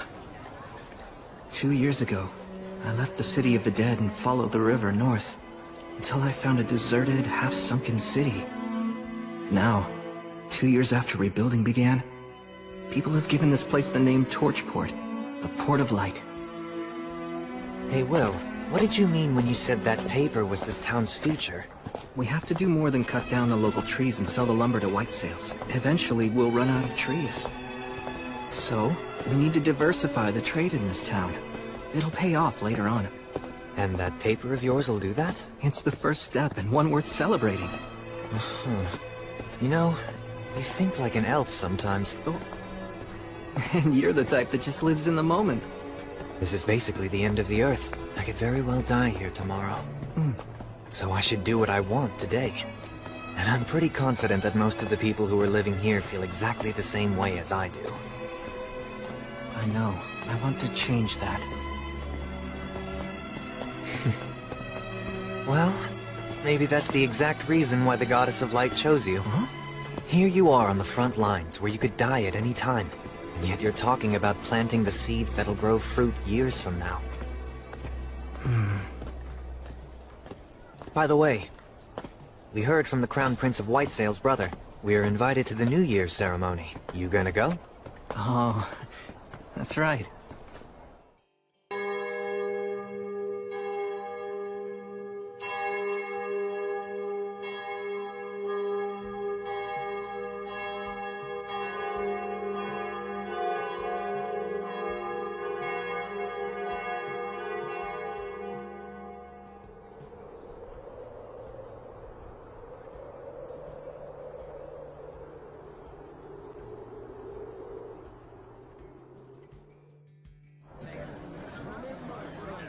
Wow, pretty! Well, did you enjoy the Winter Solstice Festival?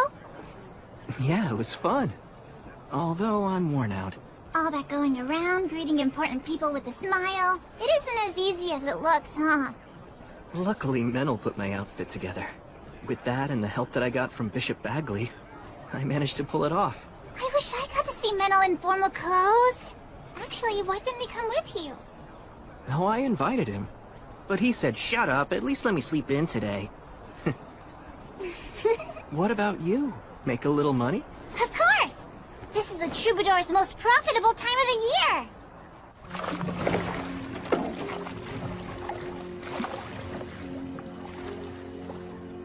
What's the matter? I was just thinking how beautiful this town is. But villages around the Beastwoods are so poor. We have to work a whole lot harder. Will. Oh.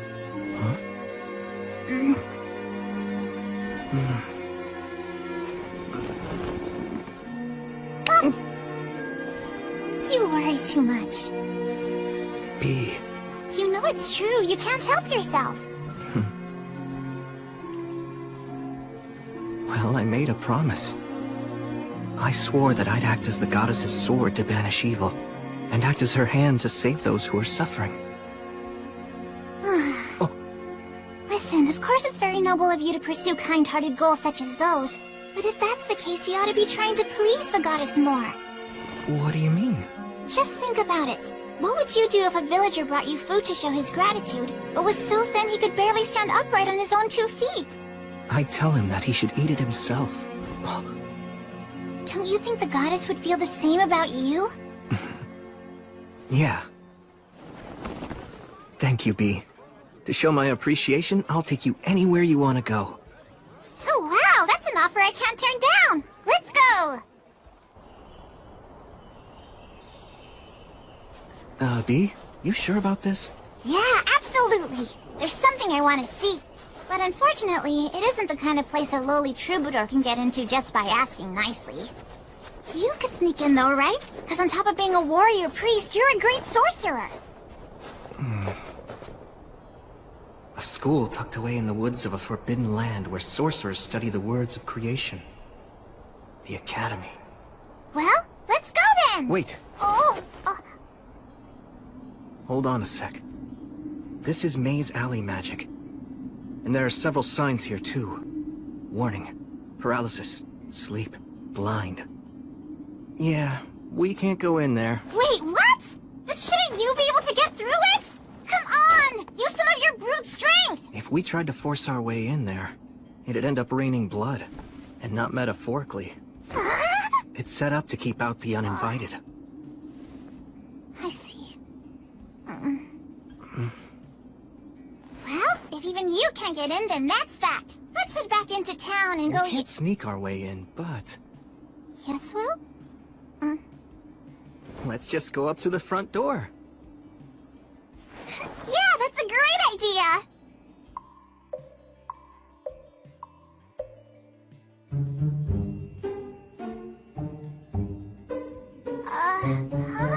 Do you remember how we got to this spot in the first place? I mean, I know in my head where we came from, but... It's okay. Just keep holding my hand.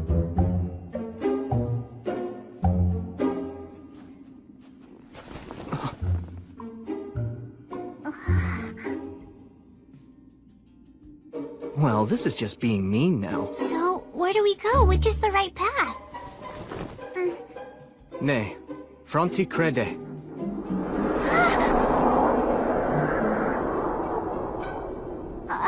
This is the right one. Either learn or leave. So, does that mean if you won't learn, you have to leave? Will, Huh? don't push it, okay? Even the wandering sage in his youth couldn't pass through this route. Or at least he wasn't able to make it all on his own. What? Gus couldn't? He was a child prodigy. But even so, he wasn't able to visit the academy without getting his master's help. That's how he found out how much he still had to learn. I see. So even Gus couldn't get through here when he was young. What is this? A curse? Looking at it makes me feel really uneasy. I can't sense any mana at work here. But doesn't that make it even more suspicious? Setting a trap in something that's obviously questionable is a classic move! You're right. There's a sign carved in it that makes you feel uneasy. Man, talk about super twisted. I could write a song about this alone!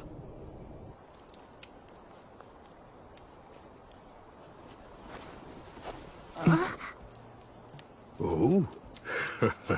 What's this? Visitors? It's a pleasure to meet you, sir. Allow me to introduce myself. My name is William G. Merryblood. And I'm B. Robina Goodfellow. And you, good sir? Would you kindly tell us what your name is? Oh, I'm just an old man who's got a lot of years built up behind him. I'm the groundskeeper at the academy. I don't really think that my name is worthy of giving to a paladin. More importantly, you must be cold. Why don't you join me and rest here for a bit? Sure, thank you very much. Tell us, kind groundskeeper. Do we still have far to go to get to the academy? That's your destination? Why exactly do you want to visit the academy, young lady? You don't appear to be a new student. There's something I want to see. Oh? Is that so? Well, from what I understand, only sorcerers are allowed to enter the academy. It's a rule. We were hoping to ask if they might make an exception for us. We would only need a quick look. Well, I hope you're able to get permission. For now, toast and eat these. They'll warm you up. Wow, thanks so much! We're very grateful.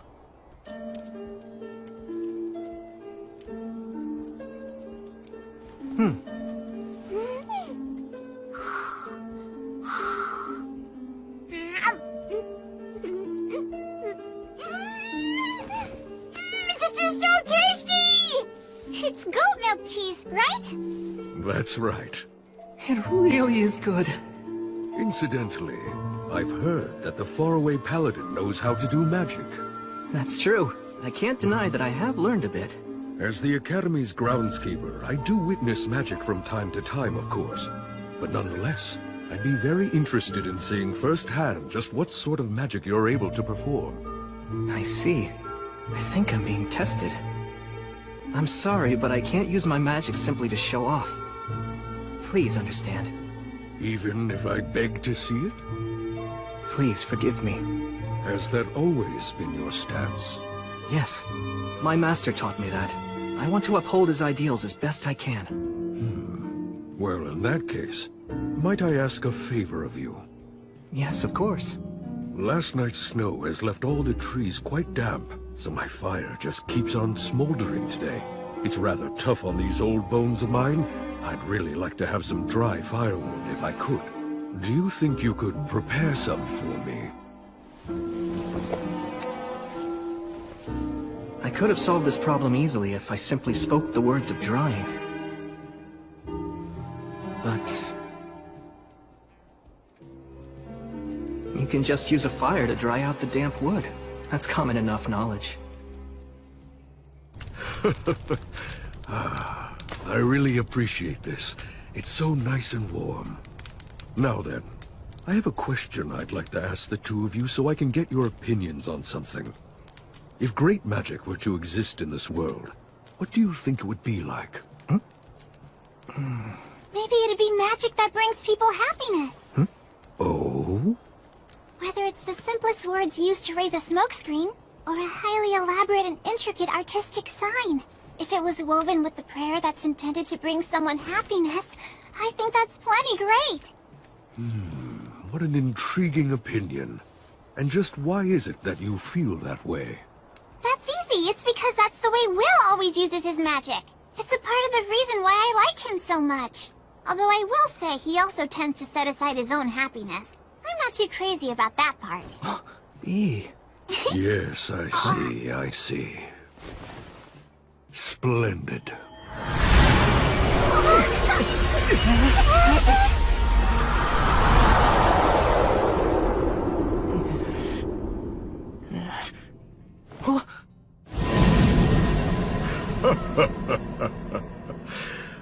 Allow me to properly introduce myself.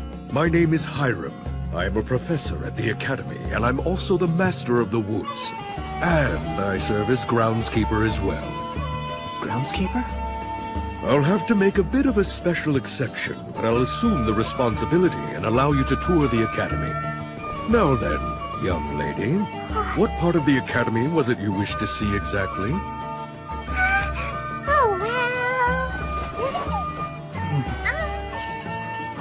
Yes, I see.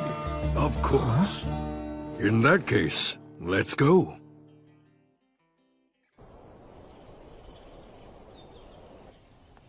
Wait, hold on! What is that?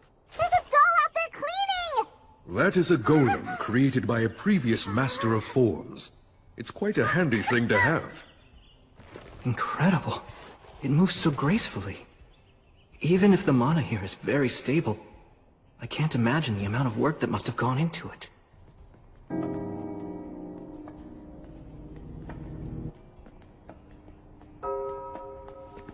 By the way, just how do you determine whether or not someone possesses a talent for magic?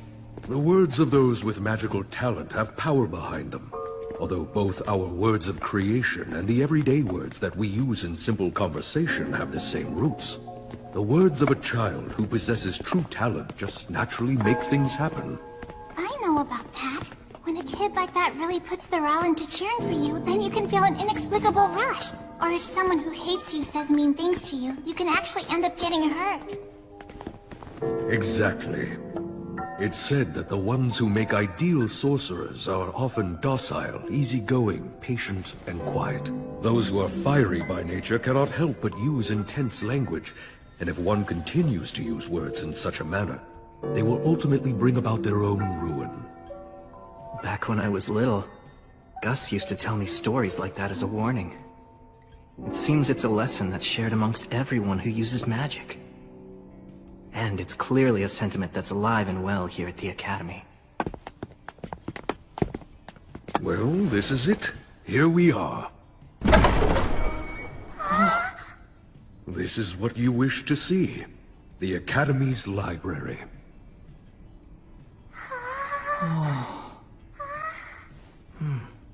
I personally authorize you to browse anywhere you might wish, except for the forbidden shelves downstairs. I know my request to come here was unorthodox, but thanks for allowing it. Very well then, I shall be waiting for you out in the courtyard. If you need anything, just call for me. So, you wanted to see these books? Yep. Are you surprised? A bit. I thought you wanted to see the Sorcerer's School, so that you could use it as a reference in your songs. There's a book I'm hoping to find. You want some help? I think I'll just search on my own for a while. I asked you to bring me here and now you're just gonna be bored. Sorry about that. An introduction to the history of magic. I learned a lot from Gus, but I wonder what's changed over the past 200 years that he wasn't even aware of. Huh? B? I'll carry those. Thank you. Huh? A record of Academy graduates and a collection of local historical records?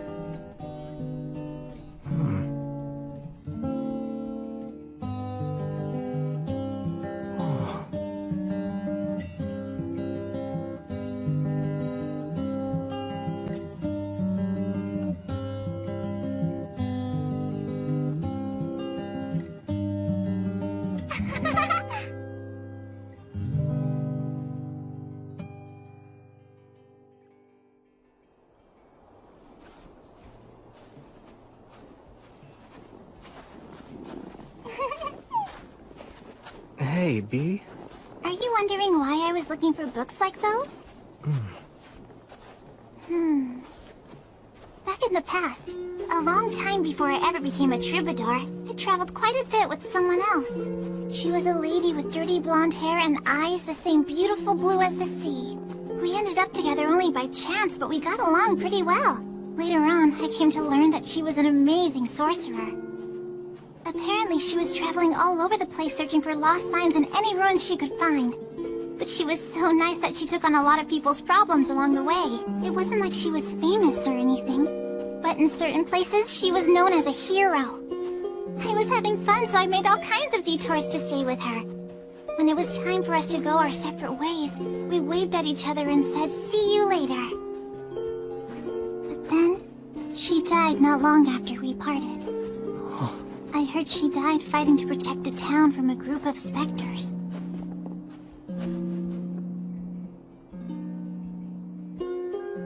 I'm sorry. Oh, don't get the wrong idea. It isn't that I'm feeling upset because she died or anything. I mean, yeah, of course I'm sad, but she'd made up her mind, right? I'm not really big on regretting the choices other people make. But even so, I can't just sit around and let that kind of resolve be forgotten, can I? She was a hero. So many people mourned her death. But even that grief was washed away by the passage of time. And she was forgotten. Eventually, nobody spoke her name again. This world is full of dangers. Every hero who is born is one day quickly forgotten. I guess that's just how it works. But still, they praised her and thanked her, and when she died, that was it. I can't stand that. Someone's determination isn't something to use up and throw away! So I've been singing about her to keep her story alive. And along the way, I realized something. What's that? Those songs about heroes, they create hope. Do they?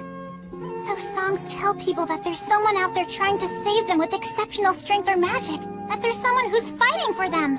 That maybe there always has been. That brings a lot of hope to people. It's just the same as the 3 heroes that you're so fond of. And maybe like you too. Hey, look! That's what heroes are. They're like guiding lights. Wherever it is you walk, there are people who will follow after you.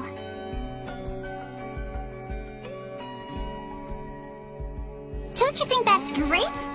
Yeah.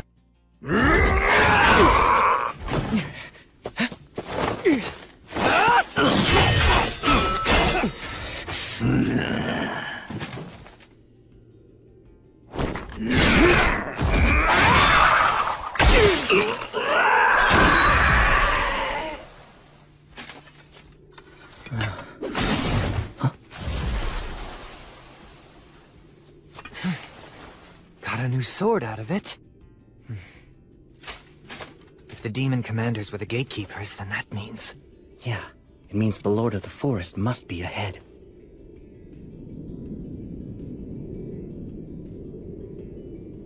Let's go.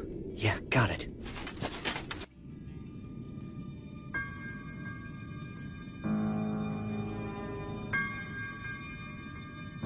So is that big tree? Yeah. He's the ruler over this forest's winters, the Lord of Holly.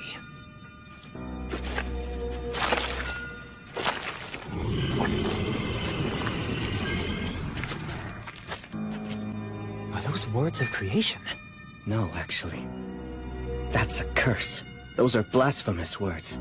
What's happened to my gatekeepers? What do you think happened? I see. Let me guess. You're the faraway paladin, Sir William. And you are the one called Menaldor of Swift Wings. And you must be General Carnunos.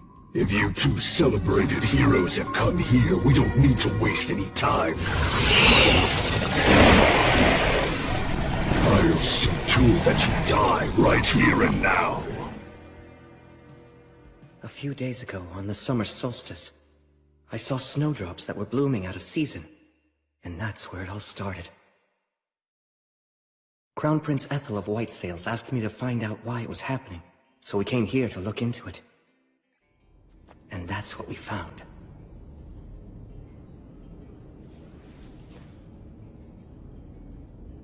What in the world happened here? The forest. Huh? The forest has gone completely mad. This whole forest region is ruled over by two ancient trees. They're called the Lord of Oak and the Lord of Holly. They're trees. Actually, they're twin brothers. The Lord of Oak rules from the winter solstice to the summer solstice. Each solstice, they yield royal authority to each other, thus maintaining the cycle of the seasons. Then... It seems this time, the transfer of royal authority may not have occurred for some reason. It was disrupted on the summer solstice, so... it must have been the Lord of Oak. Great Lord of Oak, ruler of the forest. Why won't you give the Lord of Holly the royal authority? Nay, children of man, you have it the wrong way around. It is the Lord of Holly who will not accept the transfer of power. Why not?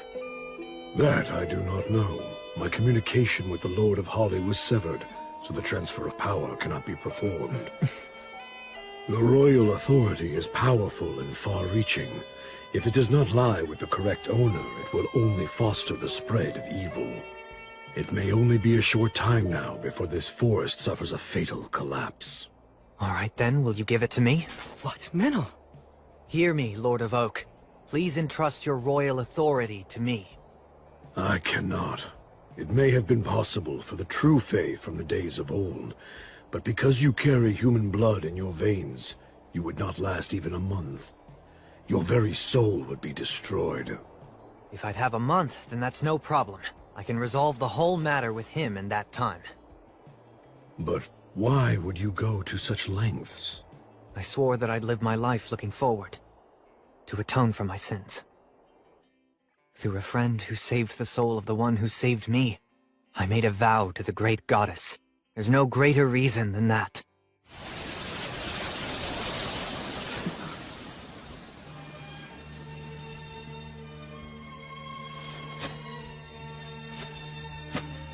That path leads to a trial, a secret rite known only to this forest. I'm afraid that you, agent of the Goddess of Light, do not have the right to participate in it. Yes, I realize that.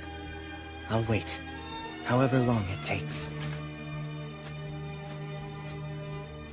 Rest assured, I'll be back soon. So don't you worry.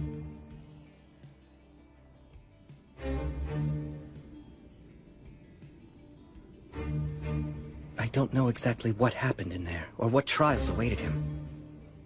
I'm not sure what hardships Menel experienced or what he overcame. But...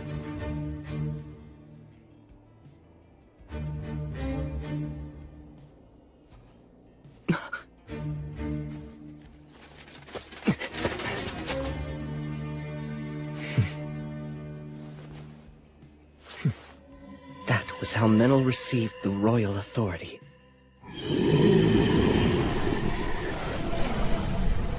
Menel, you ready? You bet. You take him. Hear me, O Lord of Holly, twin brother who rules from the summer solstice to the winter solstice. I bestow to thee the power from your brother, the Lord of Oak, the power that makes a king!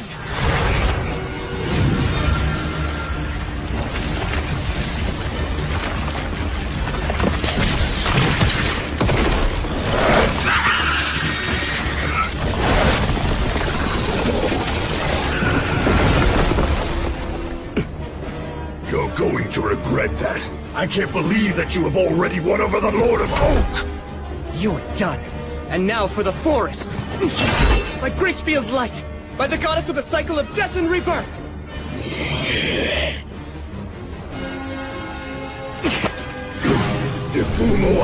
Tessere Oath! It still went off? Nicely done.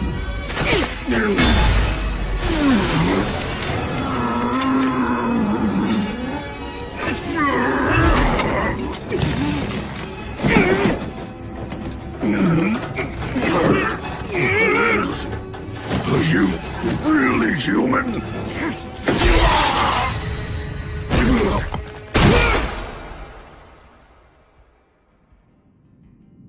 I am the Lord of Holly. For your bravery and valor in eliminating those insolent invaders, and for performing the transfer of the royal authority, I commend you and thank you.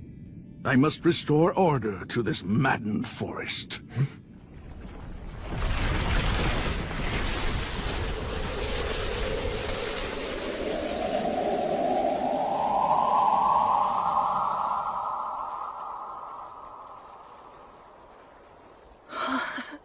He wields that insane amount of power as if he's just casually waving a hand. Child of both elf and man, you will be like me one day. Huh? You forged a contract with my brother, the Lord of Oak, after all. Though only briefly, you held the authority to rule the forest. Your human and Fey blood, along with the power within you, is already inclining toward Fey, bringing you closer to being a suitable vessel for a Lord of the Forest. Huh? I had zero intention of doing any of that. That is what it means to entrust the royal authority to another, young Sprout. Worry not.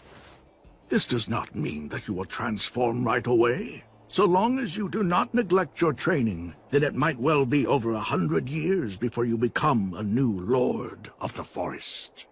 Can I refuse? It is possible. If you wish it, you may still die as a child of man. Make sure you give it plenty of thought. And you, child of man, disciple of light. Yes, sir. There is something that I must tell you. Do you know of the mountain range to the west whose rocks have turned red? The Rust Mountains? Is that what you mean? I'm afraid that in a future that is not so distant, the fire of Black Calamity will break out in the Rust Mountains. The flames will spread and may even consume this land in its entirety. What are you saying? Those demon beasts came here from the Rust Mountains. That whole land is now a nest of demons. It's a land where the enormous Lord of Hellfire and Miasma sleeps, making his bed from the riches of the mountain people. The Lord of Hellfire and Miasma? Whether you choose to fight it or accept it, be prepared. That day is not far off now. This is both a warning and an act born out of duty. Child of man and young Sprout, I promise you will have a bountiful harvest this autumn. The fire of Black Calamity. I truly asked too much of you this time. Although, I guess I should add again. You got that right. You send us every damn time something happens. Well, keep in mind that the Paladin here is a retainer of mine, after all. And if I send for Sir William, I get a fine hero like you along with him. It's really quite a bargain. I'm not some market stall bonus. Perhaps not, but you are the Paladin's friend. Just as a person might fight for a friend, a knight fights for the people and also for his lord. Am I mistaken? Service, devotion, loyalty. That all sounds nice on the surface, but what's the reality? Overburdening someone breeds discontent. What if the next time you need them, they don't want to help? Yes, that is true. I wouldn't want the Paladin to run away from me. So I have to make certain to compensate him very generously to ensure that he sticks around. Exactly. That's just the kind of attitude that you need. It's important. I'm sure that it makes him feel good about demonstrating his loyalty. I'll give you money and whatever goods you may want later on. Leave it to Menel. That aside, Sir William. Yes? What is it, sir? I have a big favor to ask of you. It's about Meneldor here. Would you agree to give him to me? What? He's a very talented fairy user as well as a masterful hunter. Plus, he's a half-elf who doesn't age, and he doesn't mince words with me. So, yes, I want him. I truly do. But, Menel isn't property, Your Highness. Apologies, Your Highness, for making you wait. Thanks for coming, Bagley. Good to see you again, Bishop Bagley. Ha! Victorious yet again, I suppose. My word, hero. After all the flattery for your peerless acts of valor, I thought you'd have become reckless and lost at least once by now. Moving on now. Why don't you give us your report on this incident, Will? The fire of Black Calamity will break out in the Rust Mountains. The flames will spread, and may even consume this land in its entirety. That's what the Lord of Holly warned us of earlier. I thought the matter of the demons and demon beasts had settled down. Now there's the fire of Black Calamity, and the Lord of Hellfire and Miasma. I have other concerns, too. There's also that story you told me about the Demon's High King sealed in the City of the Dead. It's simply one issue after another, isn't it? Honestly, never a dull moment here. Tell me, Hunter, this Lord of the Forest, exactly what sort of power does he possess? Can we actually put our trust in this prophecy of his? Call me by my name, old man. You're in no position to talk! Could you two please try to get along? With this insolent brat? Oh, please, spare me your jokes. Give me a break. I hate pompous oafs like him. But even so, he does make a fine business partner, doesn't he? Well, I do admit that he is quite talented. I wouldn't be sitting here with you otherwise.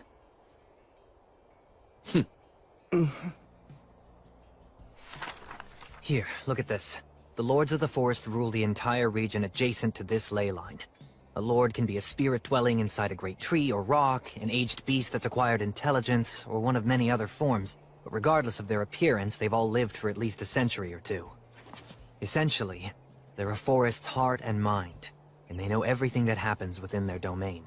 If a prophecy is from a Lord of the Forest, then there's most likely solid grounds to support it. It's more like a forecast. In that case, this seems like a matter that we should treat as a high priority. Yes. So now, the Rust Mountains, the dwarf capital that's in ruins, has become a nest of demons, huh? That's perfect! Huh?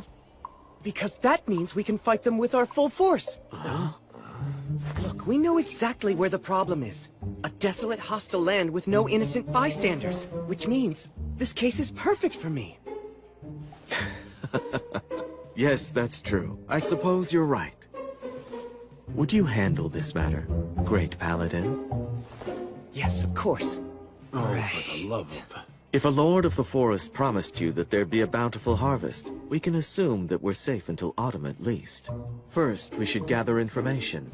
I'll ask my troubadour friend, and talk to the dwarves living in Torchboard as well. Can I entrust all of this to you? Yes. For the time being, this matter must remain a secret held only between the four of us. Right, not a problem. I'm sure it'll all work out. When you say it like that, it makes me feel like it actually will. Just don't get cocky after all this hero treatment and let your guard down. You want to know about the Rust Mountains? Yeah. I want to learn everything I can about them. A troubadour song doesn't come for free, you know. What's my info worth to ya? Tell you what, if we end up having to go to the Rust Mountains, you'll be the first to know any stories we hear. Is that good enough for you? Okay, that's an offer I can accept. First of all, 200 years ago, the Rust Mountains were known as the Iron Mountains. They served as the home to the Iron Country, which is the nation where the dwarves once lived. They were mountain folk who followed Blaze, the god of fire and technology.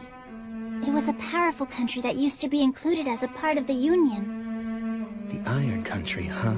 But then, it was lost in the Great Uprising 200 years ago. The dwarf leader, the monarch of the mansion on the rock, led his men to stop the demons' advance. Many powerful warriors battled against the demons, but they all died fighting on the mountain.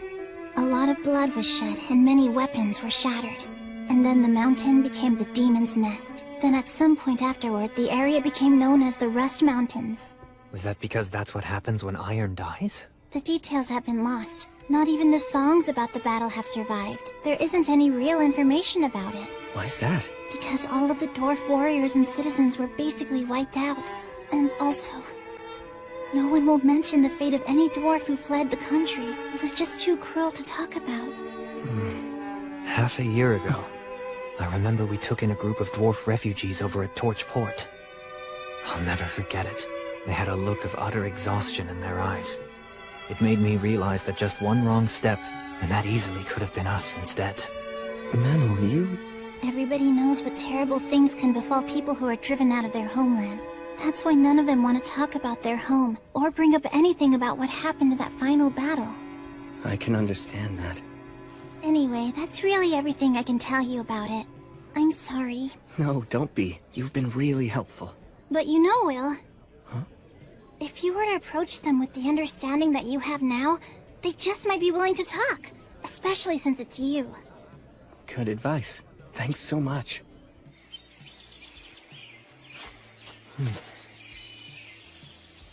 This way.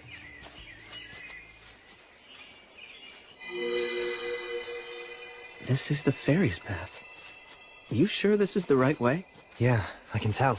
I mean, I can tell now, at least. Because of the royal authority?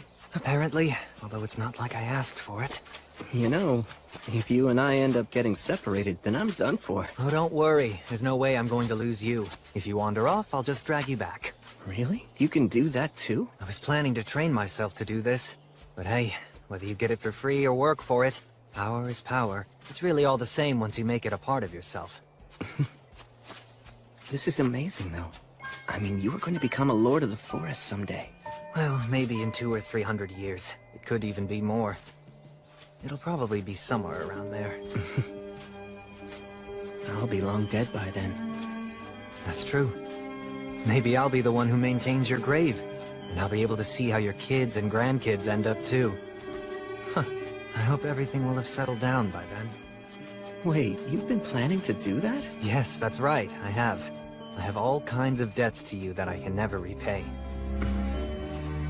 At some point along the way, all half-elves have to make a life-altering decision.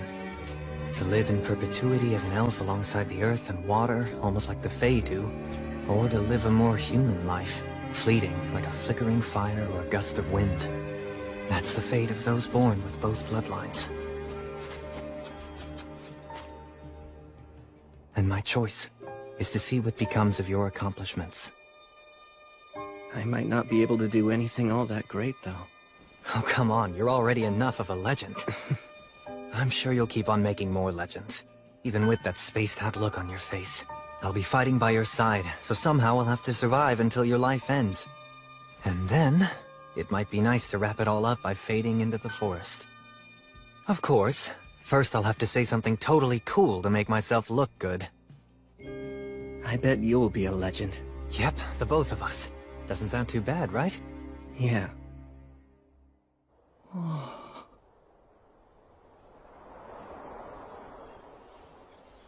Amazing. It should have taken days to get this far. Pretty handy, huh? It's kind of scary how easily you use that power, though.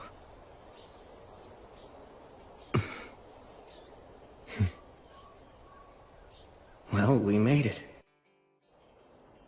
If you notice any... Huh? Hey, Will! Menel! The Rust Mountains, huh? It sounds to me like things have gotten awfully troublesome. We were hoping the dwarves might know something useful that could help us out. So, I know that some new immigrants have arrived recently. How are they doing?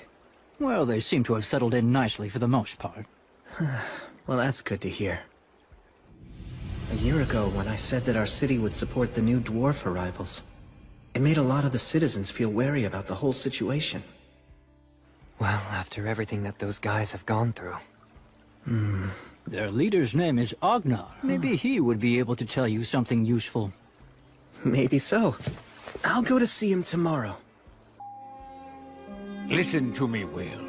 Today we are going to discuss the spirits. Through the words of the Creator, even before man or the gods came into being, water, fire, wind, and trees came into existence. Every one of them possessed a definite will of their own. And those were spirits? That's correct.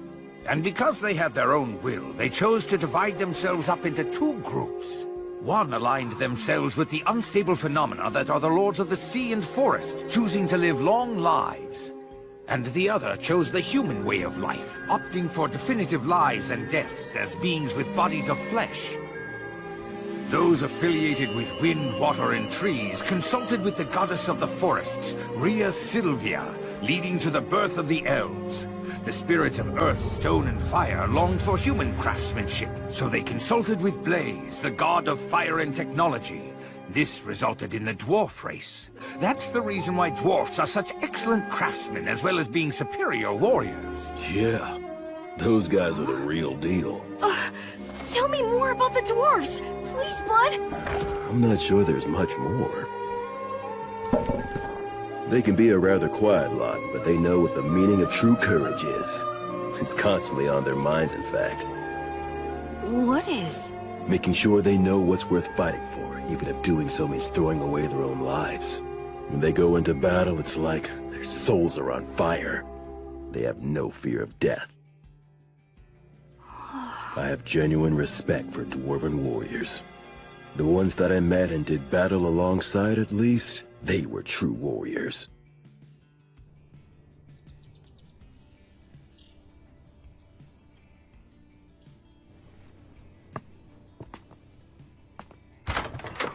Hello there, good morning. Young master, good morning.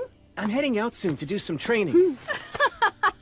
That's quite some bedhead you've got there.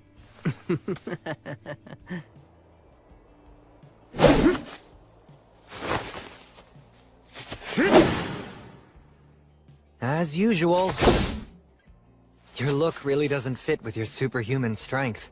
Yeah, I guess it would have been nice to have the looks to match. It makes you approachable, though. Maybe it's for the best. And they say people seek in others what they don't have themselves.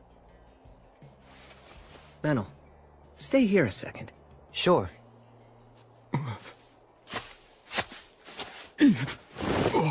Hey there, good morning.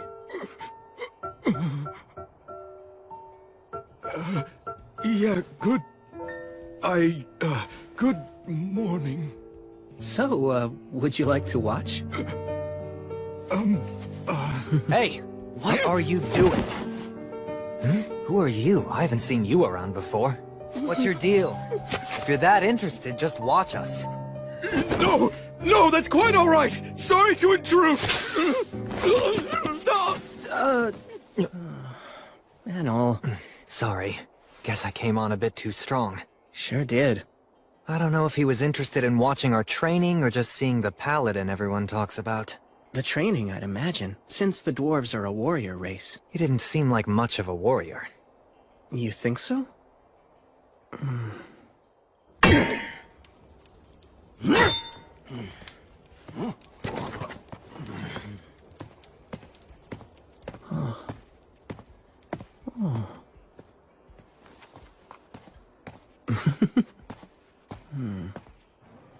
Welcome! Thank you for coming here to see me. I'm sorry for visiting you on such short notice. Oh no, it's no problem at all. Besides, there's someone that I wanted to introduce you to. He represents the immigrants who've recently arrived in this city. He's actually my granduncle. His name is Grendir. At your service. I serve His Highness the Crown Prince Ethelbald Southmark. I've been entrusted by him with the duty of governing Beastwoods. My name is William, sir. So you and your people, why did you come here? We came to die. Pardon me. Uncle Grendir, you're only going to upset him by speaking so frankly. We haven't much longer left in this world. Our only wish now is to die with our eyes on our homeland. Uncle Grendir is one of the last survivors from the mountains to the west. Oh, from the Iron Mountains. I gaze at those mountains from this great distance, dreaming of the day when we can reclaim them, and hoping such a thing is even possible. I know that I'd be able to die happy if that dream would only come to pass. While I realize that this may cause you some inconvenience, I would be willing to do any kind of work if you could just allow me to stay in some little corner of the city that... Please just rest at ease. I'll do everything that I can. I promise that I'll protect all of you from injustice. Thank you. Thank you so much. 200 years ago, there was a monarch who ruled in the Iron Country. Short and frail, he wasn't very proficient in the martial arts, and preferred to spend his time writing. His name was Arvanger, the last king of the Iron Country. He presided over an age of peace. The land was blessed with prosperity and well-being. But then, a storm came. From the depths of the abyss came an invasion of demons that was led by the High King of the Eternals. When the fires of war encroached upon the Iron Country, an emissary from the demons appeared. It demanded that our people agree to follow the High King. Today's our last day to respond to their demand. If the only difference is who sells us weapons, does it really even matter? Those demons can't be trusted! We must fight them to the death! But if we're dragged into war, our children will die. What are we to do? I will make the decision.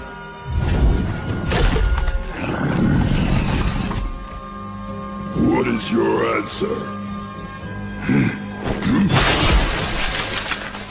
This.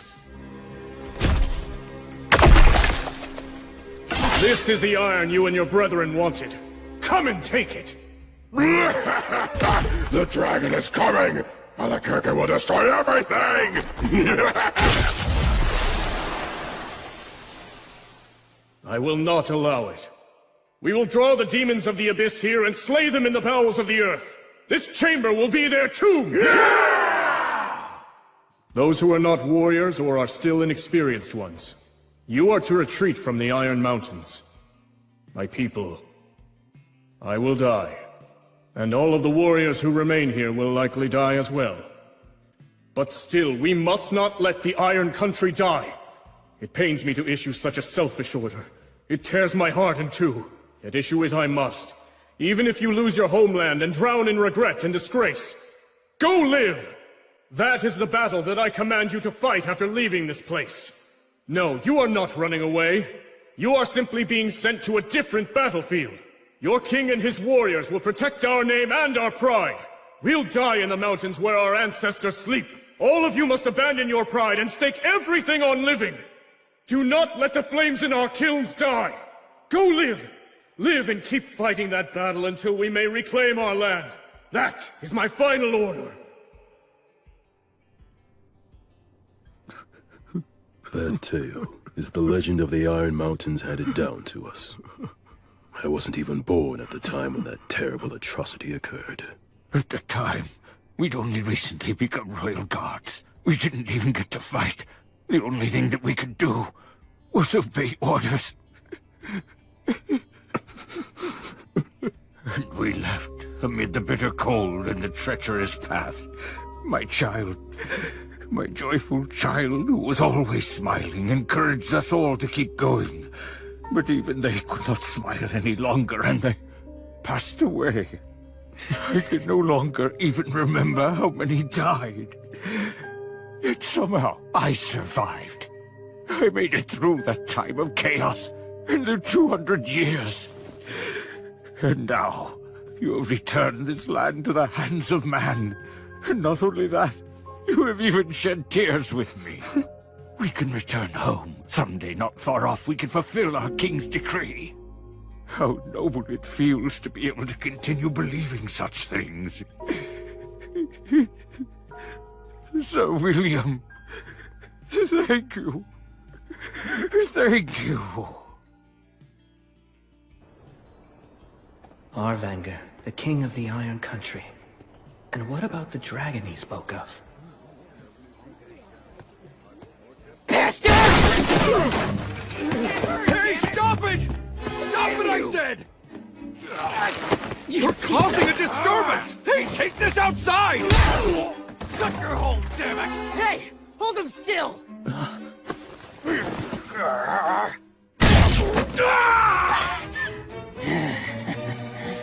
That's enough. Huh? Shut up! What the hell? I won't let you take this any further. You two have just had a bit too much to drink, right? Sorry for the disturbance! Take this and spare us!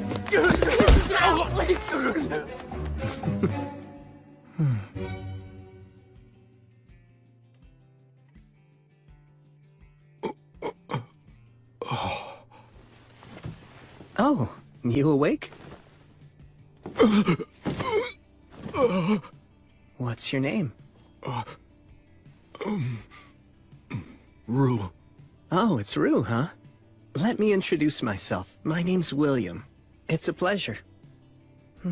Well, it looks like you're okay. It's amazing you didn't even get a scratch after taking such a beating. Toughness is the one thing I've got going for me. Hi, are you the owner? Allow me to apologize for all the commotion earlier. My father's laid up right now, sick in bed. When those men started fighting, there was nothing I could do to stop them. May I examine him? What? I could never ask that of you. I really don't mind. Besides, I can't just sit here doing nothing if I know someone's ill. The goddess would be furious with me. Okay, I'll be back in a little, Rue. Please rest here a while. Right.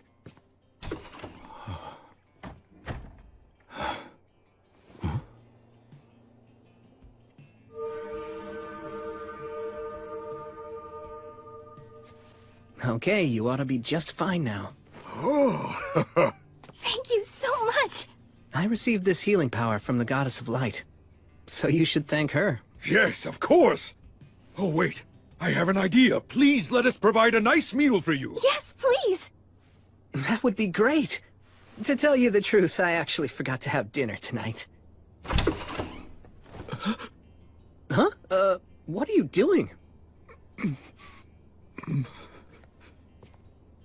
Oh, wow, amazing. It's really nothing.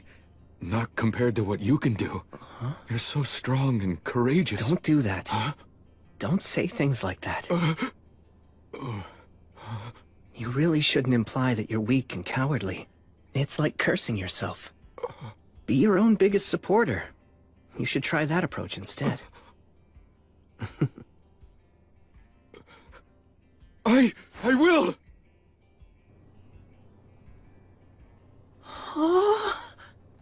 Enjoy it before it gets cold. Thank you very much. Earth Mother Mater, and all of the virtuous gods, as we now partake of this meal, we give thanks for your grace. Please bless the food before us. Now then, cheers. Yes, cheers.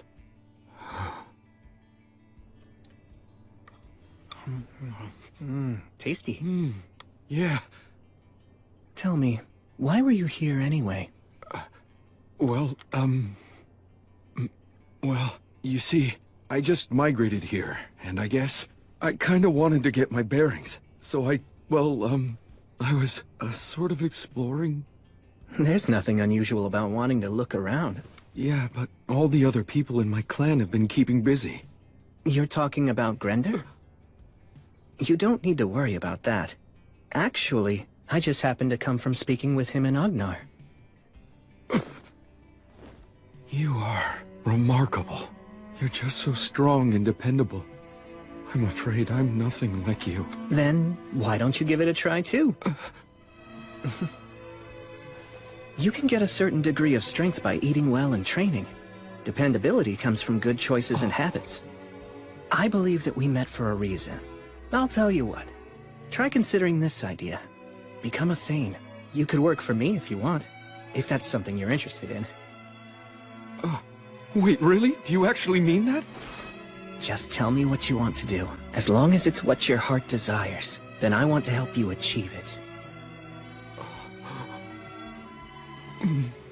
To be honest, I might just cause trouble for you, but still. Yes, please. Let me learn from you.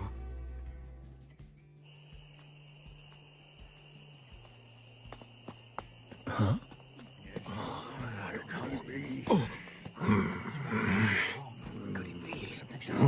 Young master! Where in the world have you been? Before you go somewhere, you must tell us! Regardless, I'm glad you're safe. I'm very sorry. We were so... Seems Rue was raised by people who really care about him. Perhaps they even care a bit too much. You get it? Could have been hurt. Huh? Listen to me. Never do something like this again. Pardon me. Hello, everyone. I'm William G. Merryblood.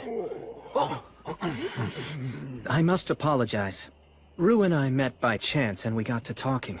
We hit it off and I didn't realize what time it was. No apologies, please. That's the Paladin? He's dreadfully strong.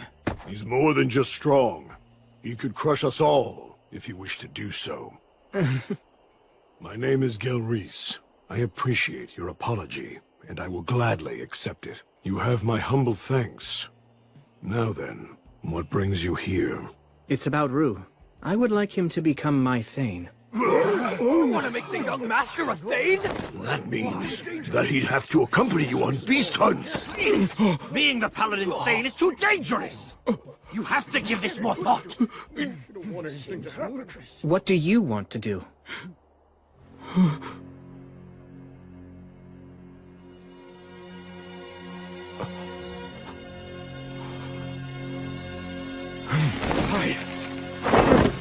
What I want is to learn from him! To learn what a warrior is! To find out what courage is! To discover it with my own two hands! If I never confront danger, or never even take a single step on my own, what can I ever know about being a warrior? What can I really know about having true courage? It's simple. I want to be someone I'm not ashamed of. For our ancestors! If I know nothing of battle, or of courage, or of conducting myself nobly, can I call myself a dwarf? It's final! I've no intention of ever reversing my decision!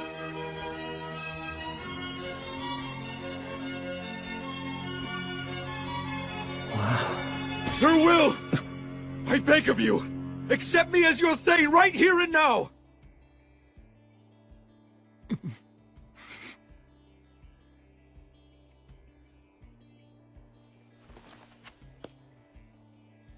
I will guard with my own two hands the loyalty you offer.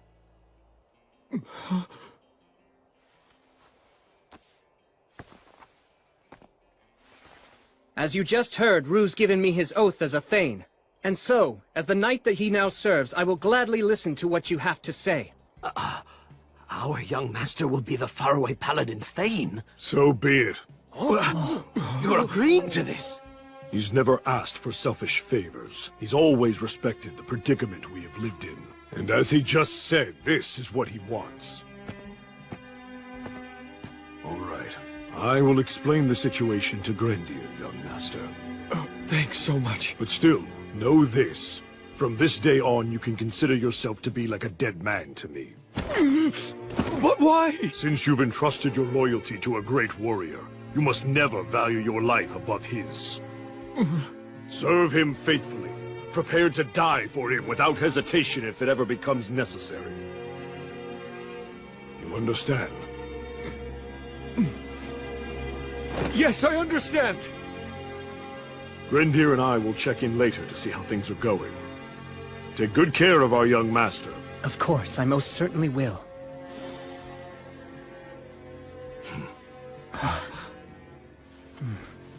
I'm looking forward to this. Yeah, same! Let's talk about your pay now. There's a lot involved in being a Thane, but I'll provide your equipment, and I'll pay you. Oh, I'm just happy merely to be serving you. That's not enough. I had someone tell me many, many times about how important money was. Right. If I don't compensate you fairly, it'll look bad. Some may say I don't value your work or loyalty. Granted, it may be in bad taste to put a price on everything, but money is almost always the clearest indicator of value. You're so mature for your age. Well, that's the goal at least. I'm trying my hardest.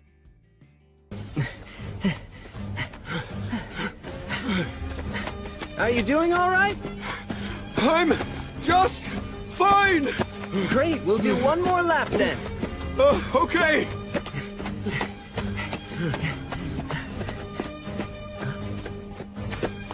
Blood, Mary, and Gus must have worked so hard to figure out how to teach me everything I needed to know.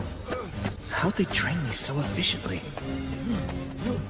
Last lap, full speed! All right! Well, all I can do is keep trying my best and Maybe I'll reach their level someday.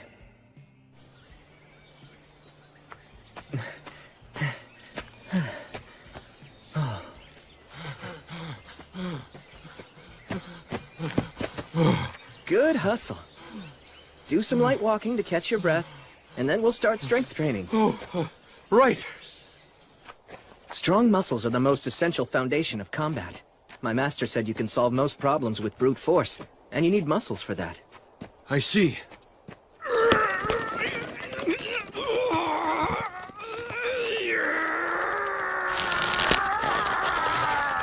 Okay, that's good.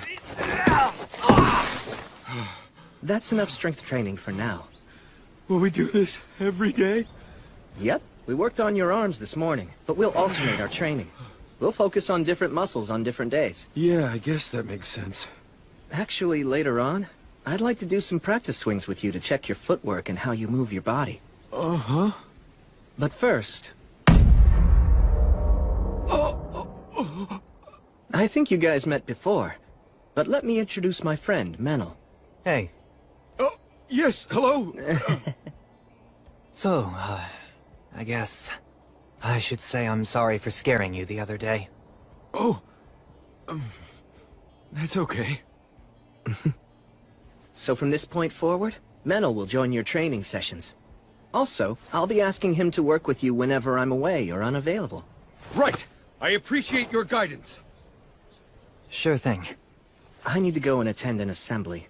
After that, I'm going to go check on the people who we treated earlier. I'll let you take over now. Fine. Okay, let's start with practice swings. Right! Okay, I'm counting on you then. No problem. I'll take care of it. Oh, hey! It's our lord! Ah, well, good to see you.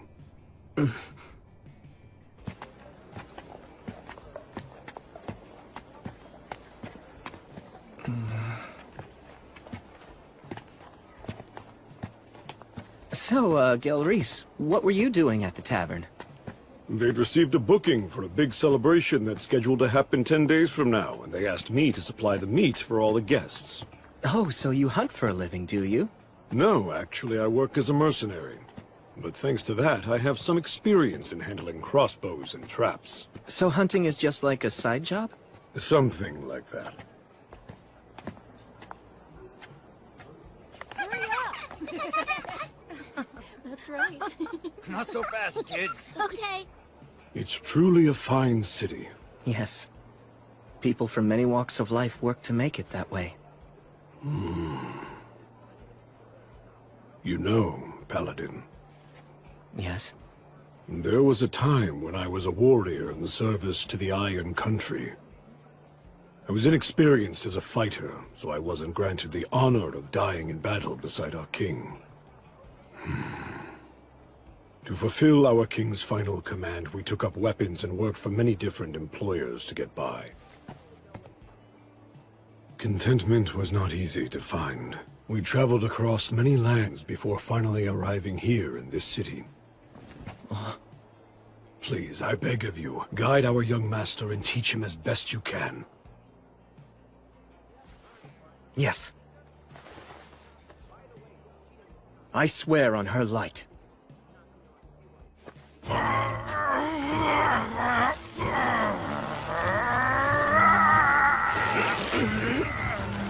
Tell me, is this your full strength rune?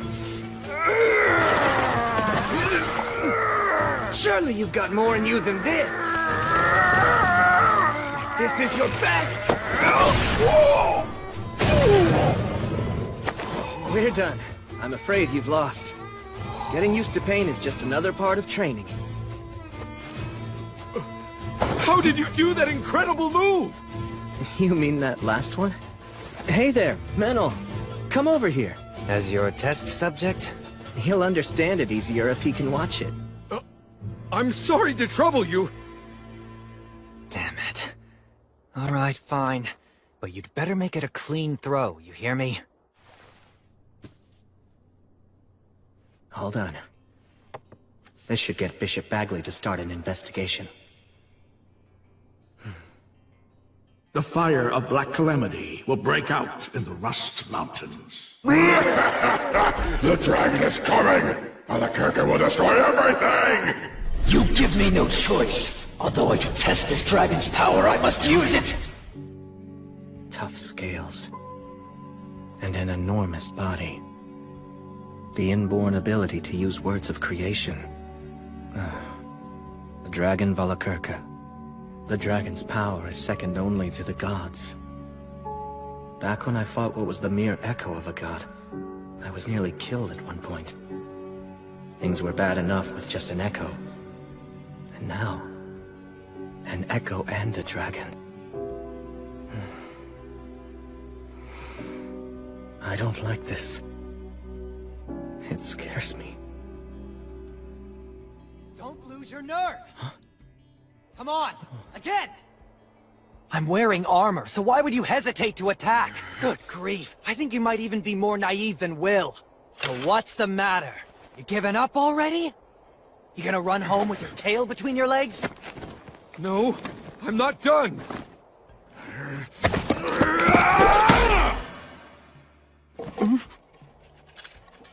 Right on my head and I barely felt it. Are those bulky arms just for show? Huh? Oh yeah, you're clearly scared now, aren't you? Are you gonna start crying and run away, are you? I won't run! Then strike again! And put some force into it, you weakling!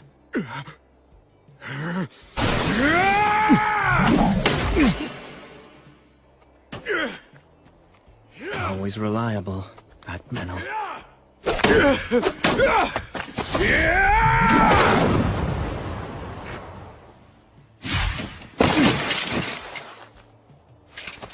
Ha! You actually put some spirit into that one. Keep it up.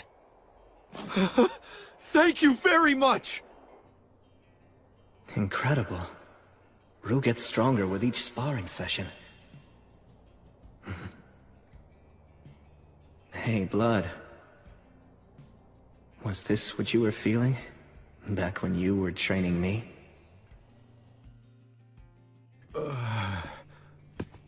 Here you go. I don't know. I don't think I can eat all this. Then your training will go to waste. Force it down if you must. You need to replenish all the energy you burned up when you exercised. You can eat it slowly, but please, eat it all. Okay.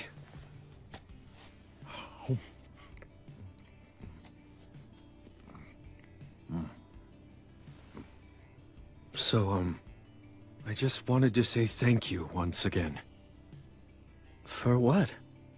Well, first of all, for allowing me to become your Thane, and second, for the training you're giving me. You even pay me and provide me with food, and for all of that, I'm extremely grateful. Are you aware of my background? Well, I have some idea, I guess. You see, I was actually born of noble blood within my clan. My parents died of an illness while I was young, so the other people in my clan shielded me from hardship. Well, that much is apparent. But I started wondering if that was the right way for me to live. I bear responsibility for my clan. Should I be so weak and so cowardly? Then one day, I heard a song that was about you. I couldn't stop thinking about it. I couldn't stop wishing I could be like you. Getting to serve you now is like a dream come true. I'm so glad to learn from you. To be able to understand what it means to be a warrior and what courage truly is. Thank you. I'll do everything in my power to be a worthy master to you. I swear it. But I'm not so sure I can teach you what courage is. What? I mean, the truth is, I don't actually have much courage. What? Even though you faced a wyvern and a chimera? Rue, if you face opponents you know you can defeat, is that really courageous? You knew that you could defeat them? To be frank about my combat strength, I'm far more powerful than a wyvern or a chimera. I can kill them by just using my fighting techniques. Wyverns and chimeras, none of them frighten me. Beating opponents you're not afraid of, that isn't courage. Well then, what do you think courage is exactly? You know, I'd really like to know the answer to that myself. What would I do? How would I face an opponent who I don't really think I could ever defeat?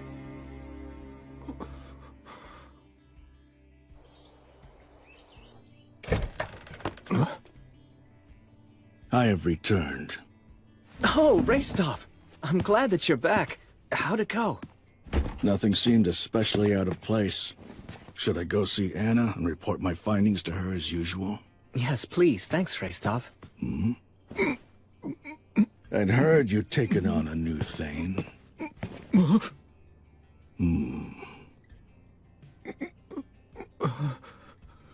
You're too hunched over.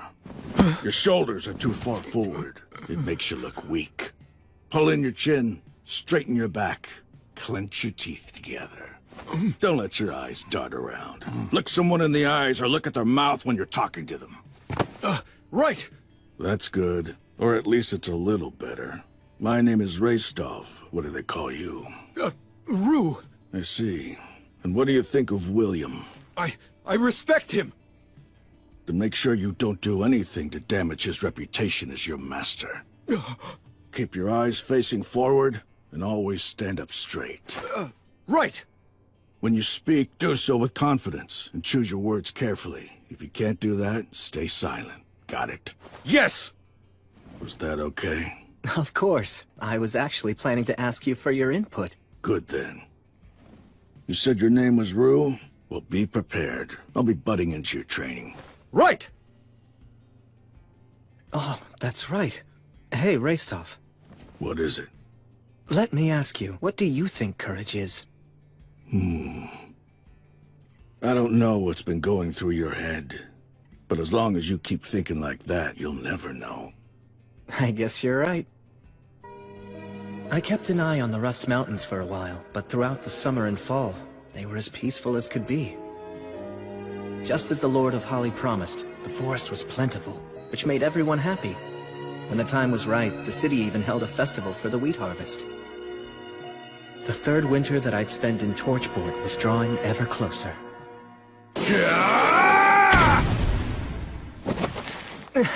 Well done!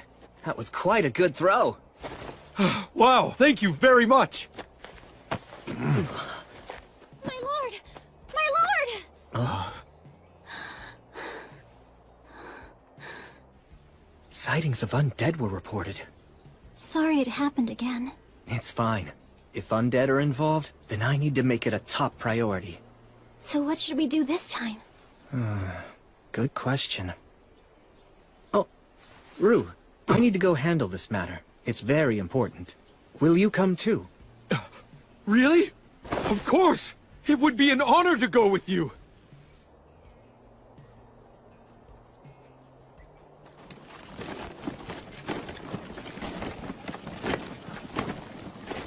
And one more thing. I've heard that dwarves can see in the dark, but don't rely just on your sight. Yes, understood.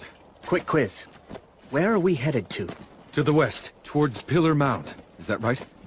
That's where the most recent sighting was reported. But it's deep in the forest, so it hasn't been fully explored yet.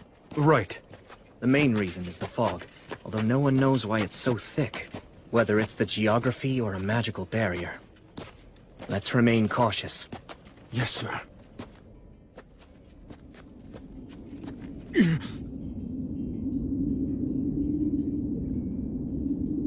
It's, quite eerie, isn't it? But still, magnificent.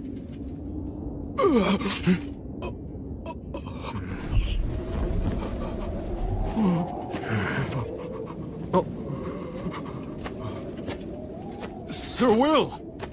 It's all right. Look closely. What is that thing? A gravekeeper, I think. A gravekeeper? This place is a burial site. Really? It is? This figure is probably here to scare off any potential grave robbers, and the fog is likely either a magical barrier or the result of a contract with the land spirits. I imagine the reason this place was created was to be a resting place for loved ones who'd passed on. And so... Everyone here, please rest in peace.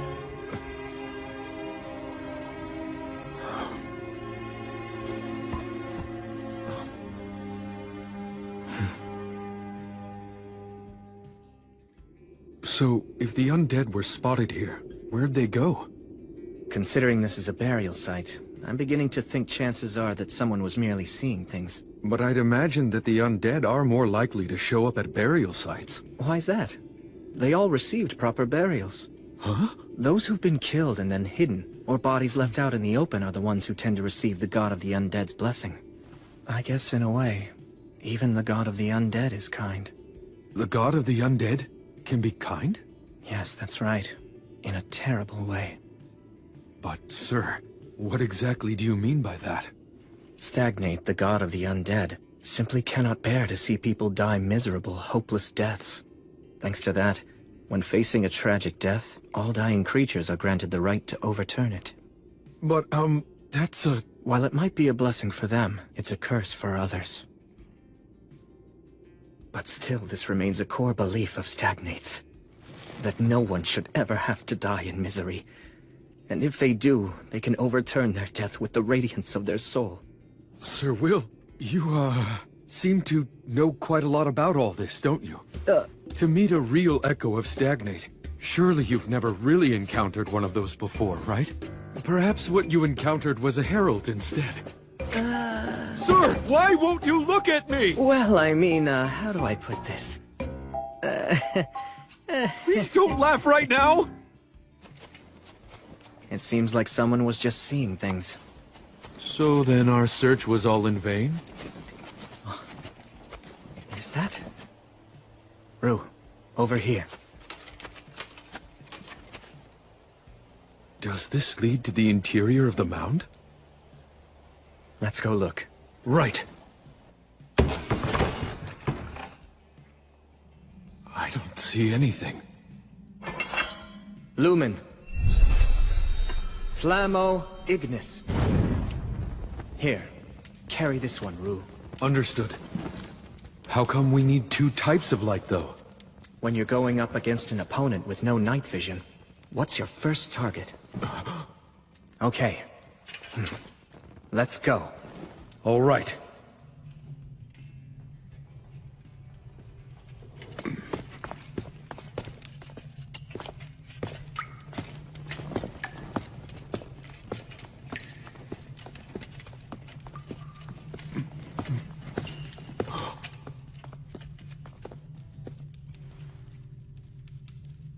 Does this lead to the innermost chamber, then? Yes, it's through here.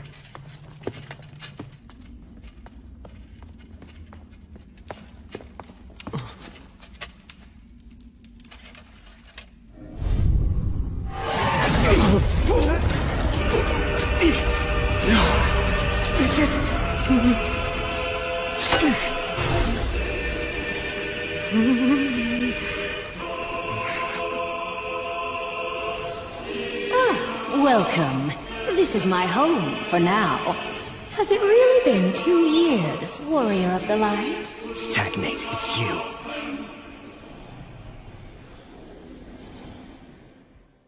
Warrior of the Light. Has it really been 2 years? It's you, Stagnate. The god of the undead? Defense isn't an option here. So we have Now to— hold on just a minute.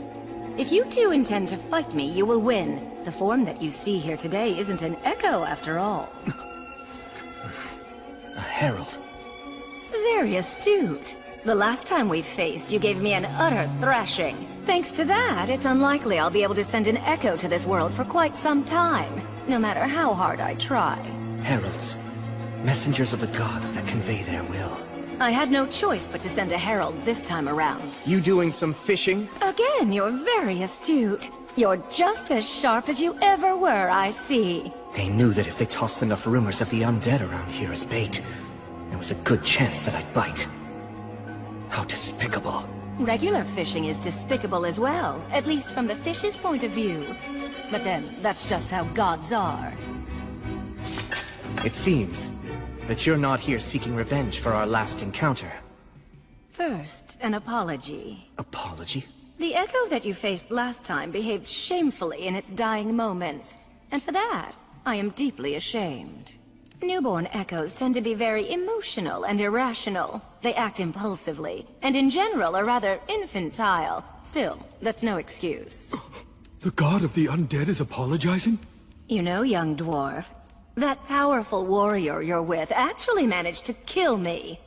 All that stabbing and being stabbed, what a fiery night it was. I wasn't aware that gods had such a fondness for jokes. Look, just tell me what you want. You're no fun. I mean, really, would it kill you to humor me a little while we chat? This god can speak the words. That's what makes them so dangerous. Brave warrior who defeated me. Paladin of the Light. This is my revelation.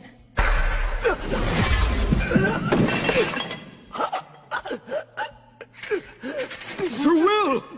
William, armed with the blessing of light, you will face the dragon, and you will die in defeat. If you don't wish to die in vain, don't fight the god's sickle. Don't face the evil dragon Valakirka. If you don't believe that what I'm saying is true, then feel free to ask the goddess Gracefield. But why? Why tell me all this?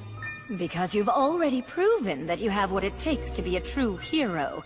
I have a sincere love for humans, but I'm especially partial to heroes. I find that the radiance of their souls possesses a rare and true beauty. That's why I wish undeath and eternity for them.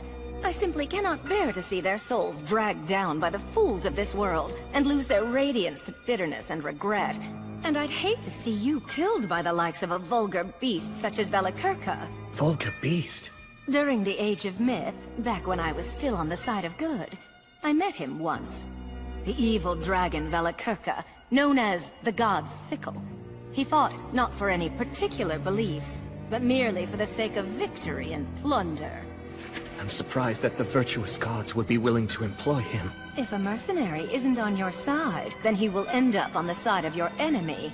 Soon after that, I betrayed the virtuous gods for the sake of my own beliefs. Many remarkable battles were fought, and several of the old gods ended up leaving this world.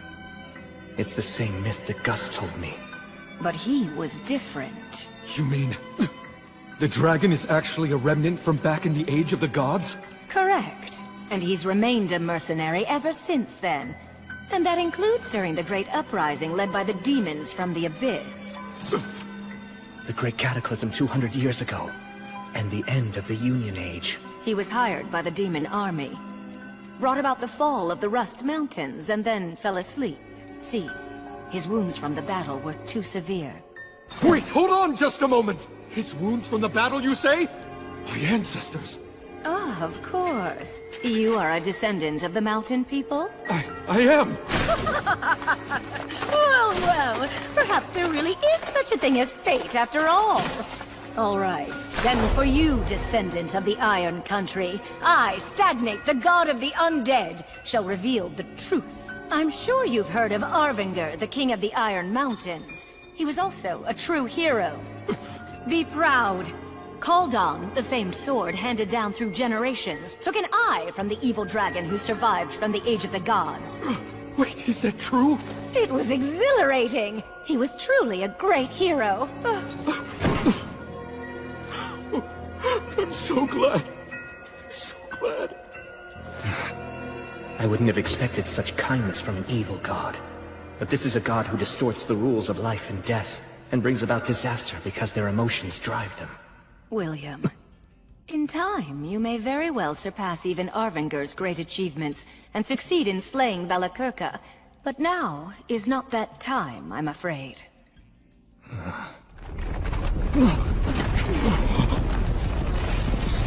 The dragon's sleep grows ever more shallow. The dragon's giving us a show of his power. Return home at once. Chaos is imminent.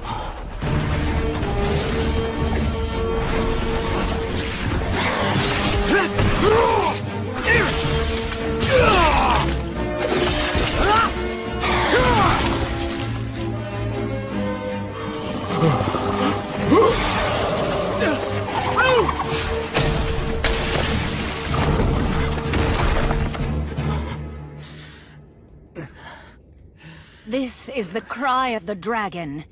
It also goes by the name, the Dragon Roar. The overwhelming might of a ruler, which strikes fear into every living thing.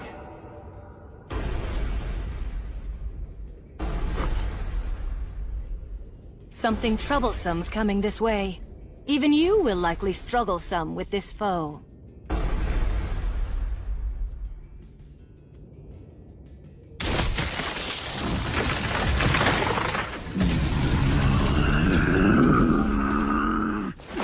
It's a giant? That's a forest giant.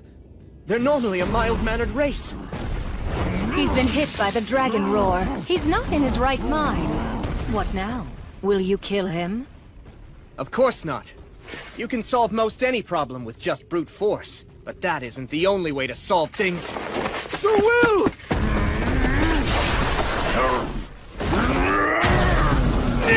This is nothing!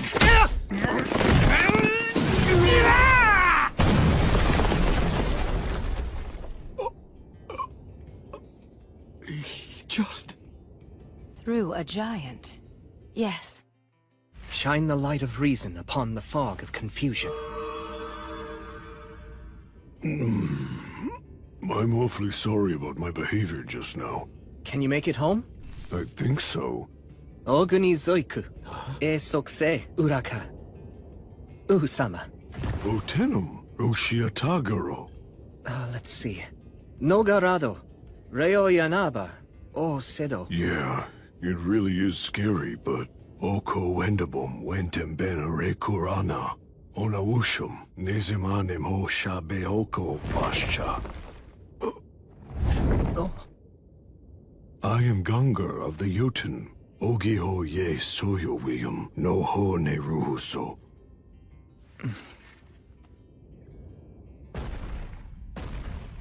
Wow, I've never even seen a giant before. Yeah, me neither. Yet you speak their tongue? My magic teacher had immense knowledge and an amazing memory. You saw it. That is the power of the ancient dragon that even the demons fear. If he awakens and tries to bring about another uprising, then you will have no choice but to defeat him. But you won't be enough. I should have people sacrifice themselves? Even as a foe. That doesn't seem like something that you'd say. 1,000 lives is worth it to save 10,000. As infuriating as it is, so long as you live, more people can be saved, so there's no choice. As bringer of the light, the faraway paladin should think long and hard on it. Farewell. Soon enough, we will meet again. They appear to be rather partial to you. They have their eye on me, that's all. I've heard it said that the gods wish for heroes. They send proxies to the living world to make their divine will known. You are the hero who symbolizes the goddess of light. Is that why? The god of the undead wants me to feel indebted to them. Well, knowing that, what are you planning to do now, Sir Will? Good question. I wonder what I should do. The effects of the Dragon Roar caused a great amount of damage throughout Beastwoods. In order to take in people who lost their homes, to treat the injured, and to subjugate the demons now running rampant, I sent adventurers out across the land.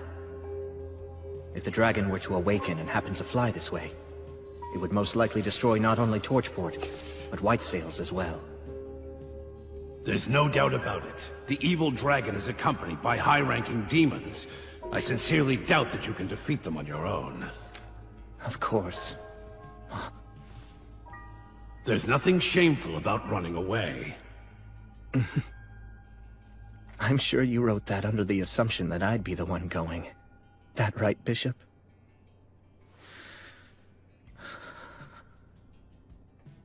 Goddess.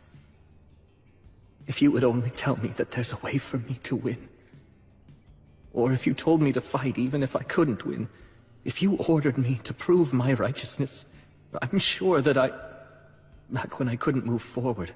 When I was mired in frustration. When time was just passing me by as I sat idle. I was reborn. Raised with love. Respected and acknowledged. And regarded as the central figure among my peers. I'm coming in. Wrestling with yourself again, huh? Yeah. So that's why you didn't notice. Take a look outside. We've got a bit of trouble. Huh?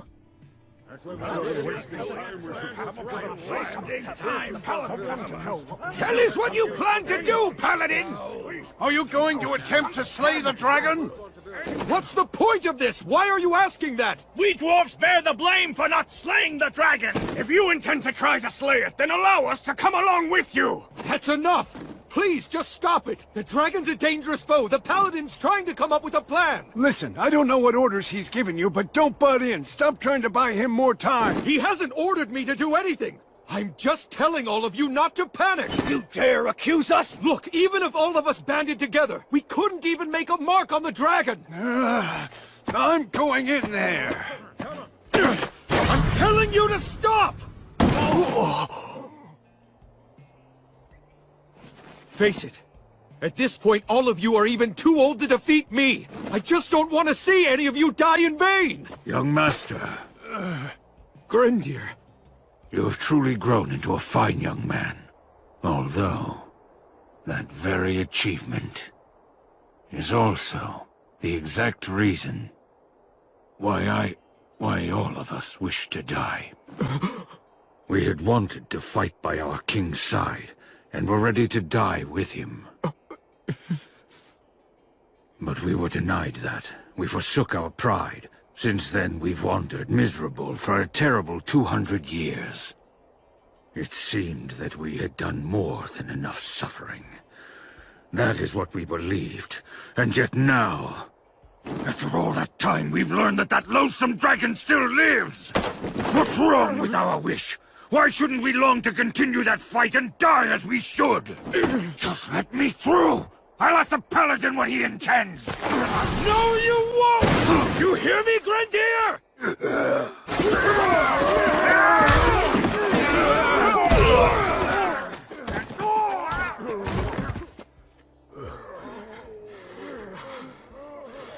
You want to know what's so wrong with your wish, Grendir? A lot of you are already so fixated on dying that you aren't even thinking of how to win. That simply won't do. And you know that it won't. The proud warriors of the mountain should be willing to lay down their lives, but only for victory. All of you were the very ones who taught me that! Young master, young master, young master. I promise you, very soon the Paladin will reach his decision. When he does, I will stay by his side. I will work to win back the honor of the dwarves. I swear on the name of Arvanger, the last king of the Iron Country, as his grandson, I, Vindolfur, swear, I'll take back the mountains that belong to my ancestors! He's pretty valiant, wouldn't you say? Yeah. He can't afford to lose. No, he can't. You usually don't weigh the pros and cons, or even consider whether or not you can actually win before you go into a battle. So don't you start doing it now.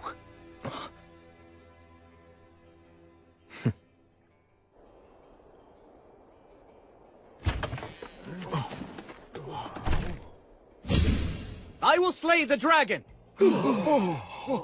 I've made up my mind, that's what I'll do. Rue, Vindolfur, I commend your vow to reclaim your ancestors' mountains.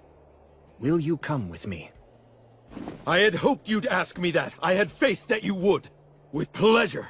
Are you sure you want to say yes so quickly? There you go asking that, when I know you have every intention of following him yourself. Hey, guess you've grown a spine. But we're up against a dragon. Numbers aren't going to help. And we can't spare many of the city's defenses, so it's only you and me, and Will. We'll also need a guide who knew the mountains 200 years ago. I will. No! I will go. This is no job for one who wants to die. Besides, you have a standing commitment to keep our people united.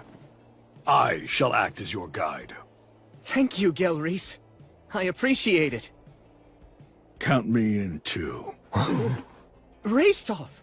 I came over here to see just what this big crowd was all about. It seems you're as sharp as ever. So that makes us 5 men picking a fight with demons and an evil dragon. Do we stand any chance? I doubt it.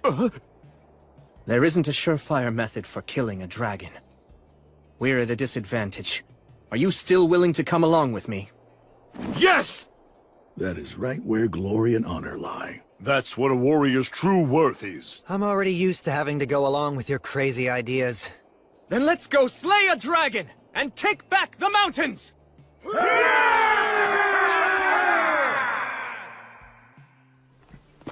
So you're going?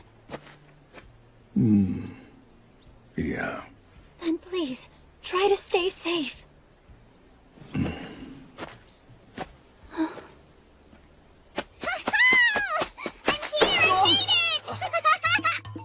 Bee! You're going to slay a dragon, right?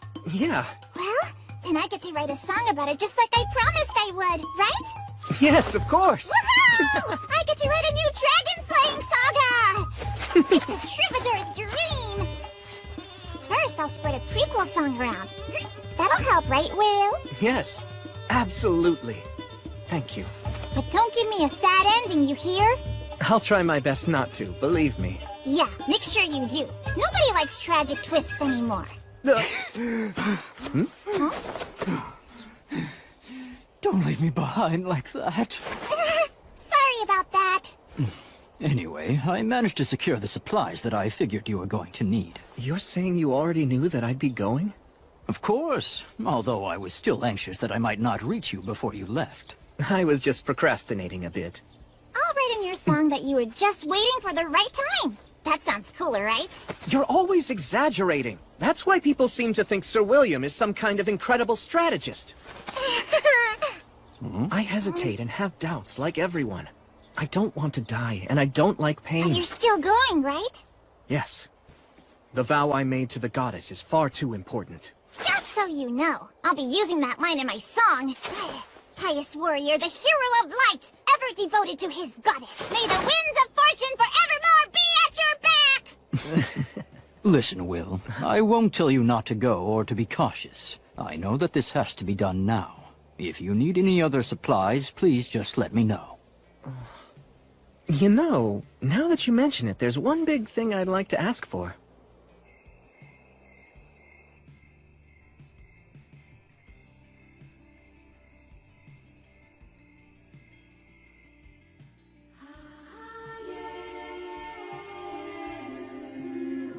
So, you're going? I must admit, I do not wish to see you die.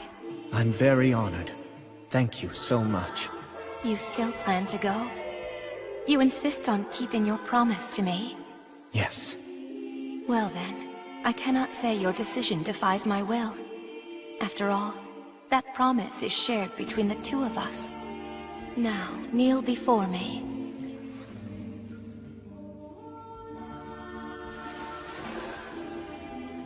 William, I command you. Do not be afraid. I am right there beside you at all times.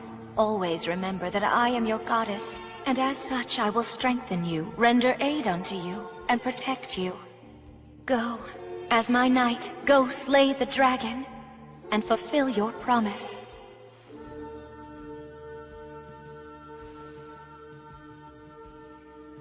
On your light.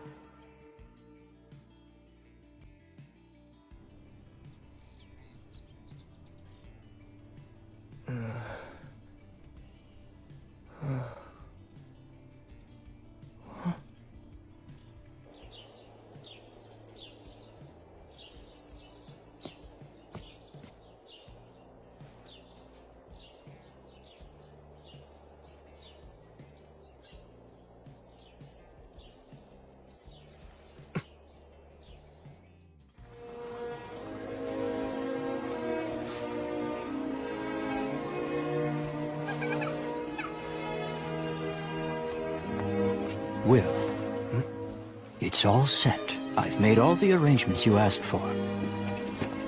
I appreciate your help. Well then, you take care now. Right. I wish you well, young master. Our spirits are with you on your journey. Right, thanks.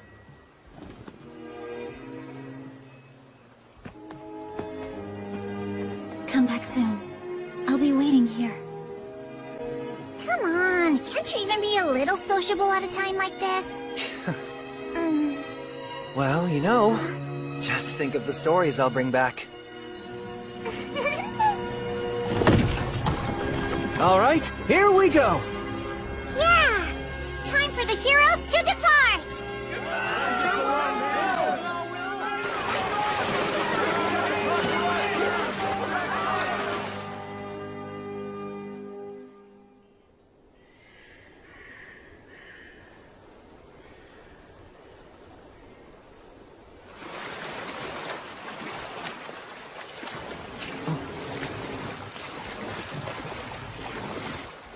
We'll disembark here.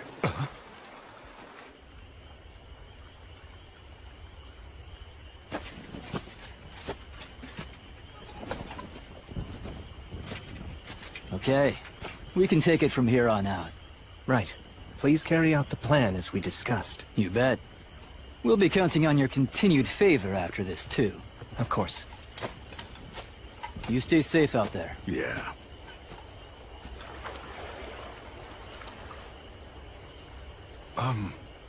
Who were they? Also, what's the reason for us getting off the boat here? Should we not have gone at least a little farther? We've had a great start to our voyage downriver so far, but the demons will be on the move too. Marcus and his group will act as our body doubles to confuse them. Meanwhile, we'll head upriver. When did you arrange all this? I had Tonio put everything together for us. Marcus and his group also helped. So that's what you were up to. I checked with the dwarves too. Once we enter the tributary upriver, we'll be able to reach the mountains from the other side. So while the demons are lying in wait at the front door, we'll kick down the back door and move in. Sylphs, oh Sylphs, please hear me. Put the wind at our backs. Send us on our way.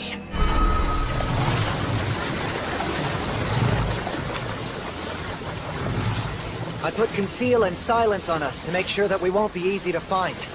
Moving at this speed, we should be there by morning.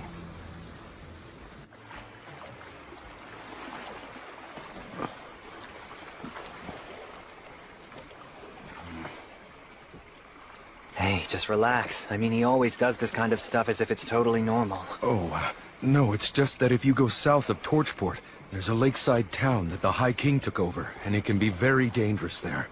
I've heard that even veteran adventurers are helpless amid the swirling mists of magic. The suggestion that we casually break through that is incredible. It's remarkably courageous. Actually, that's where I grew up. Huh? The three heroes still lived there? And they were among the ranks of the undead? Come on.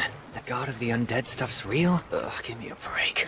I mean, I don't think we'll be attacked or anything. Some friend. Damn it, I can't believe that you never told me. I'm sorry. Oh, that's right. You did cry when you heard that song about the three heroes. I didn't cry.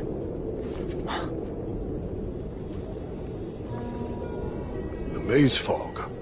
That's what this is, right? Yes. It's grandfather's magic. Like the maze alley magic? This is the higher version of what protects the Academy? I heard rumors, but never seen it. That makes it top-ranked magic, then! A human who'll only live a few decades can actually learn and use this? Really? Yes, really. And he'll even whip out the words of obliteration in battle. What? Hang on, I'll create a path through this for us.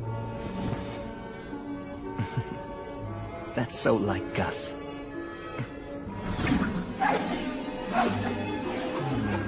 This word goes here, and knowing Gus, this will be set up here. And this right here is a trap.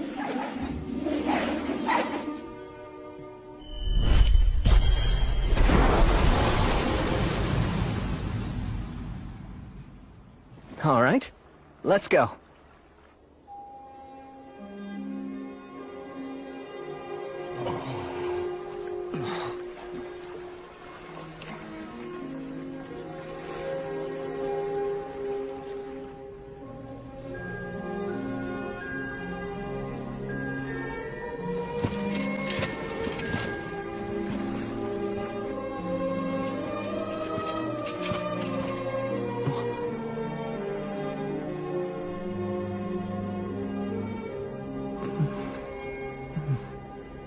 Hey!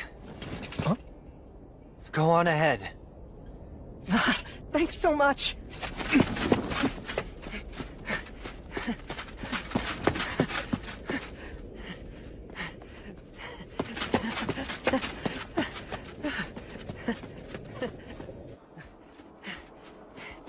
Blood! Mary!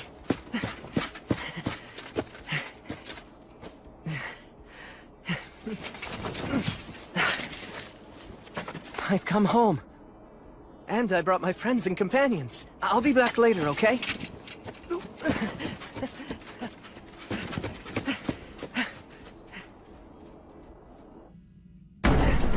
Gus, I'm home!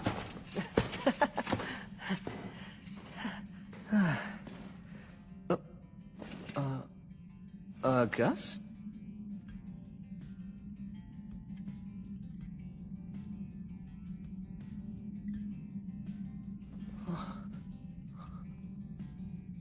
No, no way. It couldn't be.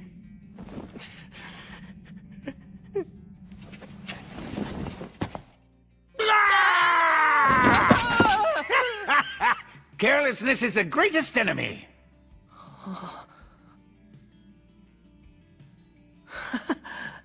Will, did you make a ton of money? That's the first thing you thought of?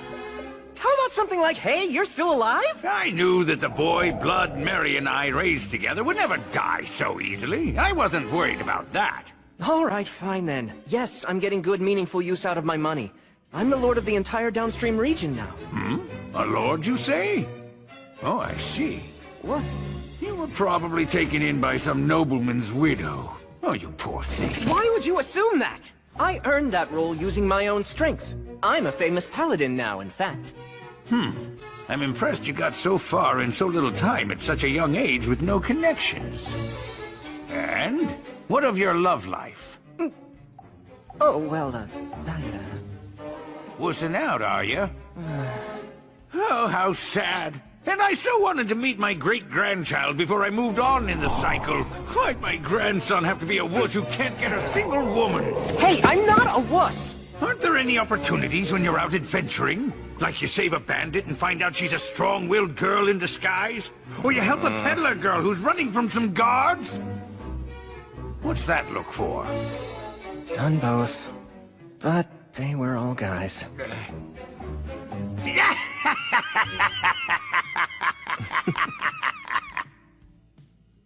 You know, I'm so glad you've come back, Will. Welcome home.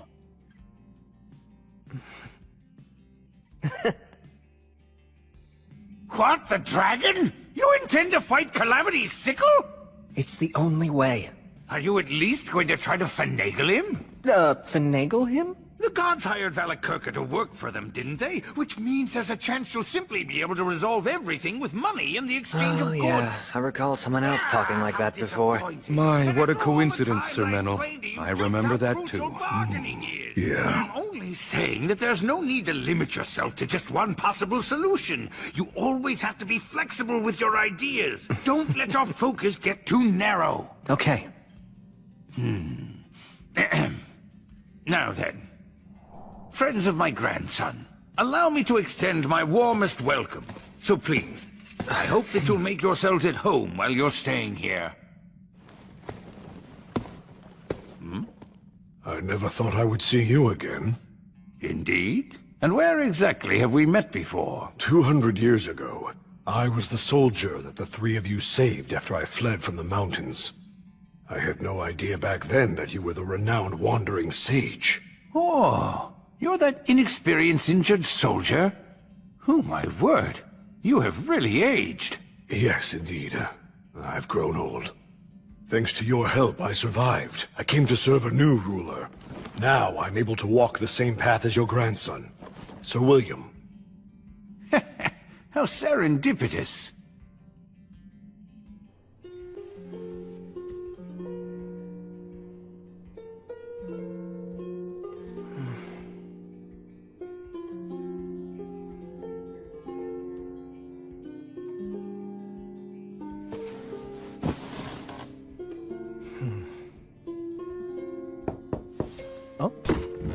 Hey, I'm coming in. Was this your room? Yeah. Huh. You know, that Gus guy is really something else. I thought for sure you'd say he's more lowbrow than you expected. I mean, he is, but it's more like... when he showed me the way here, I felt like he could see everything about me. Yeah, amazing, huh? I'm proud to call him my grandpa. That's cool. Also, he asked me, "Oh, are you the bandit girl?" What did he mean by that?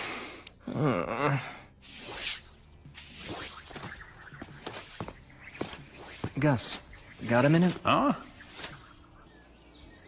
You want to know about Valakirka? Yeah. The evil dragon Valakirka. I've never seen him with my own two eyes either. I would have liked to have tried bargaining with him if I'd ever had the chance. If the demons hadn't been the ones to employ him as a mercenary, then all those heroic lives would never have been lost. If you really do intend to fight him, you're going to want to aim for his old wounds. Dragon scales are very tough. I doubt that even blood would be able to cut through them and reach the dragon's flesh. What about the words of obliteration? Only if they land right. I thought so.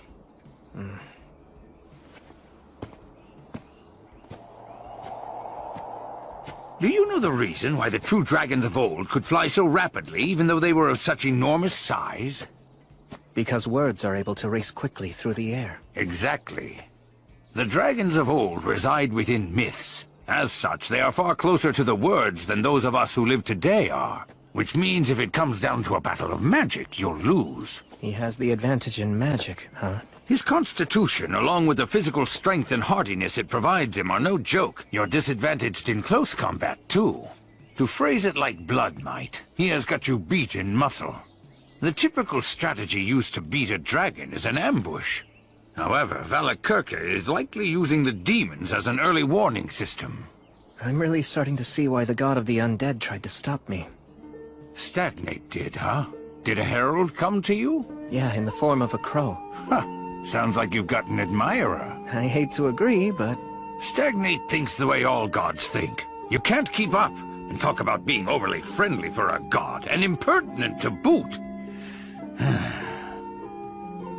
Although, I have to admit that I am still somewhat grateful.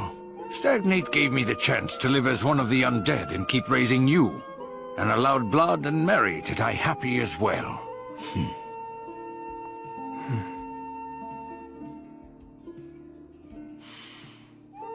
So, tell me, do you know? That's why I wanted to talk to you alone. I've no way to bargain with the dragon, do I? Well, you're going to die. I made up my mind to fight anyway. If the dragon is left unchecked, there'll be chaos. Couldn't you just run away? Gus. You know, being alive and not being dead aren't the same thing.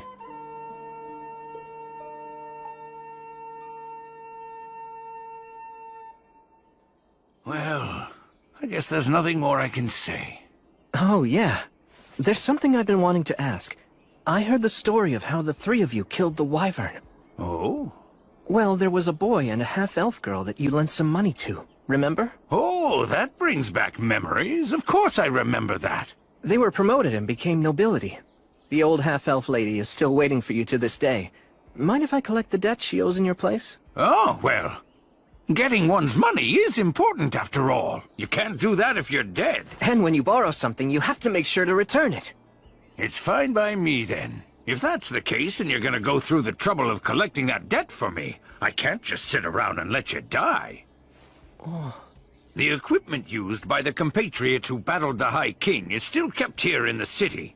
Why not refurbish it for your own use? For you and your companions? In here? Erasis.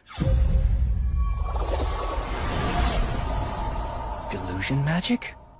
I never knew that there was a door here. We couldn't very well let a child like you find out about this place. After all, you took matters to the extreme with Mary as it was. No way! This place was built to store alcohol. That's why it has a basement. Look around and take whichever pieces you like. I'm sure the previous owners would permit it. A great shield? Yeah, to protect against the dragon's breath. This armory's well kept. Was blood responsible for that? Yes. And everything contained within it belonged to the warriors who battled the High King with us. Are you done already? Yeah, I don't need anything. It's certainly a fine sight to see, but no matter how well a weapon performs, I can't put my trust in one I'm not used to. That said, Gus the Sage, I'd like to borrow your talent for signs. Oh? Please engrave some words onto this that won't detract from its usability. I should be able to master a change that small within a few days. Ah, I understand. Very well, give it here. Although nameless, this is a fine sword. It's clearly long been used with care. I'm sure one day, it'll be honored in song as the Sword of Restov. Yes, maybe. Or so I hope. Hey! Gus the Sage. You can just call me Gus. Okay, old Gus. Whose bow was this? That belonged to Telperion the Silver String. I see. Are you perchance from the great forest of Heron too? Yeah, same as him. That silver hair of yours. Are you related to Telperion? Distantly, but yeah. Okay, I'll take this. Are you certain that you'll be able to use it? They say that if one who is unworthy uses a mithril bowstring, he'll lose his fingers. Not a problem.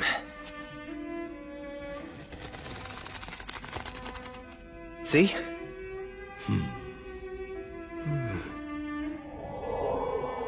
What about these? That is the full armor set of Bavor the Bladebreaker. It appears to be dwarf armor. Indeed. Bavor was actually a wandering dwarf warrior. He was a participant in our battle against the High King. Said it was revenge for the Iron Mountains. I see. Well, then I shall take this along with me. And I'll take this. It takes remarkable strength to swing that like you just did. Can you tell me about the person who used this before? That weapon belonged to Ewing the Fierce. He always wore a smile on his face. He didn't very much care for fighting. If the world had been at peace, perhaps he would have taken a different path and become a fine farmer. That's right. Ewing, Bavor, Telperion, all of them gave their lives in order to defeat the High King. All the weapons and armor pieces within this depot, every single one of them was so important to someone. And each has its own story to tell. Wherever their owners are now, I pray that they find guidance and repose. Hey. Huh? Once we return from taking care of the demons and the dragon, is it okay if I bring a troubadour girl I know back here?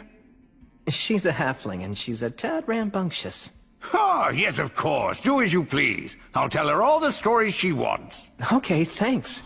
Is this girl by any chance? She's just a good friend.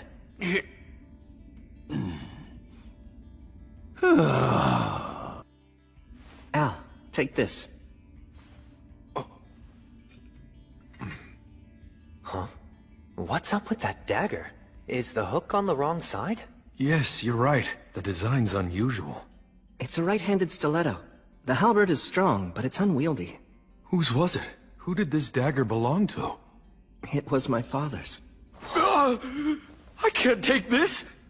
I mean, it's a memento, right? Yes, but still. I feel like it's better off in your hands. It's right somehow.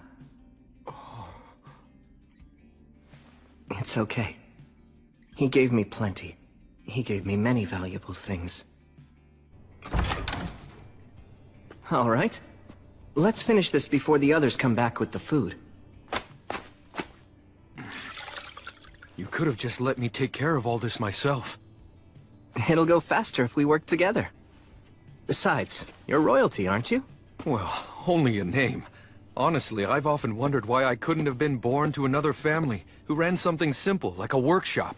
Although if you'd been born to a family like that, you'd probably say to yourself, maybe I'm actually a prince descended from the royalty of some fallen nation, and it's my duty and destiny to rebuild my kingdom. I wish I could tell that version of myself that trying to rebuild a kingdom isn't as great as it sounds. Even so, you'll still do it, right? Yes, I will. In truth, all of my people long for their homeland. If putting my life on the line will inspire them, I'm happy to do it. I think that would be truly wonderful. But I feel like I've dragged you into my own problems. You haven't. I always knew that I'd have to fight too. If I abandoned this place now, I'd never be able to face my parents or Gus again. Besides, I want to do something I'm proud of. When I return to the Goddess of Light's side one day, I want to be able to tell her I lived my life the best I could, and show off a little, you know? So I won't run. I'll fight the dragon. It's because of you that I made that decision. So thank you. I ought to be the one who's thanking you. I swear on your father's dagger, no matter how this may end, I won't regret anything. I'm counting on you, and I trust in you. All right. You guys!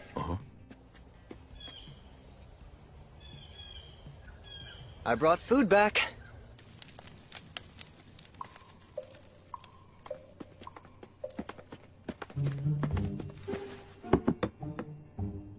Hey, it's fine you didn't catch fish. Just a fluke. Yeah.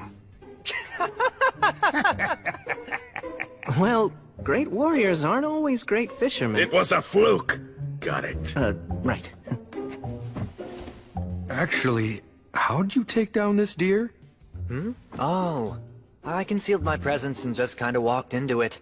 Then, I fired by pure reflex, and it was almost as if its heart just drew the arrow right toward it. You have the blessing of the God of Spirits. He merely got lucky, that's all. And luck simply wasn't on our side.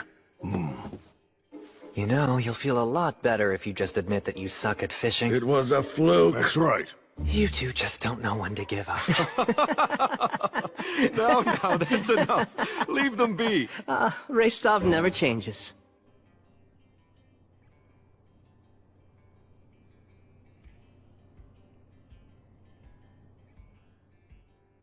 Will, are you afraid of me? No way. Of course not. Listen close. Humans have flesh that feels warm to the touch, and they breathe air in and out. You should get used to how humans look. I'm sure that one day you're going to make other friends, and they probably aren't going to look like the three of us do. It'll be fine, really. I'm not afraid of you at all, Mary. I won't be afraid of other people I meet either. I'm so glad. My mind's at ease now. Will, there very well may come a day when you'll feel regretful. Huh?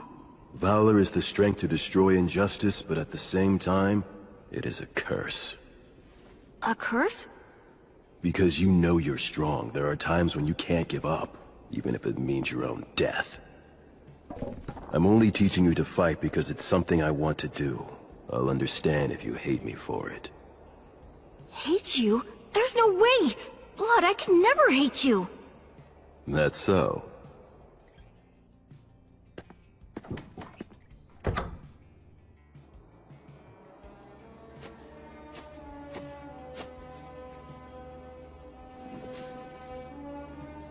I've come home. Mary, I actually made some friends.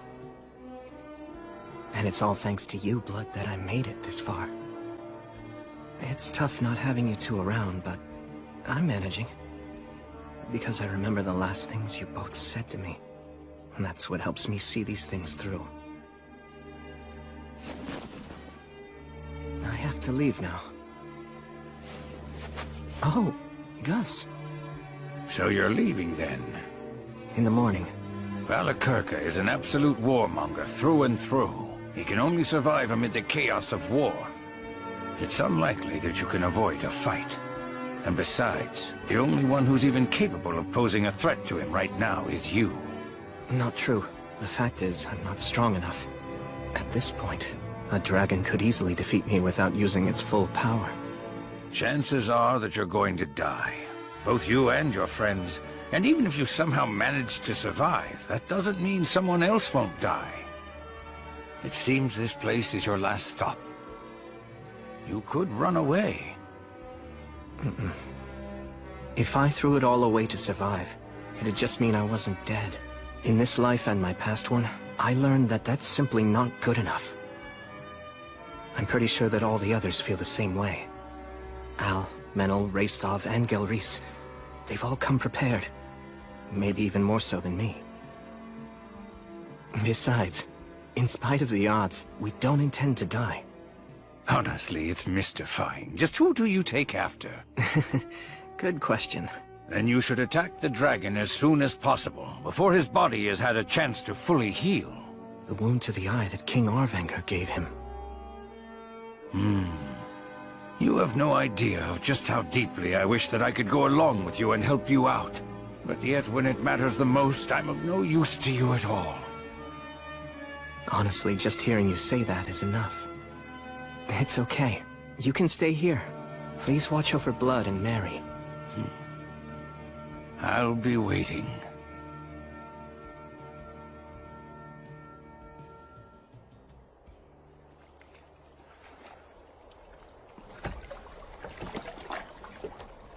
Let's go.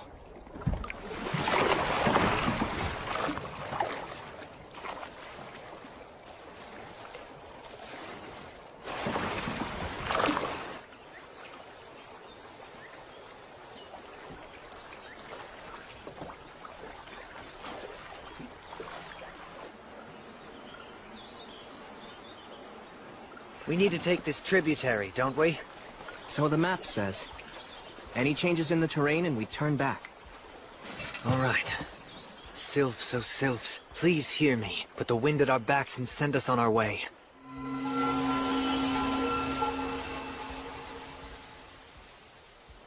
So tell me, any guesses as to what we'll find up ahead?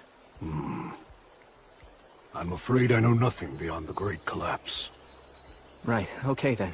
However, I do know that before the Great Collapse, there was an elven forest to the west of the Iron Country. It was called Lothdor. Hold on, Lothdor? As in Land of Flowers? You know the elven language. Somewhat. Gus taught me enough of it to get by. Lothdor, huh? I've heard of it before. Pass beyond the Iron Country, where dwarfs dwell within caves. Cross the shining rainbow bridge, and there is where you shall find Lothdor. Lyres of silver and flutes of gold sing the song of Remirath. What was that? A travel song from my homeland. That brings back memories. Although in truth, the Iron Country didn't have a very good relationship with the elves of Lothdor. Oh, because of the logging? You know the history well. It's just that something similar happened in my homeland. Skirmishes between our people grew violent on occasion. Sometimes we hated each other. Regardless of that, they still remained our neighbors. They excelled at song and the spirit arts.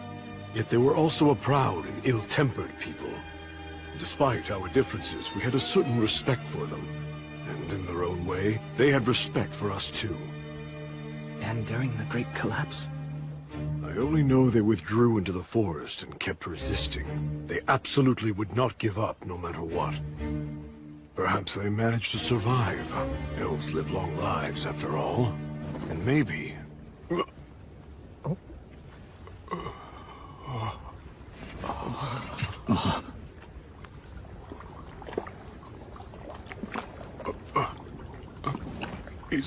Is there no one here at all?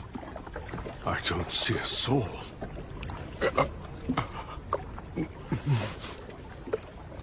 How regrettable. Looks like in 200 years, the flow of the river has changed. You know, this landscape looks rather familiar. Words of taboo.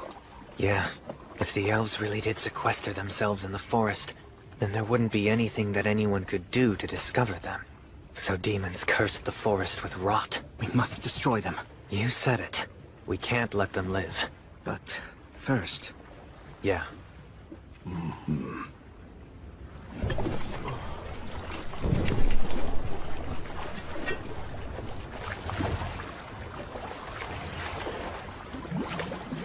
There! It's a serpent! Stop blocking! More are coming!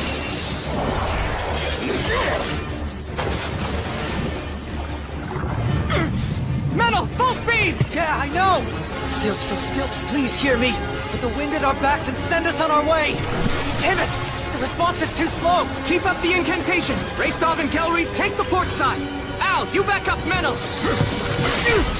We're in a real pinch here. It's risky, but... Fast start! Well!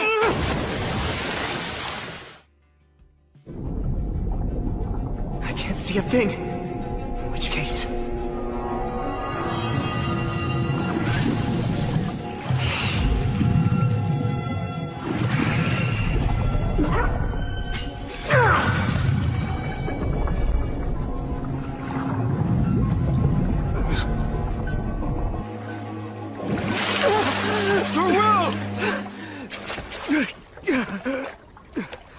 You all right?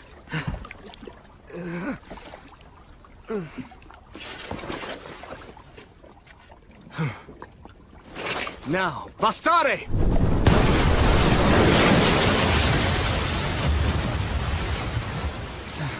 It's done. Man, you are merciless. I have to be. Menel, let's go, but move carefully. Yeah.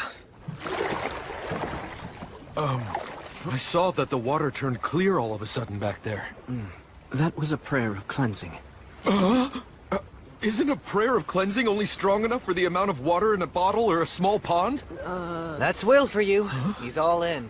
Of course. He seems so calm, right? But he uses some straight-up barbarian tactics to brute force things. I'm used to it by now. That's just mean. The river has swallowed up the whole forest. The change in the terrain here is a real problem. Gelreese, do you see anything that looks familiar to you? Afraid not. Not in all this mess.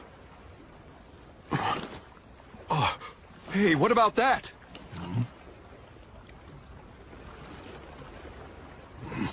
Going by that style of architecture, it's definitely elven workmanship. Where are we on the map now? I'd say right about here. If that's the case, we need to go that way. Unfortunately, the Fae around here are weakened. I can't call on them. Although maybe if I could use my Lord of the Forest powers. No. We probably shouldn't try to clean this up anymore. If we do, we might catch the demon's attention. Well... Then let's row.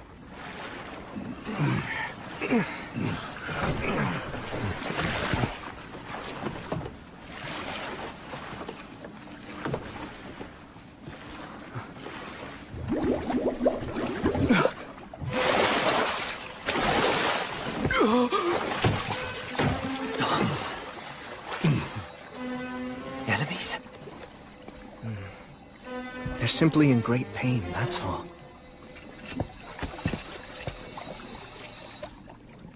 It's okay.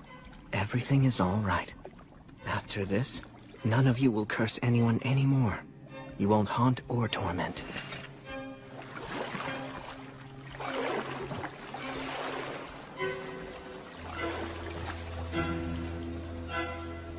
I'll take care of things from here on. All of you can rest now. Hear me, Gracefield, goddess of light. Grant them peace and guidance.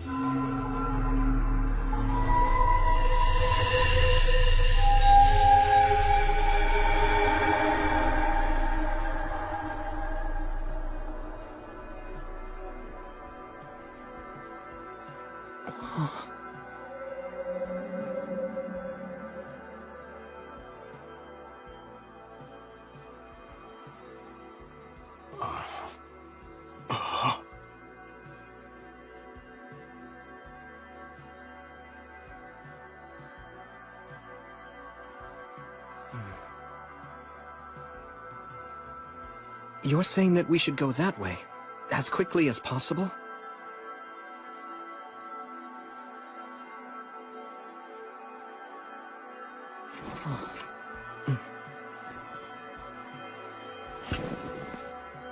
Then please, grant us the blessing of your light.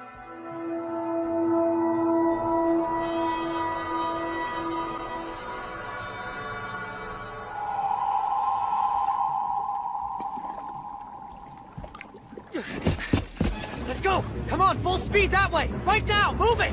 Huh? You can't ever trust an elf's sense of time. Sylphs, oh sylphs, hear me! With the wind at our backs, send us on our way! You know the saying, when an elf says, wait a second, he means see you in a year? Well, it's actually true. So when someone with such a lousy sense of time says, as quickly as possible, that means... Oh, damn it, I knew it! Maidens of water, give your blessing, and race with us over the surface! Ro! Hurry!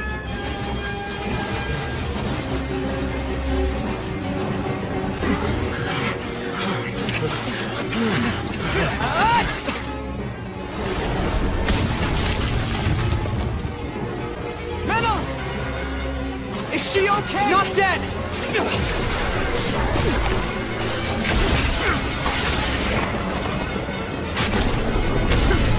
Damn it!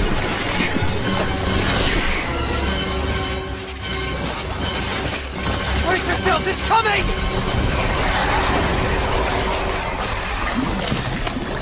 Hydra. Sagita Flamium!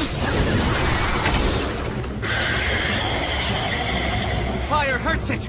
Right! Al, Gelreese, and Raystop, stay in front! Menel, take her and swap with me! Right! I'll stay in the rear. From there, I'll burn its head. The rest of you, stay in front! Right! Got it! Ready to go!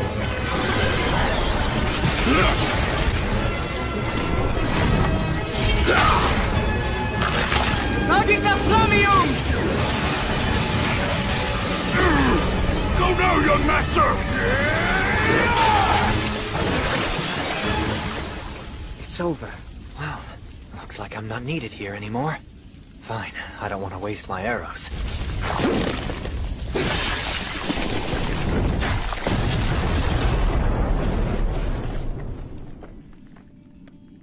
We get it? Stay sharp! A Hydra's poison can't be neutralized by everyday means. It'd take a miracle. A monster like this can still do damage even after all its heads have been cut off. You don't want to suddenly find yourself hurt fighting its death throes. Will! Help her out. She's been bitten. Hang in there. I'll heal you right away. You can't. Hydra. Poison deadly. This is bad. The prayer of healing won't work if she refuses it. Just stop talking! No. Up north. My people's... village. Enough, my brethren. Come on, let him help you. Just stop! Brethren? He's no ordinary priest. You can be saved, fellow forest dweller. So please, accept his miracle. Now pray!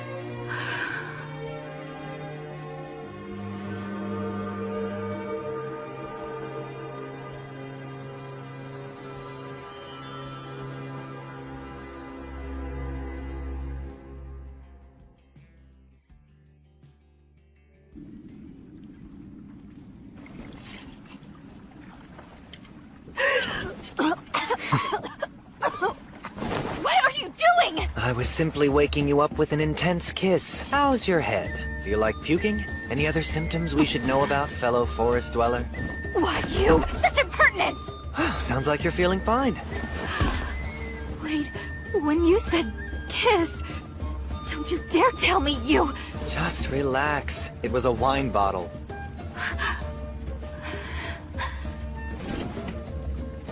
Erenra rumen commentiarmo. Sorry for startling you. I wasn't taught a lot of manners. I am Meneldor of Isil. And I am called Dinalind of Remirath. I was named after the swift-winged eagle who appears beneath the silver moon.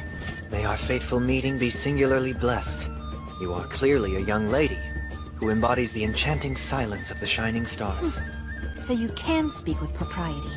Frankly speaking, elf etiquette really isn't my thing, and I think we should leave it at that. My deepest apologies. May I assume that you are the leader of this group? It's a pleasure to meet you. My name is Dinaland. And I am William G. Merryblood. You saved my life earlier. From the bottom of my heart, you have my most profound thanks. Slay the dragon? Just you five? Seriously? You think we'd come this far into the middle of nowhere for nothing? I could believe that you'd do so, perhaps. But I'm sure that William wouldn't. He seems quite honest and sincere. I realize it's crazy. But even so, we still have to do it. I see. You are very brave. Why were you taking on a Hydra in a place like that anyway? It's somewhat of a long story, I'm afraid. We should eat first before hearing it then. You can't trust what an elf really means by somewhat.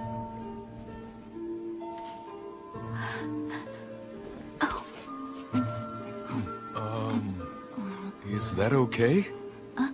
I just mean, I thought that elves didn't eat meat.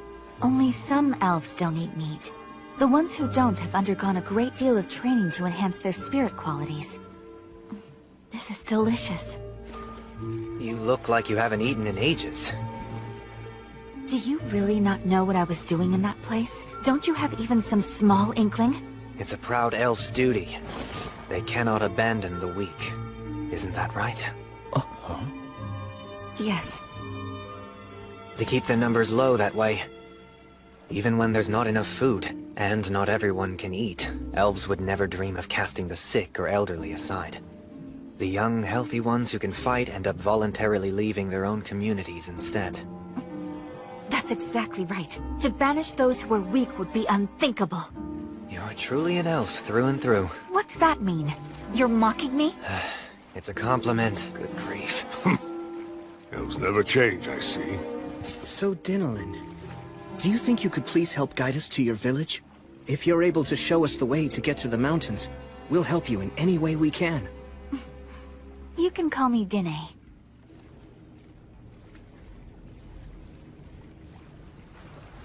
This all looks pretty bad. There's more than only the demon's words of taboo at work here. That's true. It's the evil dragon's miasma. The evil dragon? It defiles the forest, degrading it year after year, killing it bit by bit. And there are more and more strange beasts. All of this fog and mire. It blocks contact between our clans. The mountains, our only true landmark, are now the dragon and demon's den.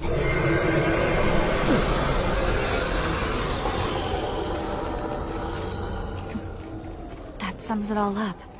But the dragon is supposed to be living in the mountains, right? How has the miasma come this far? Through underground tunnels, built by the dwarfs. By using the tunnels, the dragon's miasma pours into every corner of the forest. So then we're... Don't be worried. Your people aren't to blame.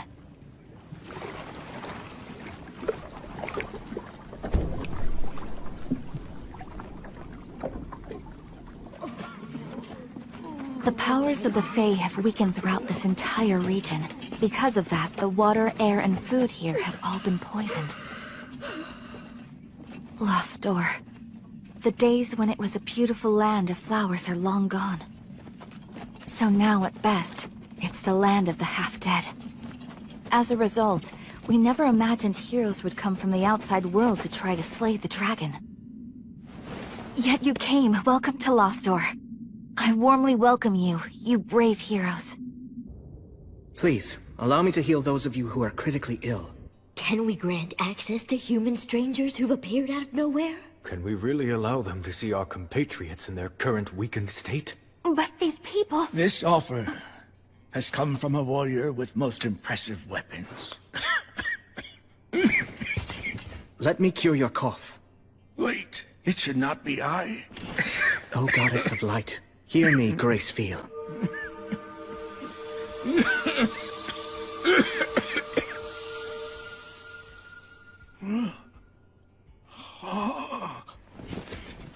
My cough.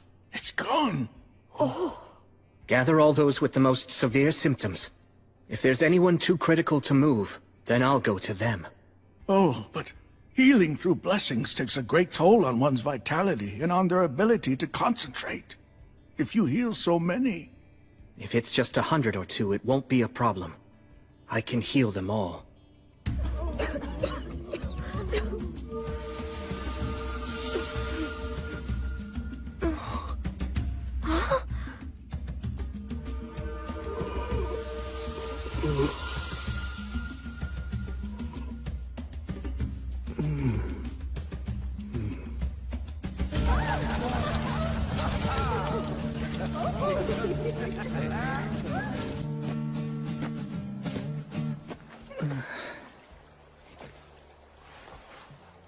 Goddess of Light.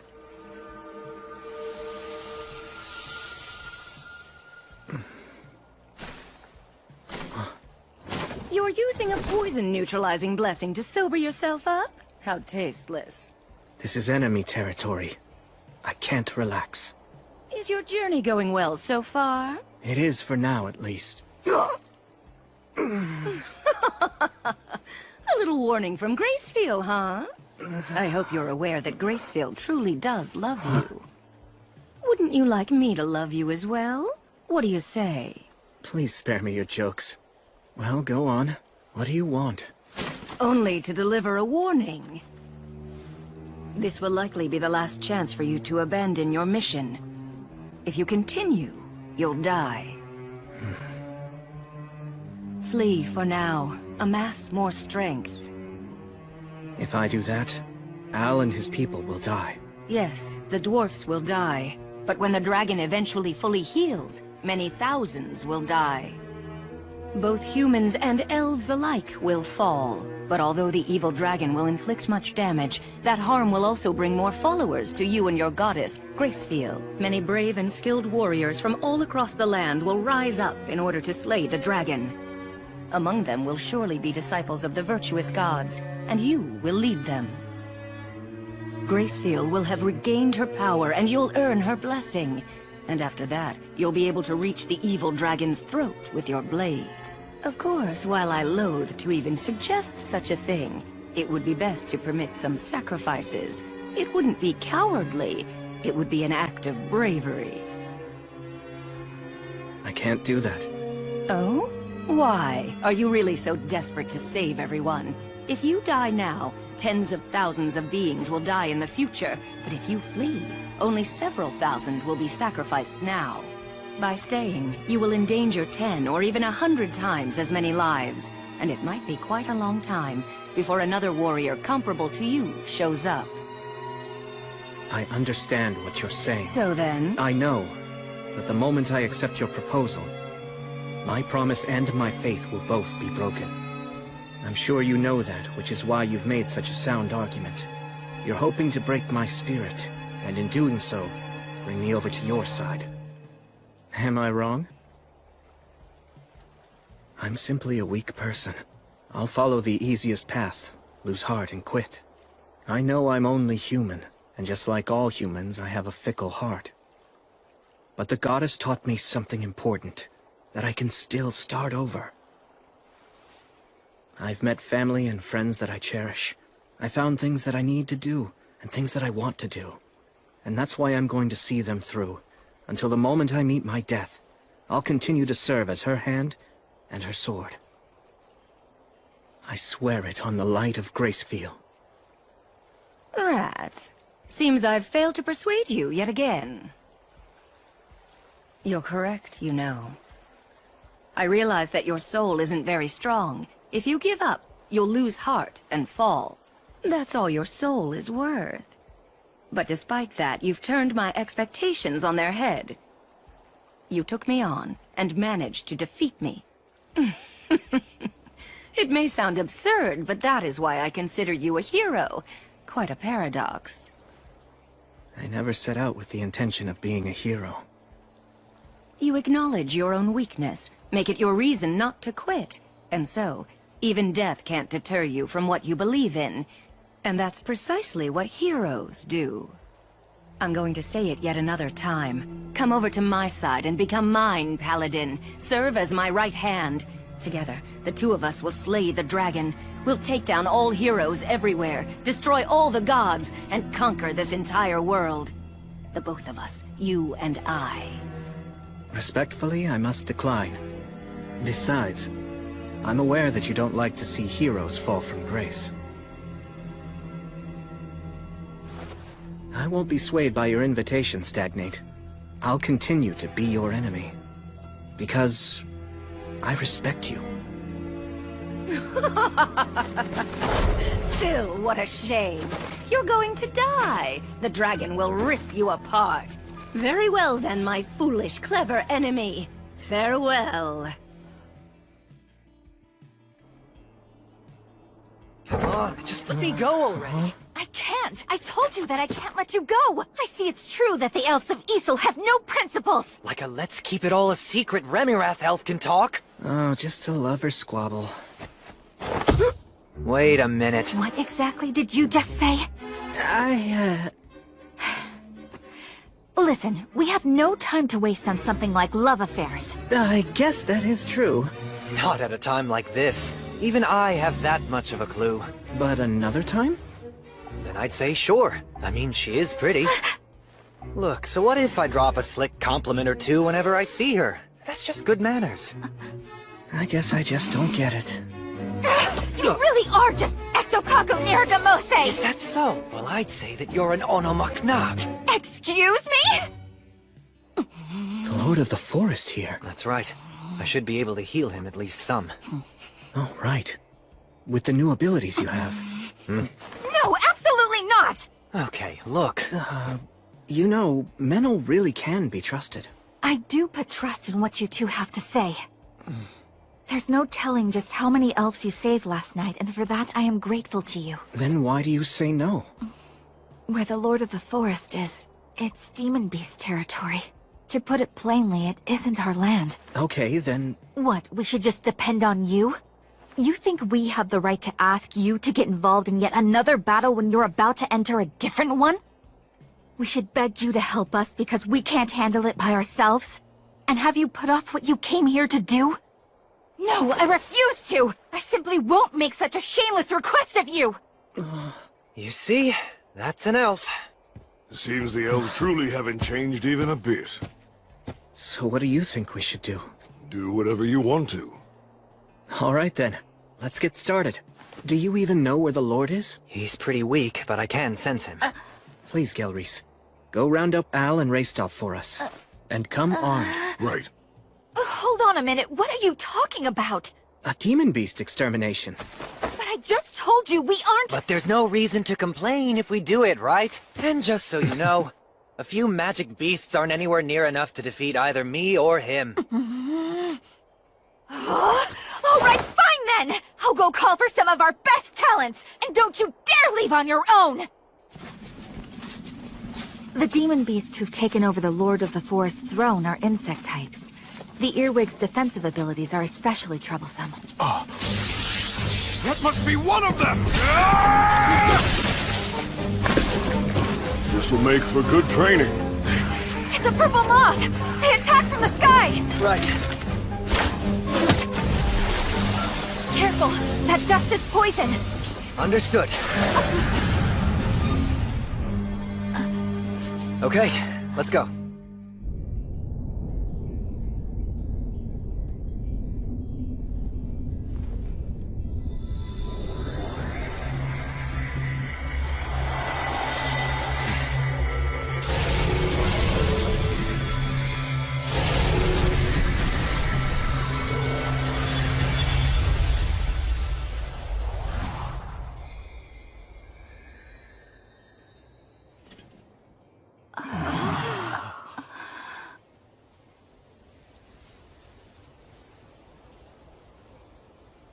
Nicely done there. Of course. William? Are you quite sure about this? Why do you ask? Well, it's just that... If the dragon or the demons notice what you're doing... Yes, that would be bad. Well then... But still, if we ignore this and move on, then that would be worse. Al, Rastov, Gilreese, I'm sorry for getting you all involved in my problem. You don't need to worry about that. After all, the truth of the matter is, if it weren't for you, then we never would have been able to make it this far. The young master is absolutely right. Agreed. Nothing new there. I'm more worried about you. You're planning to charge straight in, right? Yes. What? Charge straight in? Could you please show me to the nearest underground tunnel entrance? One that leads to the Rust Mountains, where the dragon is right now. If the enemy is going to find us, better sooner than later. I beg you, please. Very well then. I'll send someone back to inform the villagers. The rest of us will come along. We'll face the dragon with you.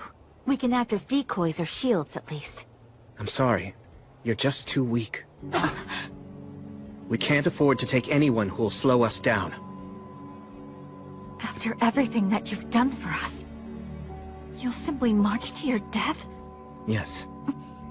How humiliating. Very well. We shall do as you say. But Dinalin, we must go! Yeah, all of this is just too... Would you add another layer to our shame by refusing to acknowledge our weakness? No matter how hard we may fight, right now we're simply too sick and frail. We are weaklings. This way. Follow me. You should have let me handle that. I couldn't. It needed to come from me. The West Gate. Never in my life did I dream that I'd ever come here again. This is it. This is the entrance to the Iron Country. So you're really going to continue on then? Yes. Pulsate et aperiatur vobis. Al, knock on the door. That is the signal. Sir Will. Are you sure I should be the one? You're the only one who has the right to open this door. You're the natural choice. Right.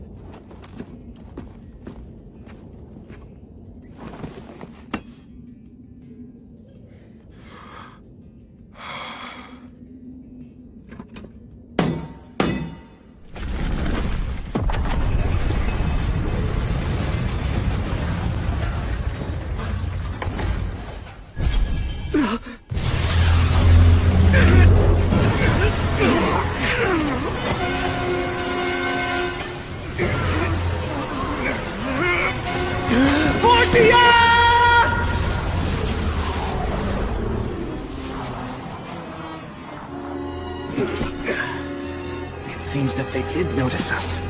Calamity Sickle. The evil dragon, Valakirka. Damn it.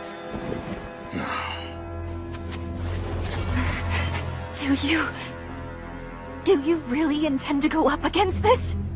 Yes. This is the reason we came. Lumen. We came here to reclaim the mountains. To reclaim peace. So we're going in. Wait! We won't forget our debt to you. We, the Elves of Lothdor, do hereby swear to our ancestral god Rheasilia. One day, we will return the favor that you've done for us. I shall pray for all of you, that the blessing of the virtuous gods and the spirits of courage will be with you as you go.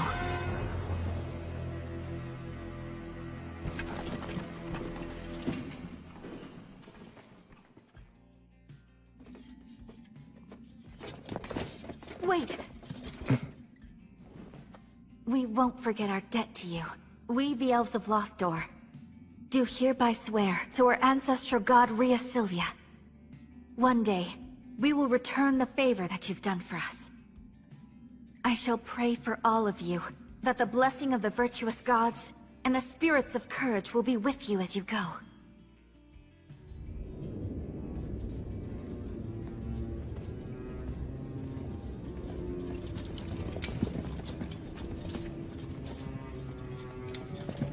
Oh, man. Let's not stay here too long. We made the right choice not to use fire. The air down here is stagnant. Sir William cast a spell of poison resistance on all of us, but it feels foul here nonetheless. And the visibility is poor as well. It's terrifying to think we could run into enemies or traps. We shouldn't underestimate demons. Some crawl on walls and ceilings. Some even have wings. You should keep that in the back of your mind, but stay focused to the front and side. We'll post a guard on rotation, and take short breaks. Got it.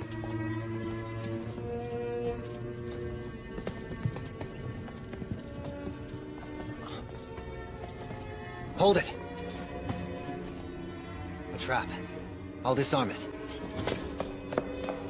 Do you know where we are in these tunnels now? We should be close to approaching the Hall of Stone. The tunnels diverge drastically from that point. We're all good now. Come on. Okay. I'm surprised. Yeah. We haven't been attacked by demons, not even once. So, that means that we were wrong about the dragon and the demons? They aren't working together? We can't say that for certain yet. Maybe they're all assembled in the Hall of Stone up ahead. Then they're just waiting there to ambush us. But if it turns out there's no ambush, it could mean that Al is right. Wait!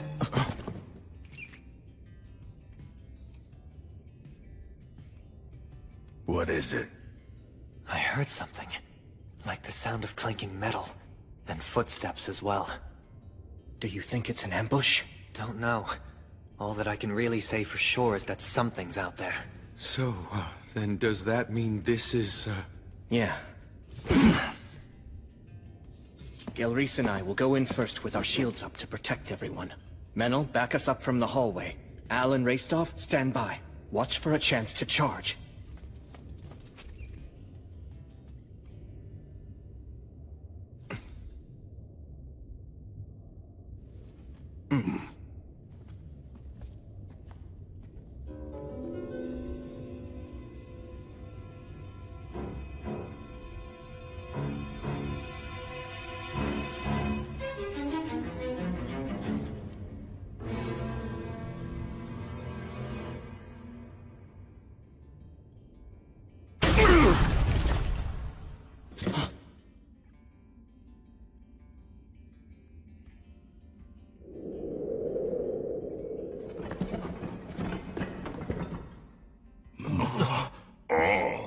A couple dwarves.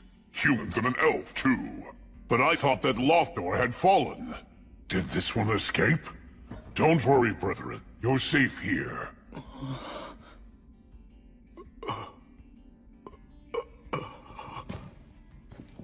So, how goes the battle? You must have had quite a rough time. You're all here. Oh, wait. I know you. You're Gelreese. I thought that you got out. What, did you get out and then come back? That is just so like you. You've sure got guts, though.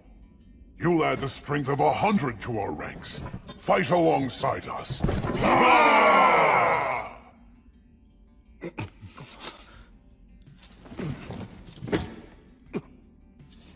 Al, you...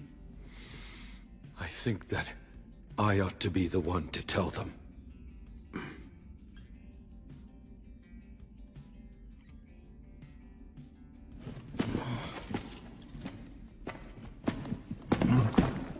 Is this King Arvinger? No, he's not the king. The king should still be in the throne room. My name is Vindolfer. I carry in me the blood of Arvinger, the last king of the Iron Country. The last? He's not the last. We're still here. The Iron Country has not yet fallen. This is a fine estacade. You have prepared well. I can tell that you've continued to repair and improve it. That's right. It is the pinnacle of our engineering. We will not allow the demons to enter here. I see. But still...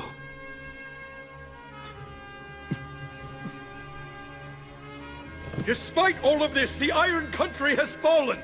All of the warriors have died, and the great King Arvenger is dead. Lothdor tragically withered away, and the Iron Country is now the Rust Mountains. Demons and a dragon lurk here. No, that simply cannot be. The Iron Country. It cannot fall. You know it's true! Do not avert your eyes from the truth, brave dwarf warriors! It was my grandfather, Arvenger, who struck back at the evil dragon and took one of his eyes! A heroic act celebrated by the gods themselves! And now, I, Vindolfer, have committed to carrying on his heroism! I'm here with the heroes of the present day! It's true that the Iron Country has fallen, but I pray that all who were lost may now sit at the side of our ancestral god Blaze, as well as that of Gracefield, goddess of light. So I hereby take an oath, on the names of all the virtuous gods and our ancestral spirits, that no matter what, I will restore the Iron Country's glory. The kiln fires yet burn, and their flames will spread, burning away all the rust. Soon the Rust Mountains will be the Iron Mountains once again!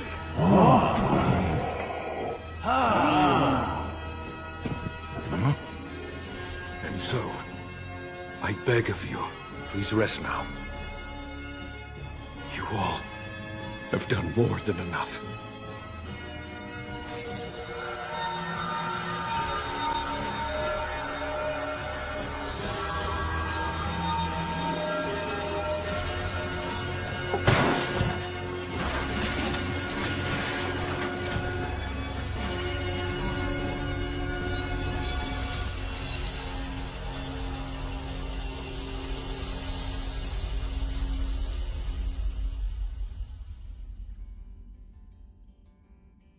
Good job. That was well said, young master. Now let's drive away the demons, and see to it you fulfill your vow. I'll make sure that I protect you even if it costs me my ancient life. I wouldn't exchange your life for anything. There's still so much that I need to learn from you. Such as about these mountains. And about how to fight. Who in their right mind makes pain-in-the-ass promises to rebuild an entire nation? Talk about dumb. Well, unlike the vows that you and Sir Will made, at least mine has an end in sight, so you know.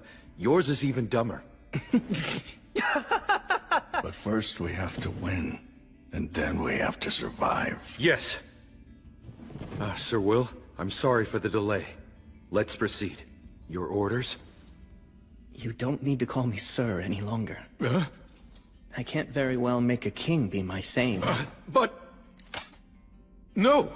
You are still Sir Will. The peerless knight I admire. I respect you deeply. I see. Guess I can't stop you then. What you did back there was commendable. I'm sure that they all felt blessed as well. Right. But should I also feel somewhat grateful to the god of the undead, or shouldn't I? Well, just a little bit couldn't really hurt, I suppose. Yeah.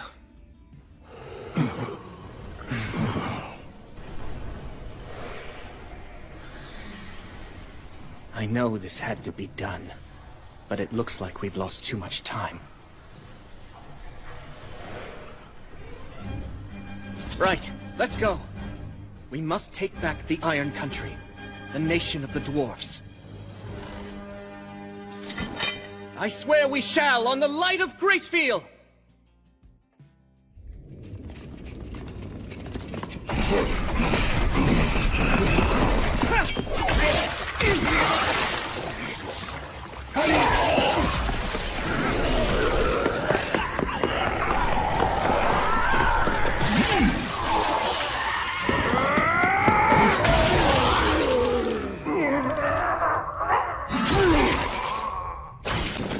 Take a right at the next junction! Right! Well, glad to see none of our guys on the front line are holding back. Will, you good? Yeah. We're not getting much pressure from demons behind us. I can handle it myself! Covering our backs on your own, huh? I see you're as brilliant as ever. Nice job. I'm really not, though. After all, I'm not alone. We're nearing the Hall of Light. The dragon's likely in the great cavern beyond it. I imagine demons will be waiting to intercept us in the hall. It's the throne room where the great King Orvinger delivered his final speech to our people. We must reclaim it. Yes. And we shall! If you say so, sure. I'll back you up. Yeah. Everything that was stolen should be taken back by its rightful owners.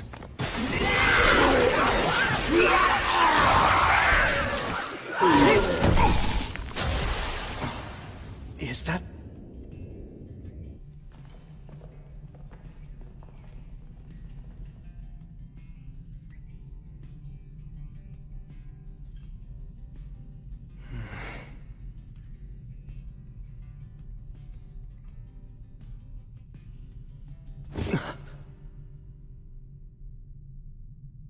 I think that's... the General. Scarabaeus.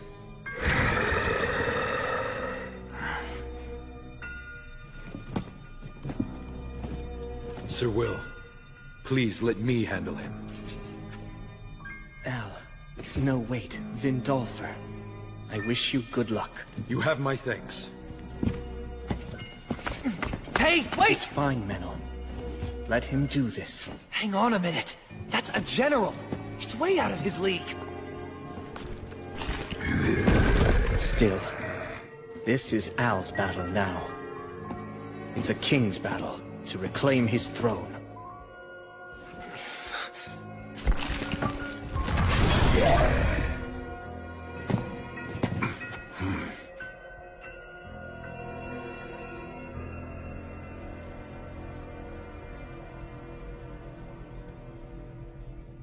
I don't like the look on its face.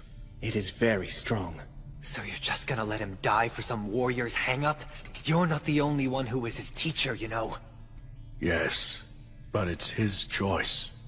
Even if we wanted to interfere, I doubt we'd have the chance. I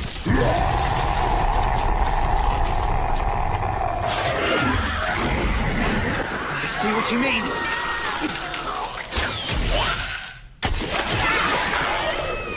Hey, Al! If you can't handle it, just stay alive till we win! Don't die, okay? Right! Thank you for your kind offer, Sir Menel. But still, I'll win. I will defeat him! I swear on her light, and on his flames, that this denizen of the mountains will defeat you! Alaka Kazdo! Kazdo Emira!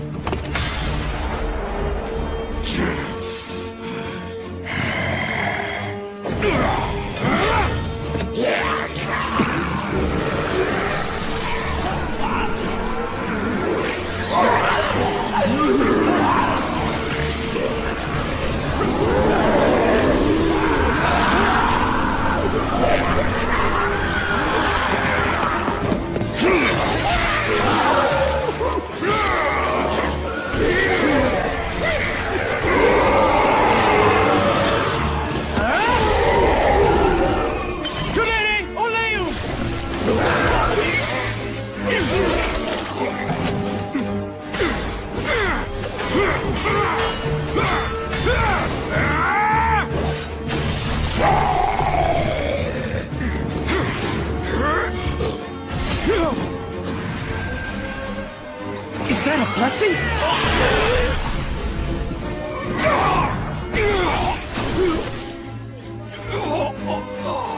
I want to use words that erase magic, but... damn it!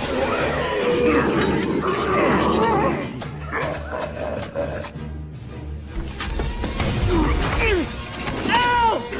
It's all right, because I will not lose this on my solemn vow and on the hopes of all of my brethren. I swear that I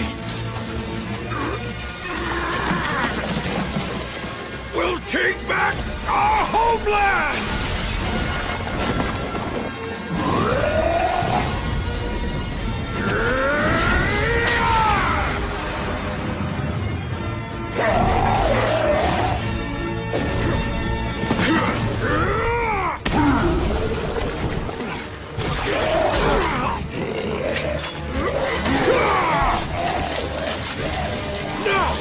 going to take back everything you stole from us!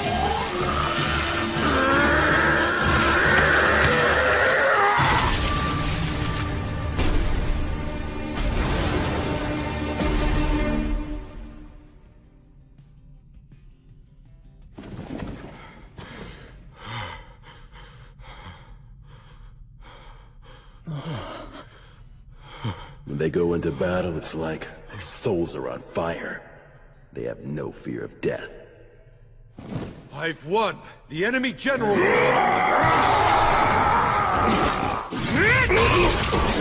It's not over yet, Al! Keep it up a little longer! Of course!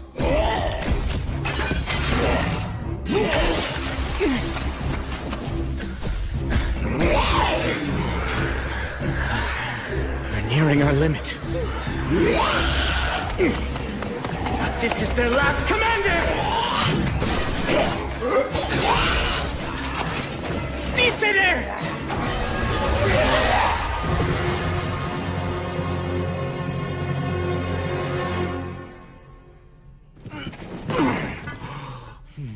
Now, Gilreese, you go stand guard first.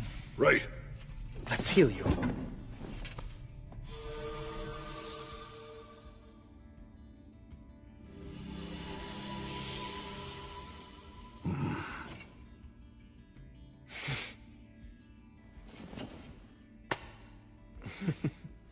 Man, I really thought that we were all dead meat there. The 5 of us charging into the demon's base was definitely a reckless move. Oh, that was well done. You did great, my man. Oh, no. I didn't really...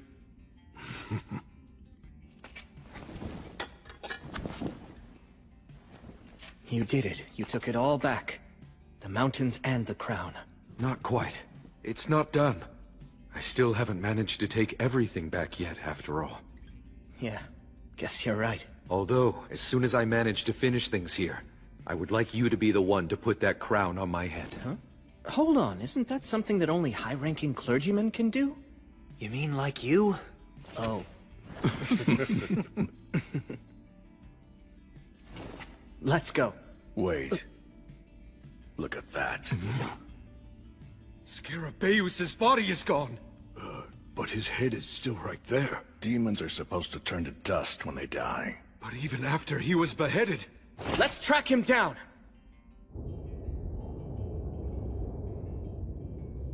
He's heading straight toward the Great Cavern. To get help from the dragon. He could just be wandering around blindly, his body moving reflexively. The miasma is getting thicker and thicker. Be careful, everyone.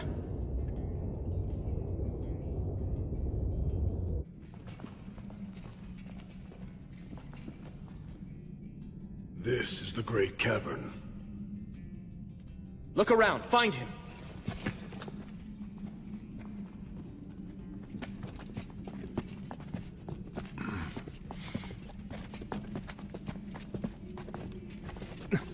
That's him. What is he doing?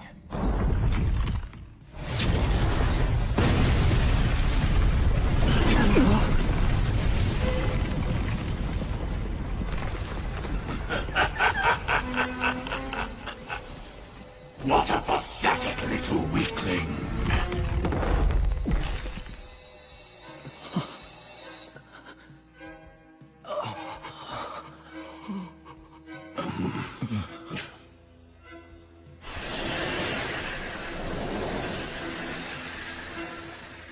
Greetings, all of you. I welcome you to my bedchamber.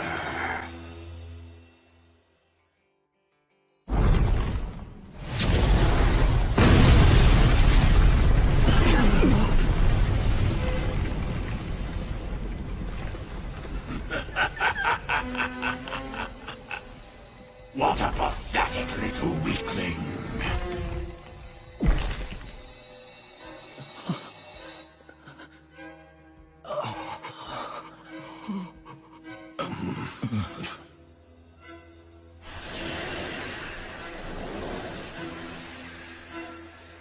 Greetings, all of you. I welcome you to my bedchamber.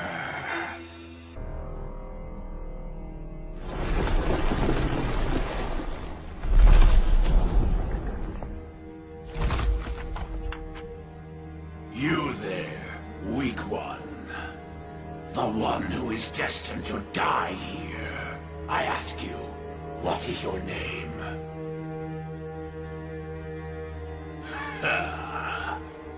What's the matter? Won't you give your name? Can't you even speak? This is...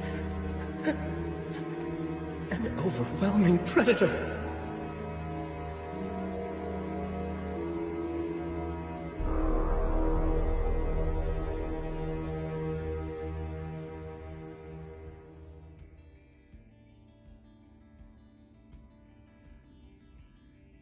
You may try to deny unpleasant feelings such as fear and anxiety, but doing so won't make them go away. If you wish to be confident, pride is not what you need, just as false bravado is not what you need to be courageous. The actual truth is that everything begins with acceptance.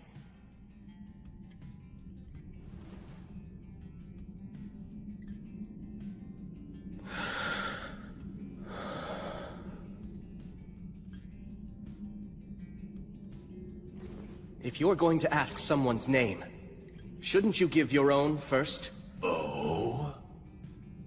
It seems that you are not merely another one of the lowly rabble who are only seeking to plunder. Fine, I shall give you my name. I am the Sickle of the Gods, also called Calamity's Sickle. I was born with the last flicker of a star. My life is eternal and everlasting. I am the lord of miasma and sulfur, the brother of the lava. I am Valakirka! Now, answer my question. Who are you, small one? My grandfather was the Wandering Sage. The name my father bore was War Ogre of the Star of Leo. My mother's the beloved daughter of Mater. I'm known as the Light of the Hinterlands, the faraway paladin. Disciple of Gracefield, the goddess of flux. I am William G. Merryblood. It is an honor to meet you, Dragon of the Age of Gods.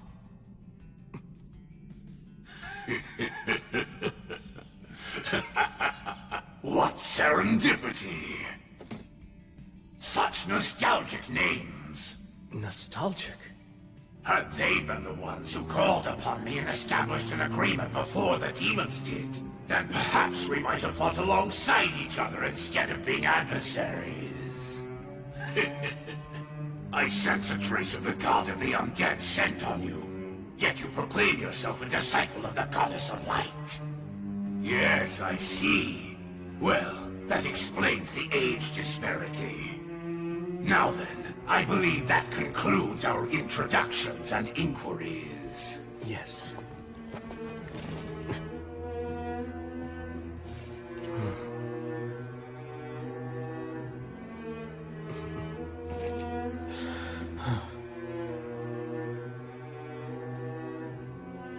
Faraway Paladin. Do you wish to take me on as your servant?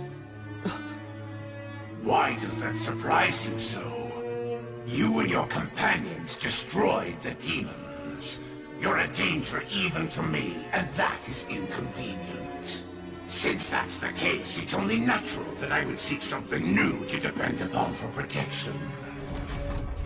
Of course, I do have some ulterior motives as well. I'll have to ask for appropriate compensation.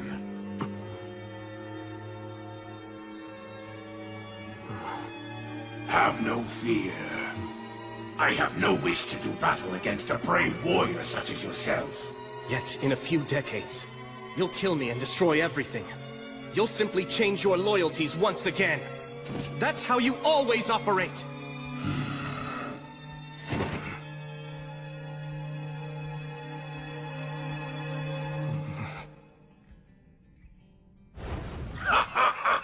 Splendid, splendid. You're completely correct.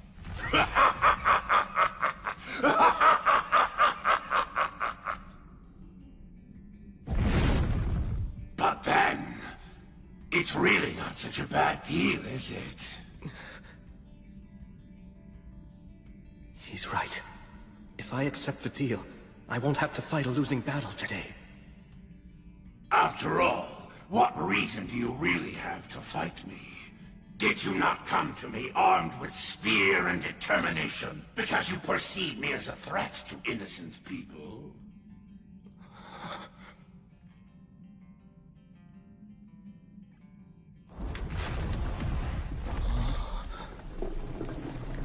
Look at me.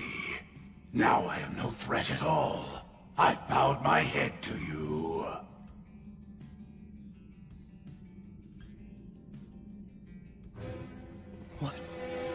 What is going on?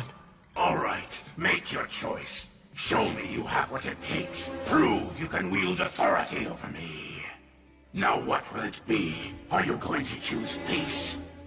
Or will you choose battle, even if it means your demise? You should be aware that I'm not a patient creature. Act now, choose quickly.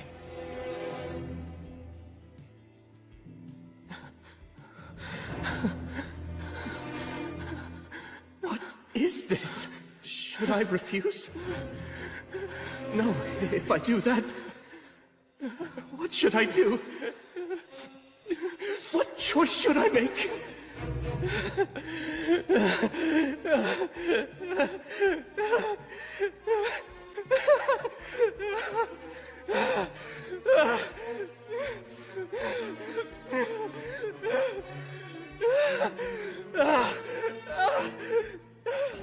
Someone...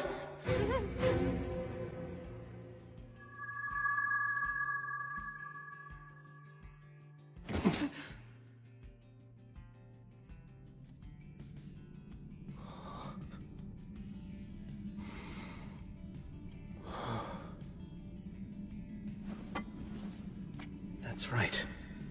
I've already been saved. By her. If courage is something that can take a physical form, then I have it in my heart now. Menel, Raistov, Al, Gelreese. The outcome of this conversation will decide everything. Be ready!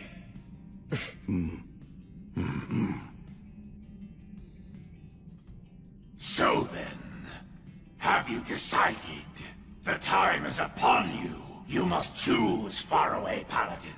Will it be peace or death? I won't choose. It's you who must decide, Valakirka. Oh? And just what is this choice? To mend your ways, or not?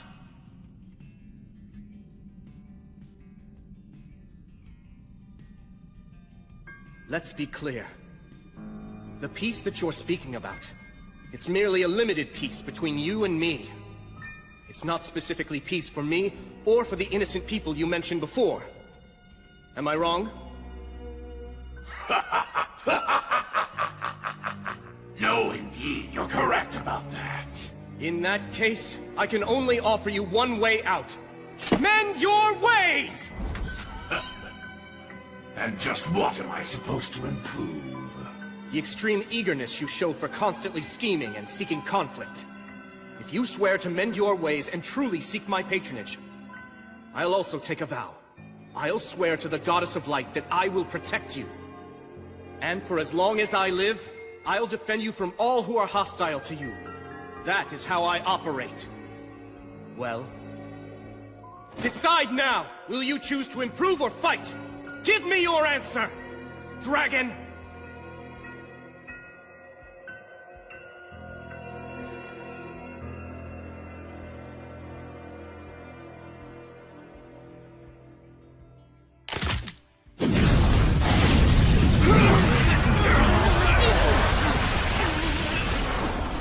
Well done.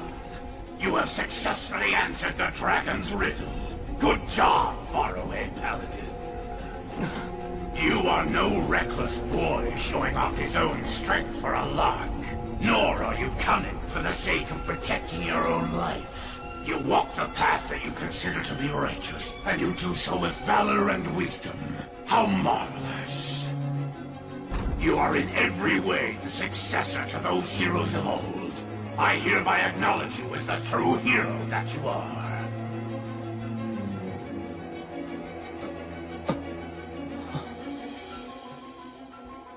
However, I refuse to meet your conditions. I won't change my ways.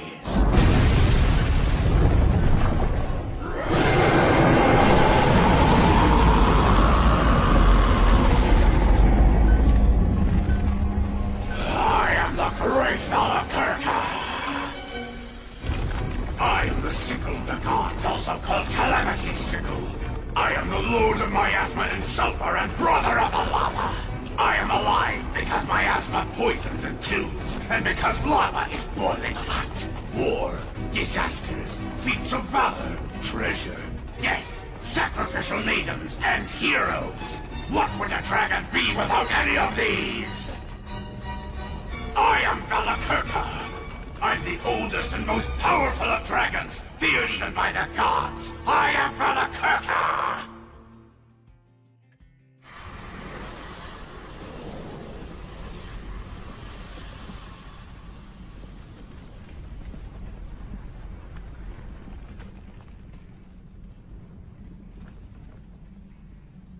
To the hero, and the warriors who follow this hero. I could kill all of you right here and now, and add another page to my already terrifying history. Or I could be slain by you, and my defeat could become a song about an act of valor until the end of time. If you're prepared for the dragon's flames to burn your body and soul and erase you from the cycle of death and rebirth, then I shall allow you to bring your challenge against me. This is the great dragon of the Age of Gods. He's definitely an opponent I can respect. The faraway paladin, I, William G. Merryblood, will fight you!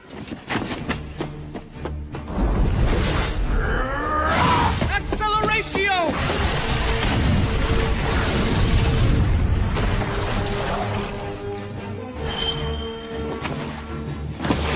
Lamina!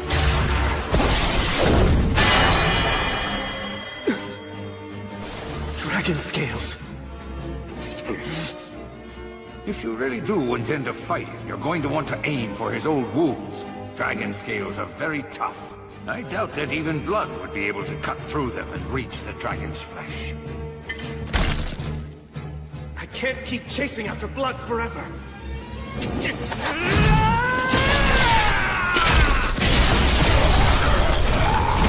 Acceleratio!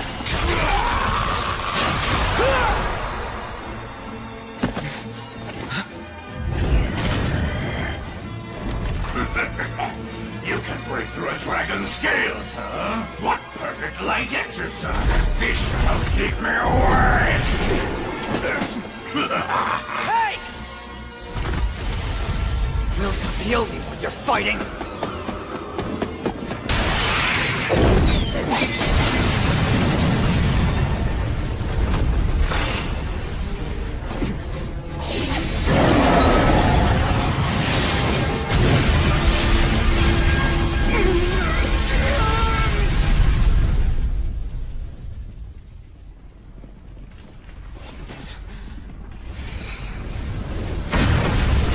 Yes, I see. Very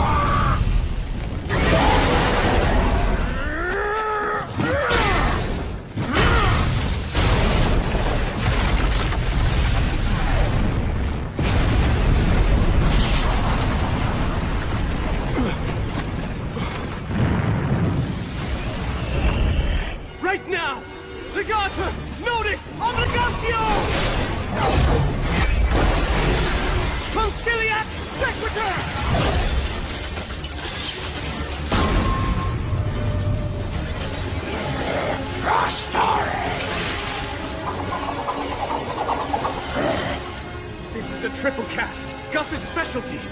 The trump card of trump cards that I burned into my eyes that day. Halidam Mors! Equo! Usat Fede! You'd use that in a real battle! Aperum Tabernas! Regum Centures! Damnatio Memoriae!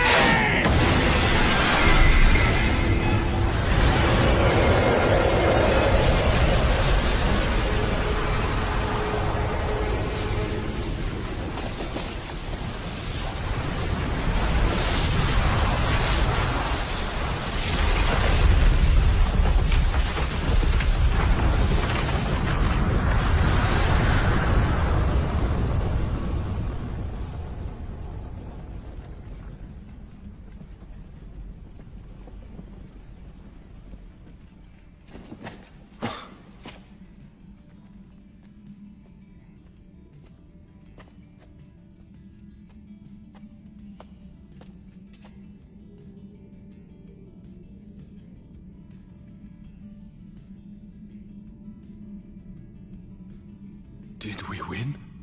Looks like it. The moment of victory is surprisingly disappointing.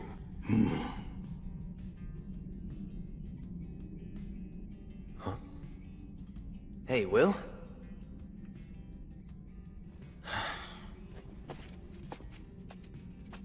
The dragon's destroyed. Isn't it? Yet, I don't feel certain of our victory. Not everything is resolved by a battle to the death. Sometimes you win by pure chance. And yet...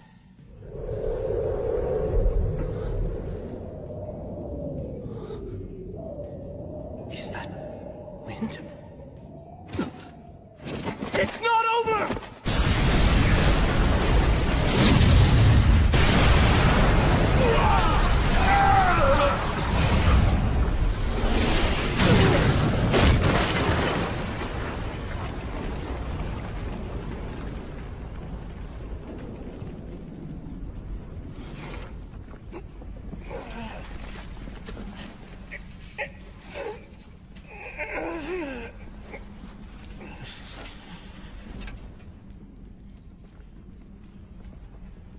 He changed. Precisely.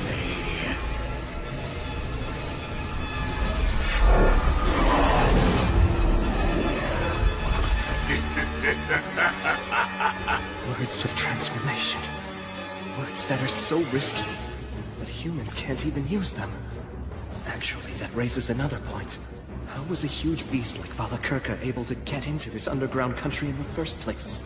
So, have you caught on now? That's right! The words are all extremely well known to us dragons.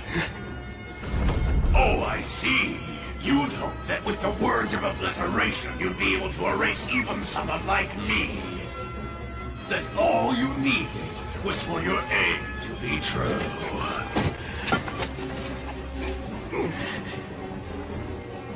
He even knows how to counter the ultimate destructive magic. No, the result would likely be the same no matter what magic I chose. This dragon has fought every kind of word on every kind of battlefield, and he's been able to defeat every last one of them. Of course he has. This is a dragon.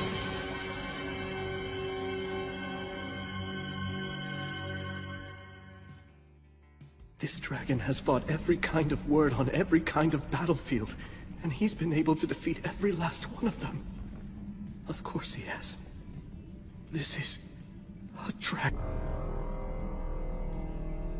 Well now, faraway paladin. You fought bravely, and for that I commend you. Out of respect for the spirited fight that you've managed to put up thus far, I have an offer. Do you have any interest in serving me? I see that you're wise to my intentions, but I'm prepared to give you a justification. Should you refuse to accept my proposal, I'll burn your companions' flesh and bones, and even their very souls, till they're nothing but ashes. Thus threatened, you can say that you had no choice but to capitulate to the dragon to save your companions' lives. Well, it serves as a good excuse, doesn't it? I have seen many humans with that very same look in their eyes. Even if I were to threaten to burn you to ashes, I know that you won't bend or falter. I can see that you're still trying to ensure that your companions don't suffer such a fate, while you continue to search to find a way out of this predicament. But no matter how hard you might try, all of your efforts are completely in vain. Am I wrong? Although, there actually is one single way for you to avoid giving it to me. You need only kill yourself. You're loved by the goddess of flux, aren't you? So, all you have to do is simply cut off your own head. After all, the next world awaits you, right? And the next one after that as well. And the one after that, too. And even the one after that. You have an infinite number of chances, don't you? If you wish to prevent a tragedy for your friends, simply end your life. Like tossing a game board if you can't win. You can just tell yourself, not here, not now, next time. This isn't the right moment for me to fight. No way. I won't choose that. Very well, then. To be frank, if you don't place a higher value upon your own life than that, I don't want you in my service. All right, now choose. Will you side with me? Or will you fight me and in doing so, die? I can well imagine what would happen if I were to take your side. I simply cannot bow to you. Then your companions will die. We all came here prepared for that possibility. If any of us are lost, so long as just a single one of us survives to put a blade to your throat, that will be enough. But surely you see that you have no chance at all of winning this fight. Yes, I do. If I persist, use this blade, and strike you, thousands or millions of times, I'll win this battle. Am I wrong? Maybe you could, but only after thousands or millions of miracles come to pass. It doesn't matter how many thousands, millions, or even billions it takes. If I have a chance at winning, if there's even a possibility of keeping my promise, then I'll take it. So now, you'll see how stubborn I can be. Dragon Valakirka! Speak your peace, faraway paladin. I'll slay you. Right now! I'll strike you down long before you can! Fortis Vita! Acceleratio! Cadere Uranium!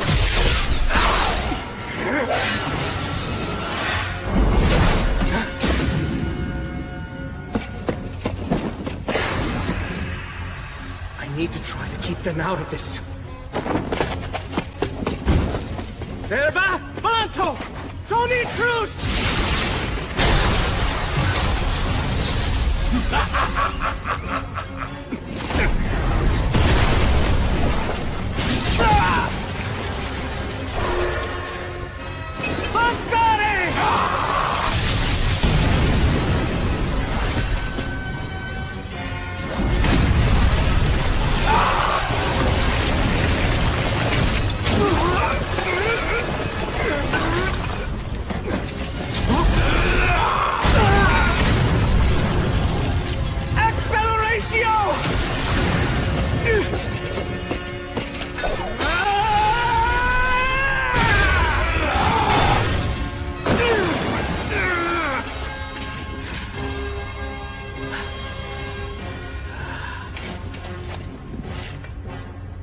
Pale moon.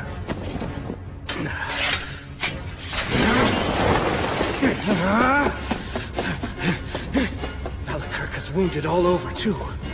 If I can just manage to stab him somewhere with Overeater and extract his life force. Truly a shame.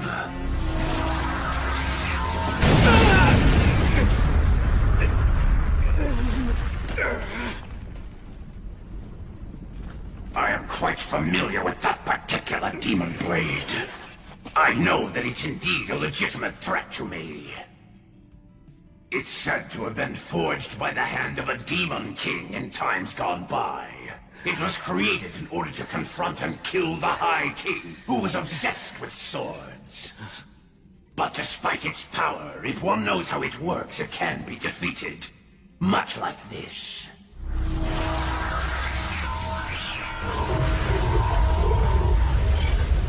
I guess he has no intention of fighting at close range anymore.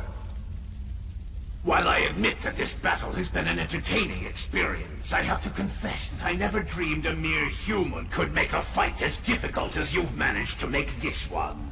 Faraway Paladin, William G. Merryblood. My mana, it's already...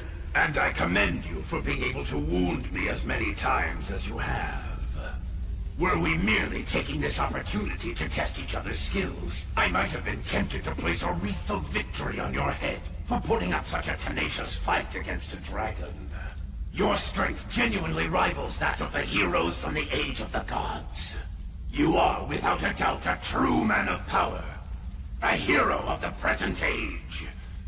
However, this is no mere test of skill. It's a battle to the death. I won't make you suffer. At the very least, I'll allow you to die quickly. I swore an oath. I made a vow to the goddess!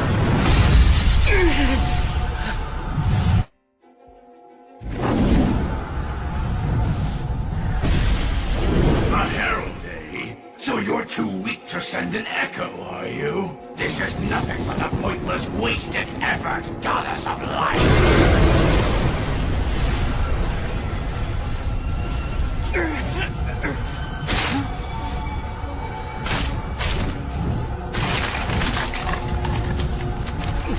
Goddess!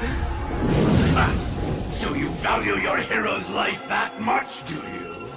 But be that as it may, the intervention of a mere herald from one single god isn't enough to change anything about the outcome.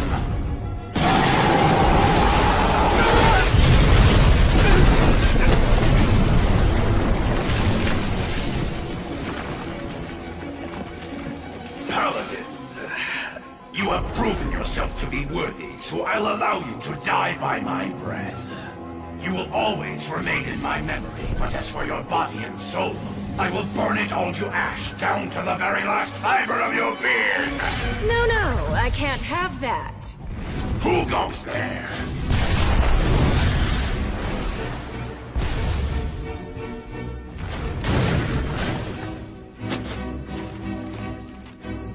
This hero is my prey. I've chosen him as my enemy. After having watched him fight, I'm absolutely certain about that. And I won't have him defeated by someone else right in front of me. The god of the undead here? Stagnate? Well now, evil dragon Valakirka. I believe you said that the intervention of a mere herald from one single god isn't enough to change anything. And you're right. I told him that too. That's the same prediction that I gave him. I said that heroes are insufficient, even with the Goddess of Light helping.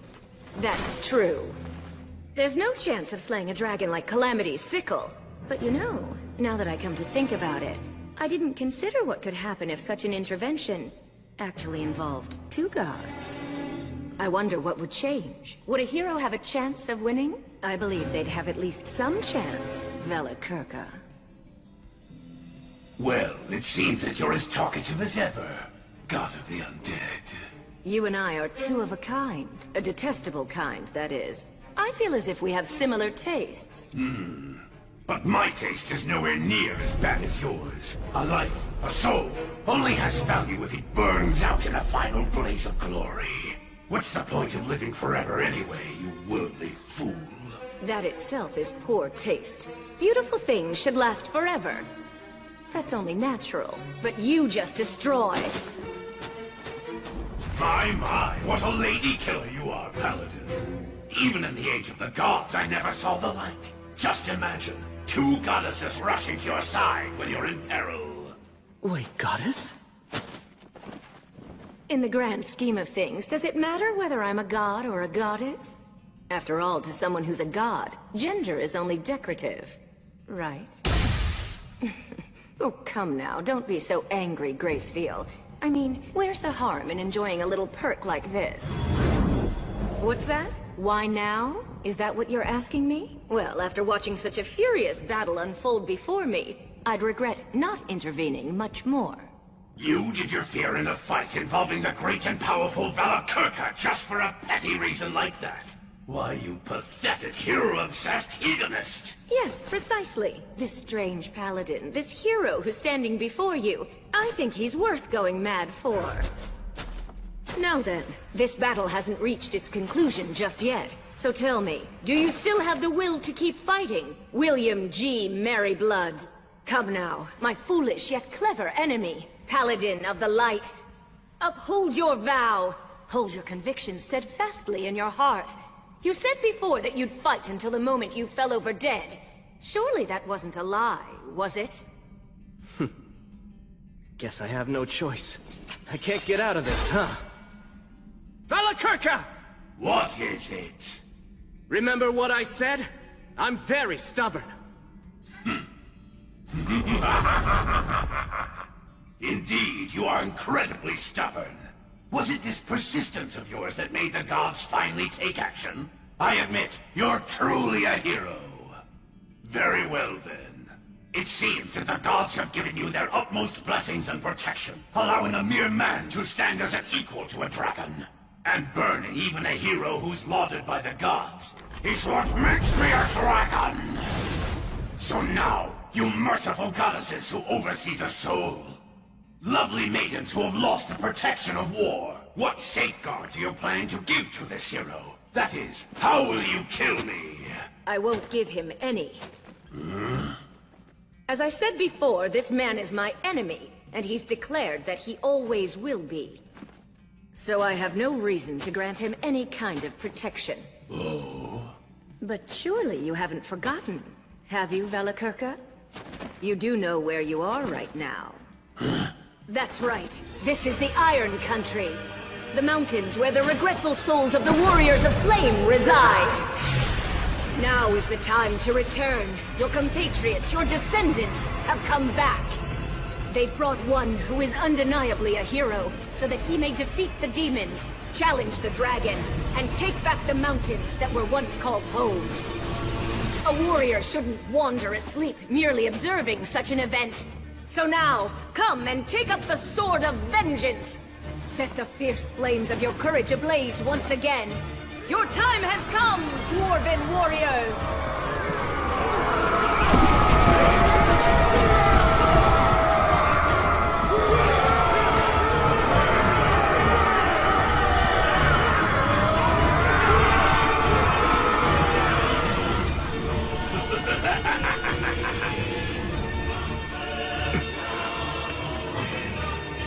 You guys haven't all become undead, have you? Relax. We're all still alive. That's right, as you see. We did cut it pretty close, though. That solo battle of yours kept the dragon distracted for a while. Then, with the protection of our ancestral god. Well, it took a while since I'm not used to it, but I healed us all. I see. Al, remember when you were fighting against that demon? You were in the divine protection of Blaze, the god of fire. Indeed. So, what is all this? They're our allies. Reinforcements we can rely on.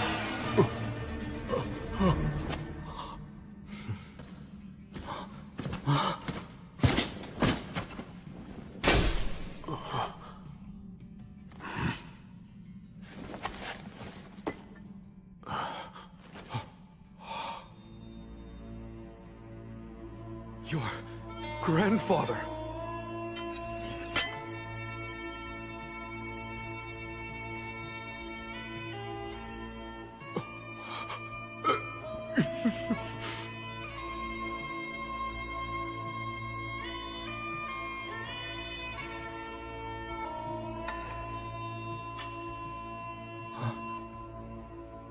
Hold on. Shouldn't you give that to Al?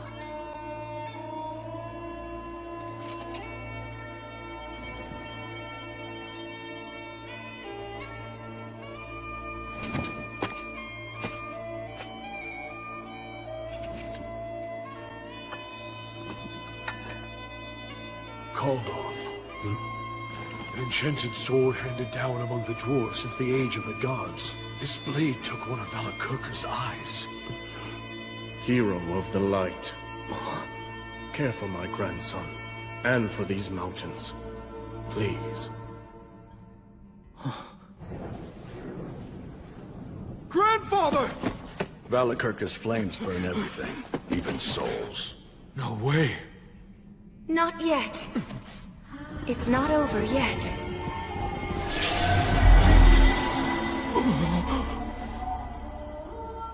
Goddess, you... Hear me, all of you who cannot preserve your souls. You who've been burned by the dragon's breath and cannot return to the cycle of rebirth. You who were born into this world, lived well, and enjoyed life to the fullest. I bestow upon you this final blessing. If, even in death, even after your souls have perished, you still wish to pursue what is good and right, I shall guide you. Standing before you are the heroes of the present day. Gather within them!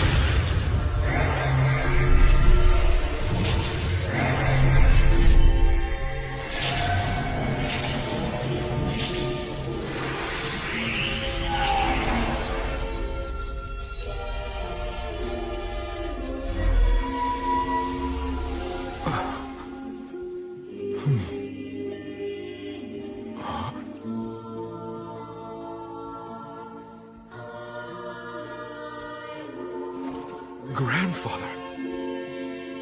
Even now, I won't apologize. But, my grandson, look after our country and people.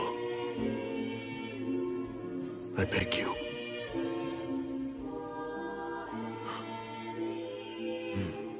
I will.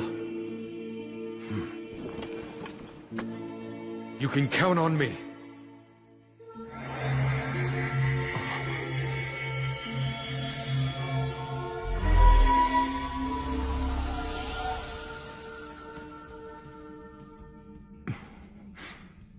Sheesh. I guess that nothing's changed. She never could let me have all the fun.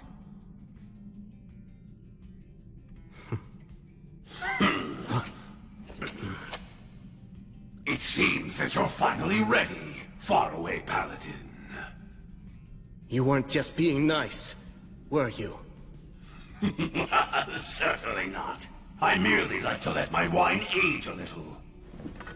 Now that you've prepared and gathered all you need, you, the heroes, will come for me filled with hope, and I will crush you.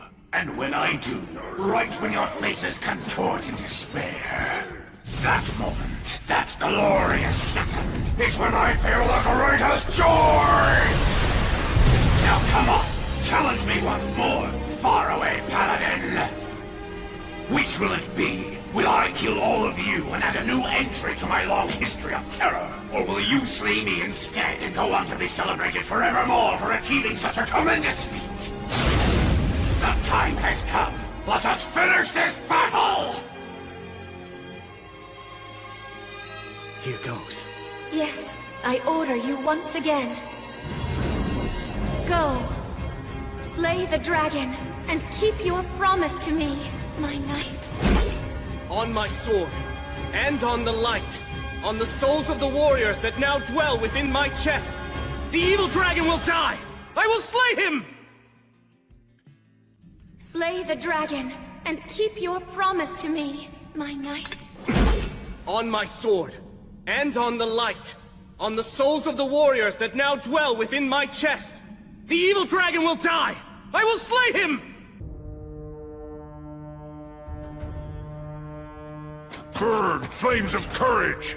It's time for retribution! Evil ends now! Bellator! Bellator! Fortis! Fortuna! Aduan!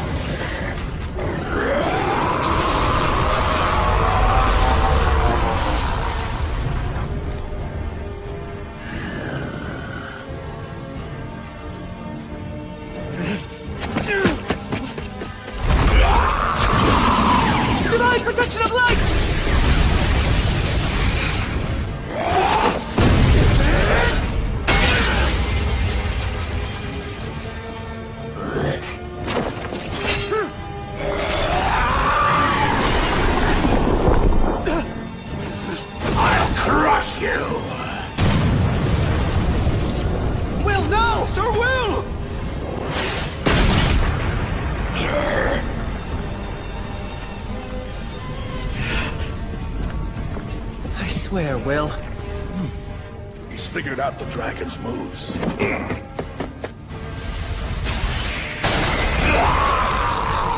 That comes with a bonus, Hydra Venom.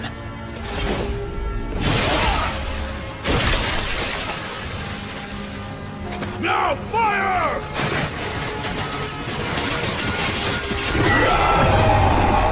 Charge in!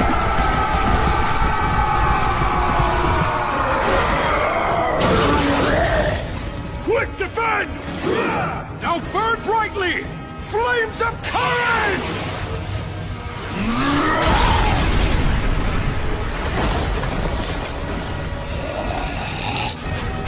This is our homeland, and we're taking it back right now!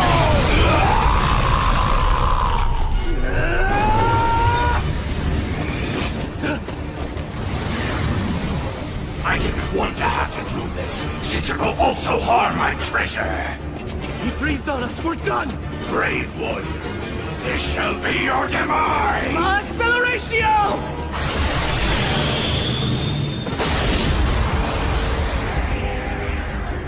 Solus Ortus!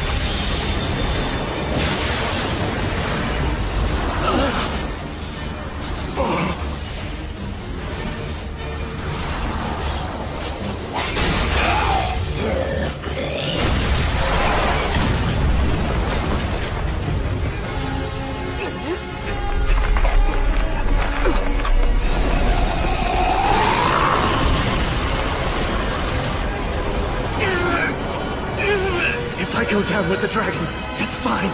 You must not give up.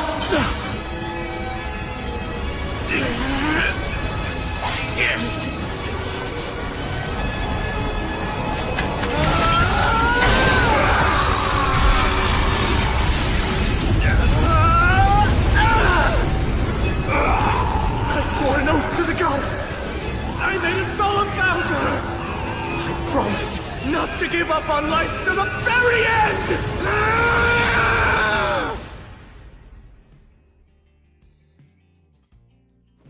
Will. Hey, Will. Please, Sir Will! Hold on.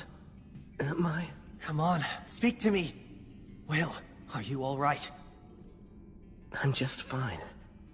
Menel.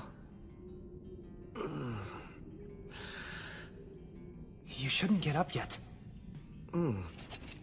I feel really good for some reason.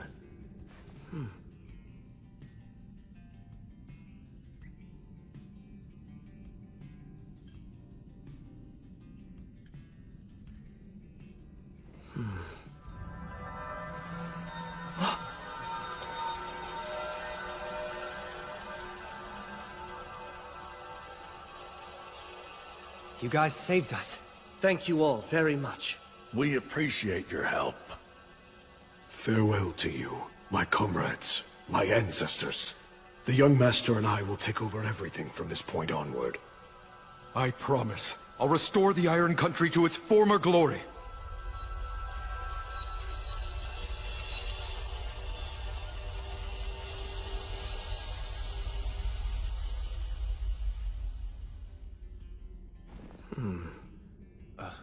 What's wrong? My body. Something feels strange. Yeah, I'm sure it does. Do you know how many times that dragon turned you to charcoal? You need to rest, Will. Oh, no. I don't mean like that. What? Huh? What's this? You absorbed the dragon's life force through that demon blade. It's obvious. The dragon's breath burned your body and soul until they were red hot. It tempered you, and then his blood hardened you, just like forged metal. What? To put it plainly, Valakirka's dragon factor has interwoven itself deeply into your body and soul. Ordinary blades will no longer be able to cut you, and weak words will feel as if they're nothing more than a light breeze on your skin. Oh, However, your new condition increases your animal nature. Don't let this power make you arrogant. Make every effort to keep the dragon factor quiet. If you don't, then it will only bring you to ruin. And to be honest, I do not wish to see you die such a pitiful death. Stagnate, you... I'm afraid I've been rather free with the use of my power. But then, since I helped you slay the dragon, you now owe me. I'd say that's not such a bad trade-off. You do feel indebted to me, don't you? Yes. Excellent. You see, when dealing with a hero such as yourself, pinning you down and forcing you to yield to me is much less effective than making you feel grateful and indebted to me. It is a shame that Gracefield guided those dwarf warriors away. But why should I bother seeking them out simply to make trouble for you? When asking for nothing and simply making you more and more indebted to me will prove more profitable later on. That's exactly what scares me about you. Then I shall go now. And farewell to you, Gracefield. I've troubled you enough for now. Stagnate, goddess of the undead, won't you consider giving up your ideals? It's not too late. Will you discard your undead powers and work with me to guide souls once again? If you would Don't finish that thought. And no, I won't. I'll always follow my own ideals. I see. Farewell, my elder sister. Yes. Farewell, my little sister. Well then, William G. Merryblood. Huh? You have acquired great power, and your name will now shine even more brightly as a hero. But as light grows, so too does the darkness. So try to avoid becoming a warmonger and hating people, and keep your womanizing in check. Oh dear, that's right. You don't actually have a woman, do you? Hey, mind your own business. I understand that you've devoted yourself to my sister's service, but even so, you should take at least one mate. How else will I have the pleasure of seducing your offspring? That's the worst possible reason. Actually, if I were to create a female Echo one day, would you consider siring offspring with me? Look, I'm not asking you to do it for me, but really, what harm could one single child do? Rhea Sylvia creates demigod children with heroes all the time, after all. All right, I'll let it go for now. Also, as you may recall, I once asked you if you'd like me to love you, didn't I? Well, I lied.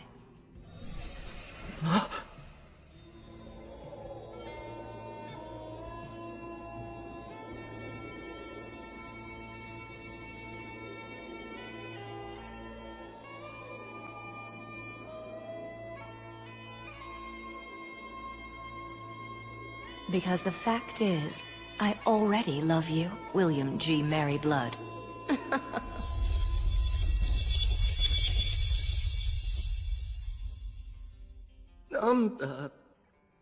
Man, goddesses sure are impetuous.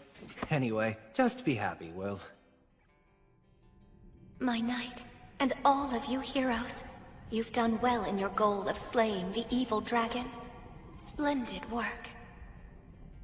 I still can't believe we won. I shall reward your efforts. If there's anything you want, you need only speak it. A wish? If I may, please, Goddess of Light, this area is full of the dragon's miasma. Can it be expelled from the mountains and Lothor? Now that the evil dragon is gone, this request can be granted, at least to an extent. Well, if that's the case, then please, I beg you to purify our homeland. Yeah, I'd like to ask for that as well. Gotta think of Dina and her people.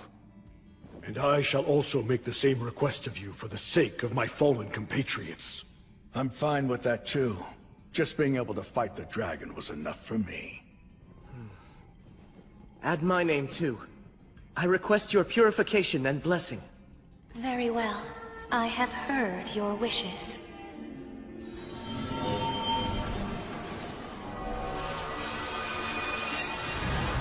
Sorrow for all those who've been lost. Blessings upon those about to be born. May there be peace, prosperity, and joy all across the land.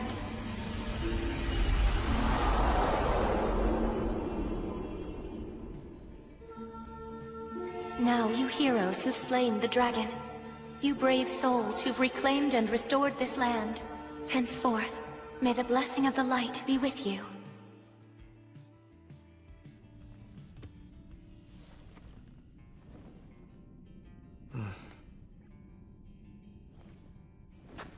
Let's clean up here and head home. Right. But you should get some rest, Sir Will. We can handle the rest. Oh no, I can't— Listen, just rest, damn it. Seriously, you're way too reckless, you know that? That's for sure. I didn't expect for you to take a swing right then. Though I will say it was a brilliant stroke. I don't think I'll ever forget that flash. It was as bright as sunlight.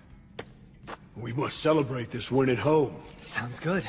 We can invite the people of Lothdor and have them play music for us too. That sounds wonderful. We can have food and drink as well. You know, I bet that Tonio and Bee have the whole thing prepared already. We can celebrate all we want. Yeah, I'm really starting to look forward to this.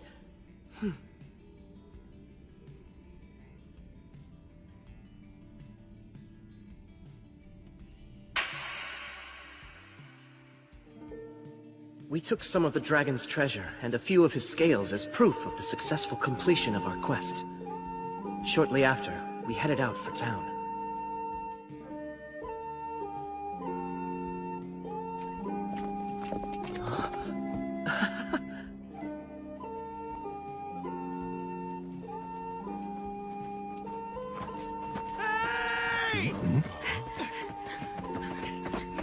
So you're all safe? Well, yeah. I mean, can't you tell? I heard the dragons roar and then all was silent. Soon after, a strange fire spread across the land and the entire area was cleansed. Sincerely, I'm so glad.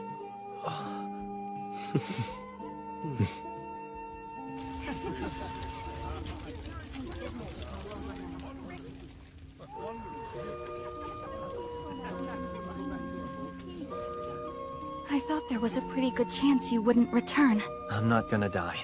I have too much to do. Oh, like what? Well, for starters, there's rebuilding this place. The effects of the dragon's miasma still linger, right? That's true.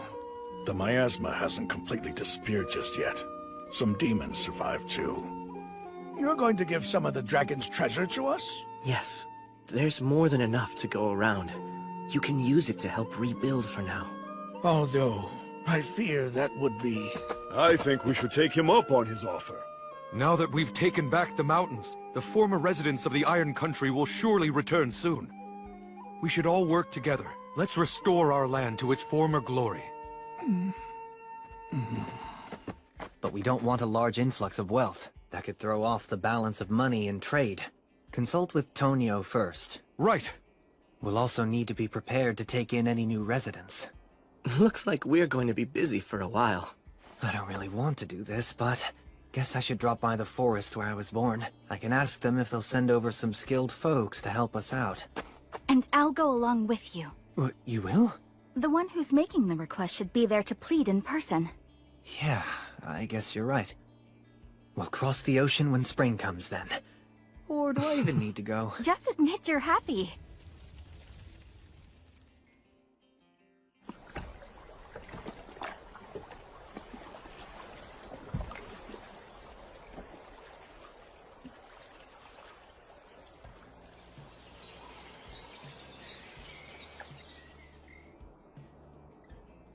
Hey, Gus! Hello, Wandering Sage! Oh, you're all here. You mean you didn't die? The flow of your mana seems quite odd. A dragon factor? You nailed it.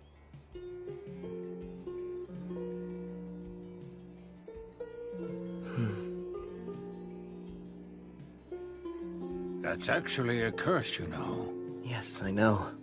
But I accept it. Well, just so long as you understand what you're getting into. More importantly, go on, let them know. All right. I'm home. I made it back from defeating the dragon. The two of you saved me yet again. Thank you.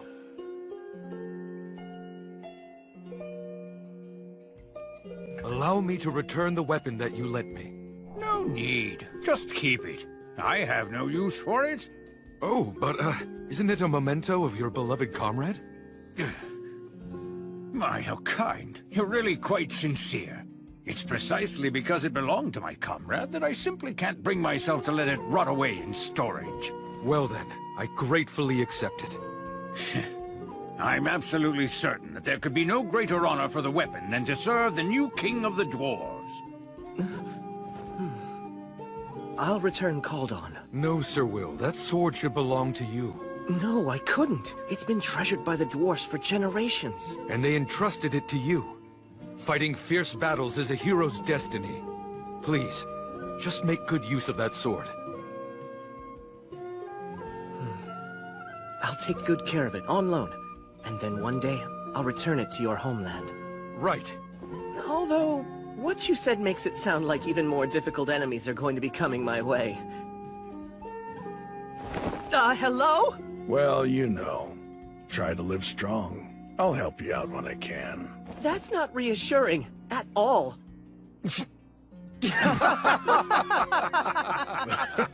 Jeez.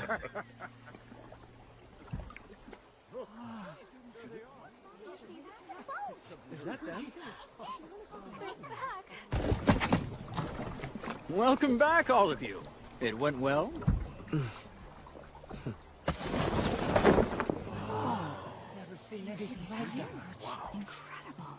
We've slain the demons in the mountains. And as for the evil dragon Valakirka, we slayed him too! Congratulations!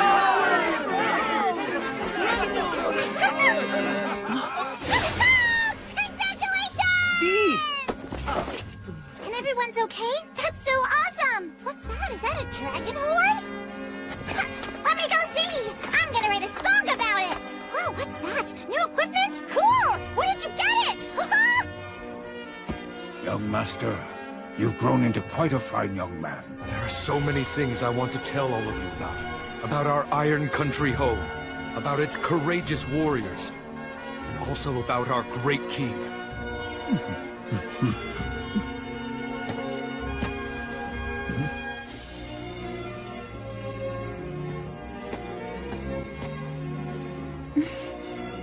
It's good to have you back. Indeed. All right, everyone. Our lord and his companions must be tired. They've only just gotten back from defeating a dragon, after all. We have to give them some time to get a little rest now. And then tomorrow we'll kick off the party. We'll cheer the dragon's end. Tomorrow, you can eat, drink, and sing all you want. Come, help us celebrate! Yeah!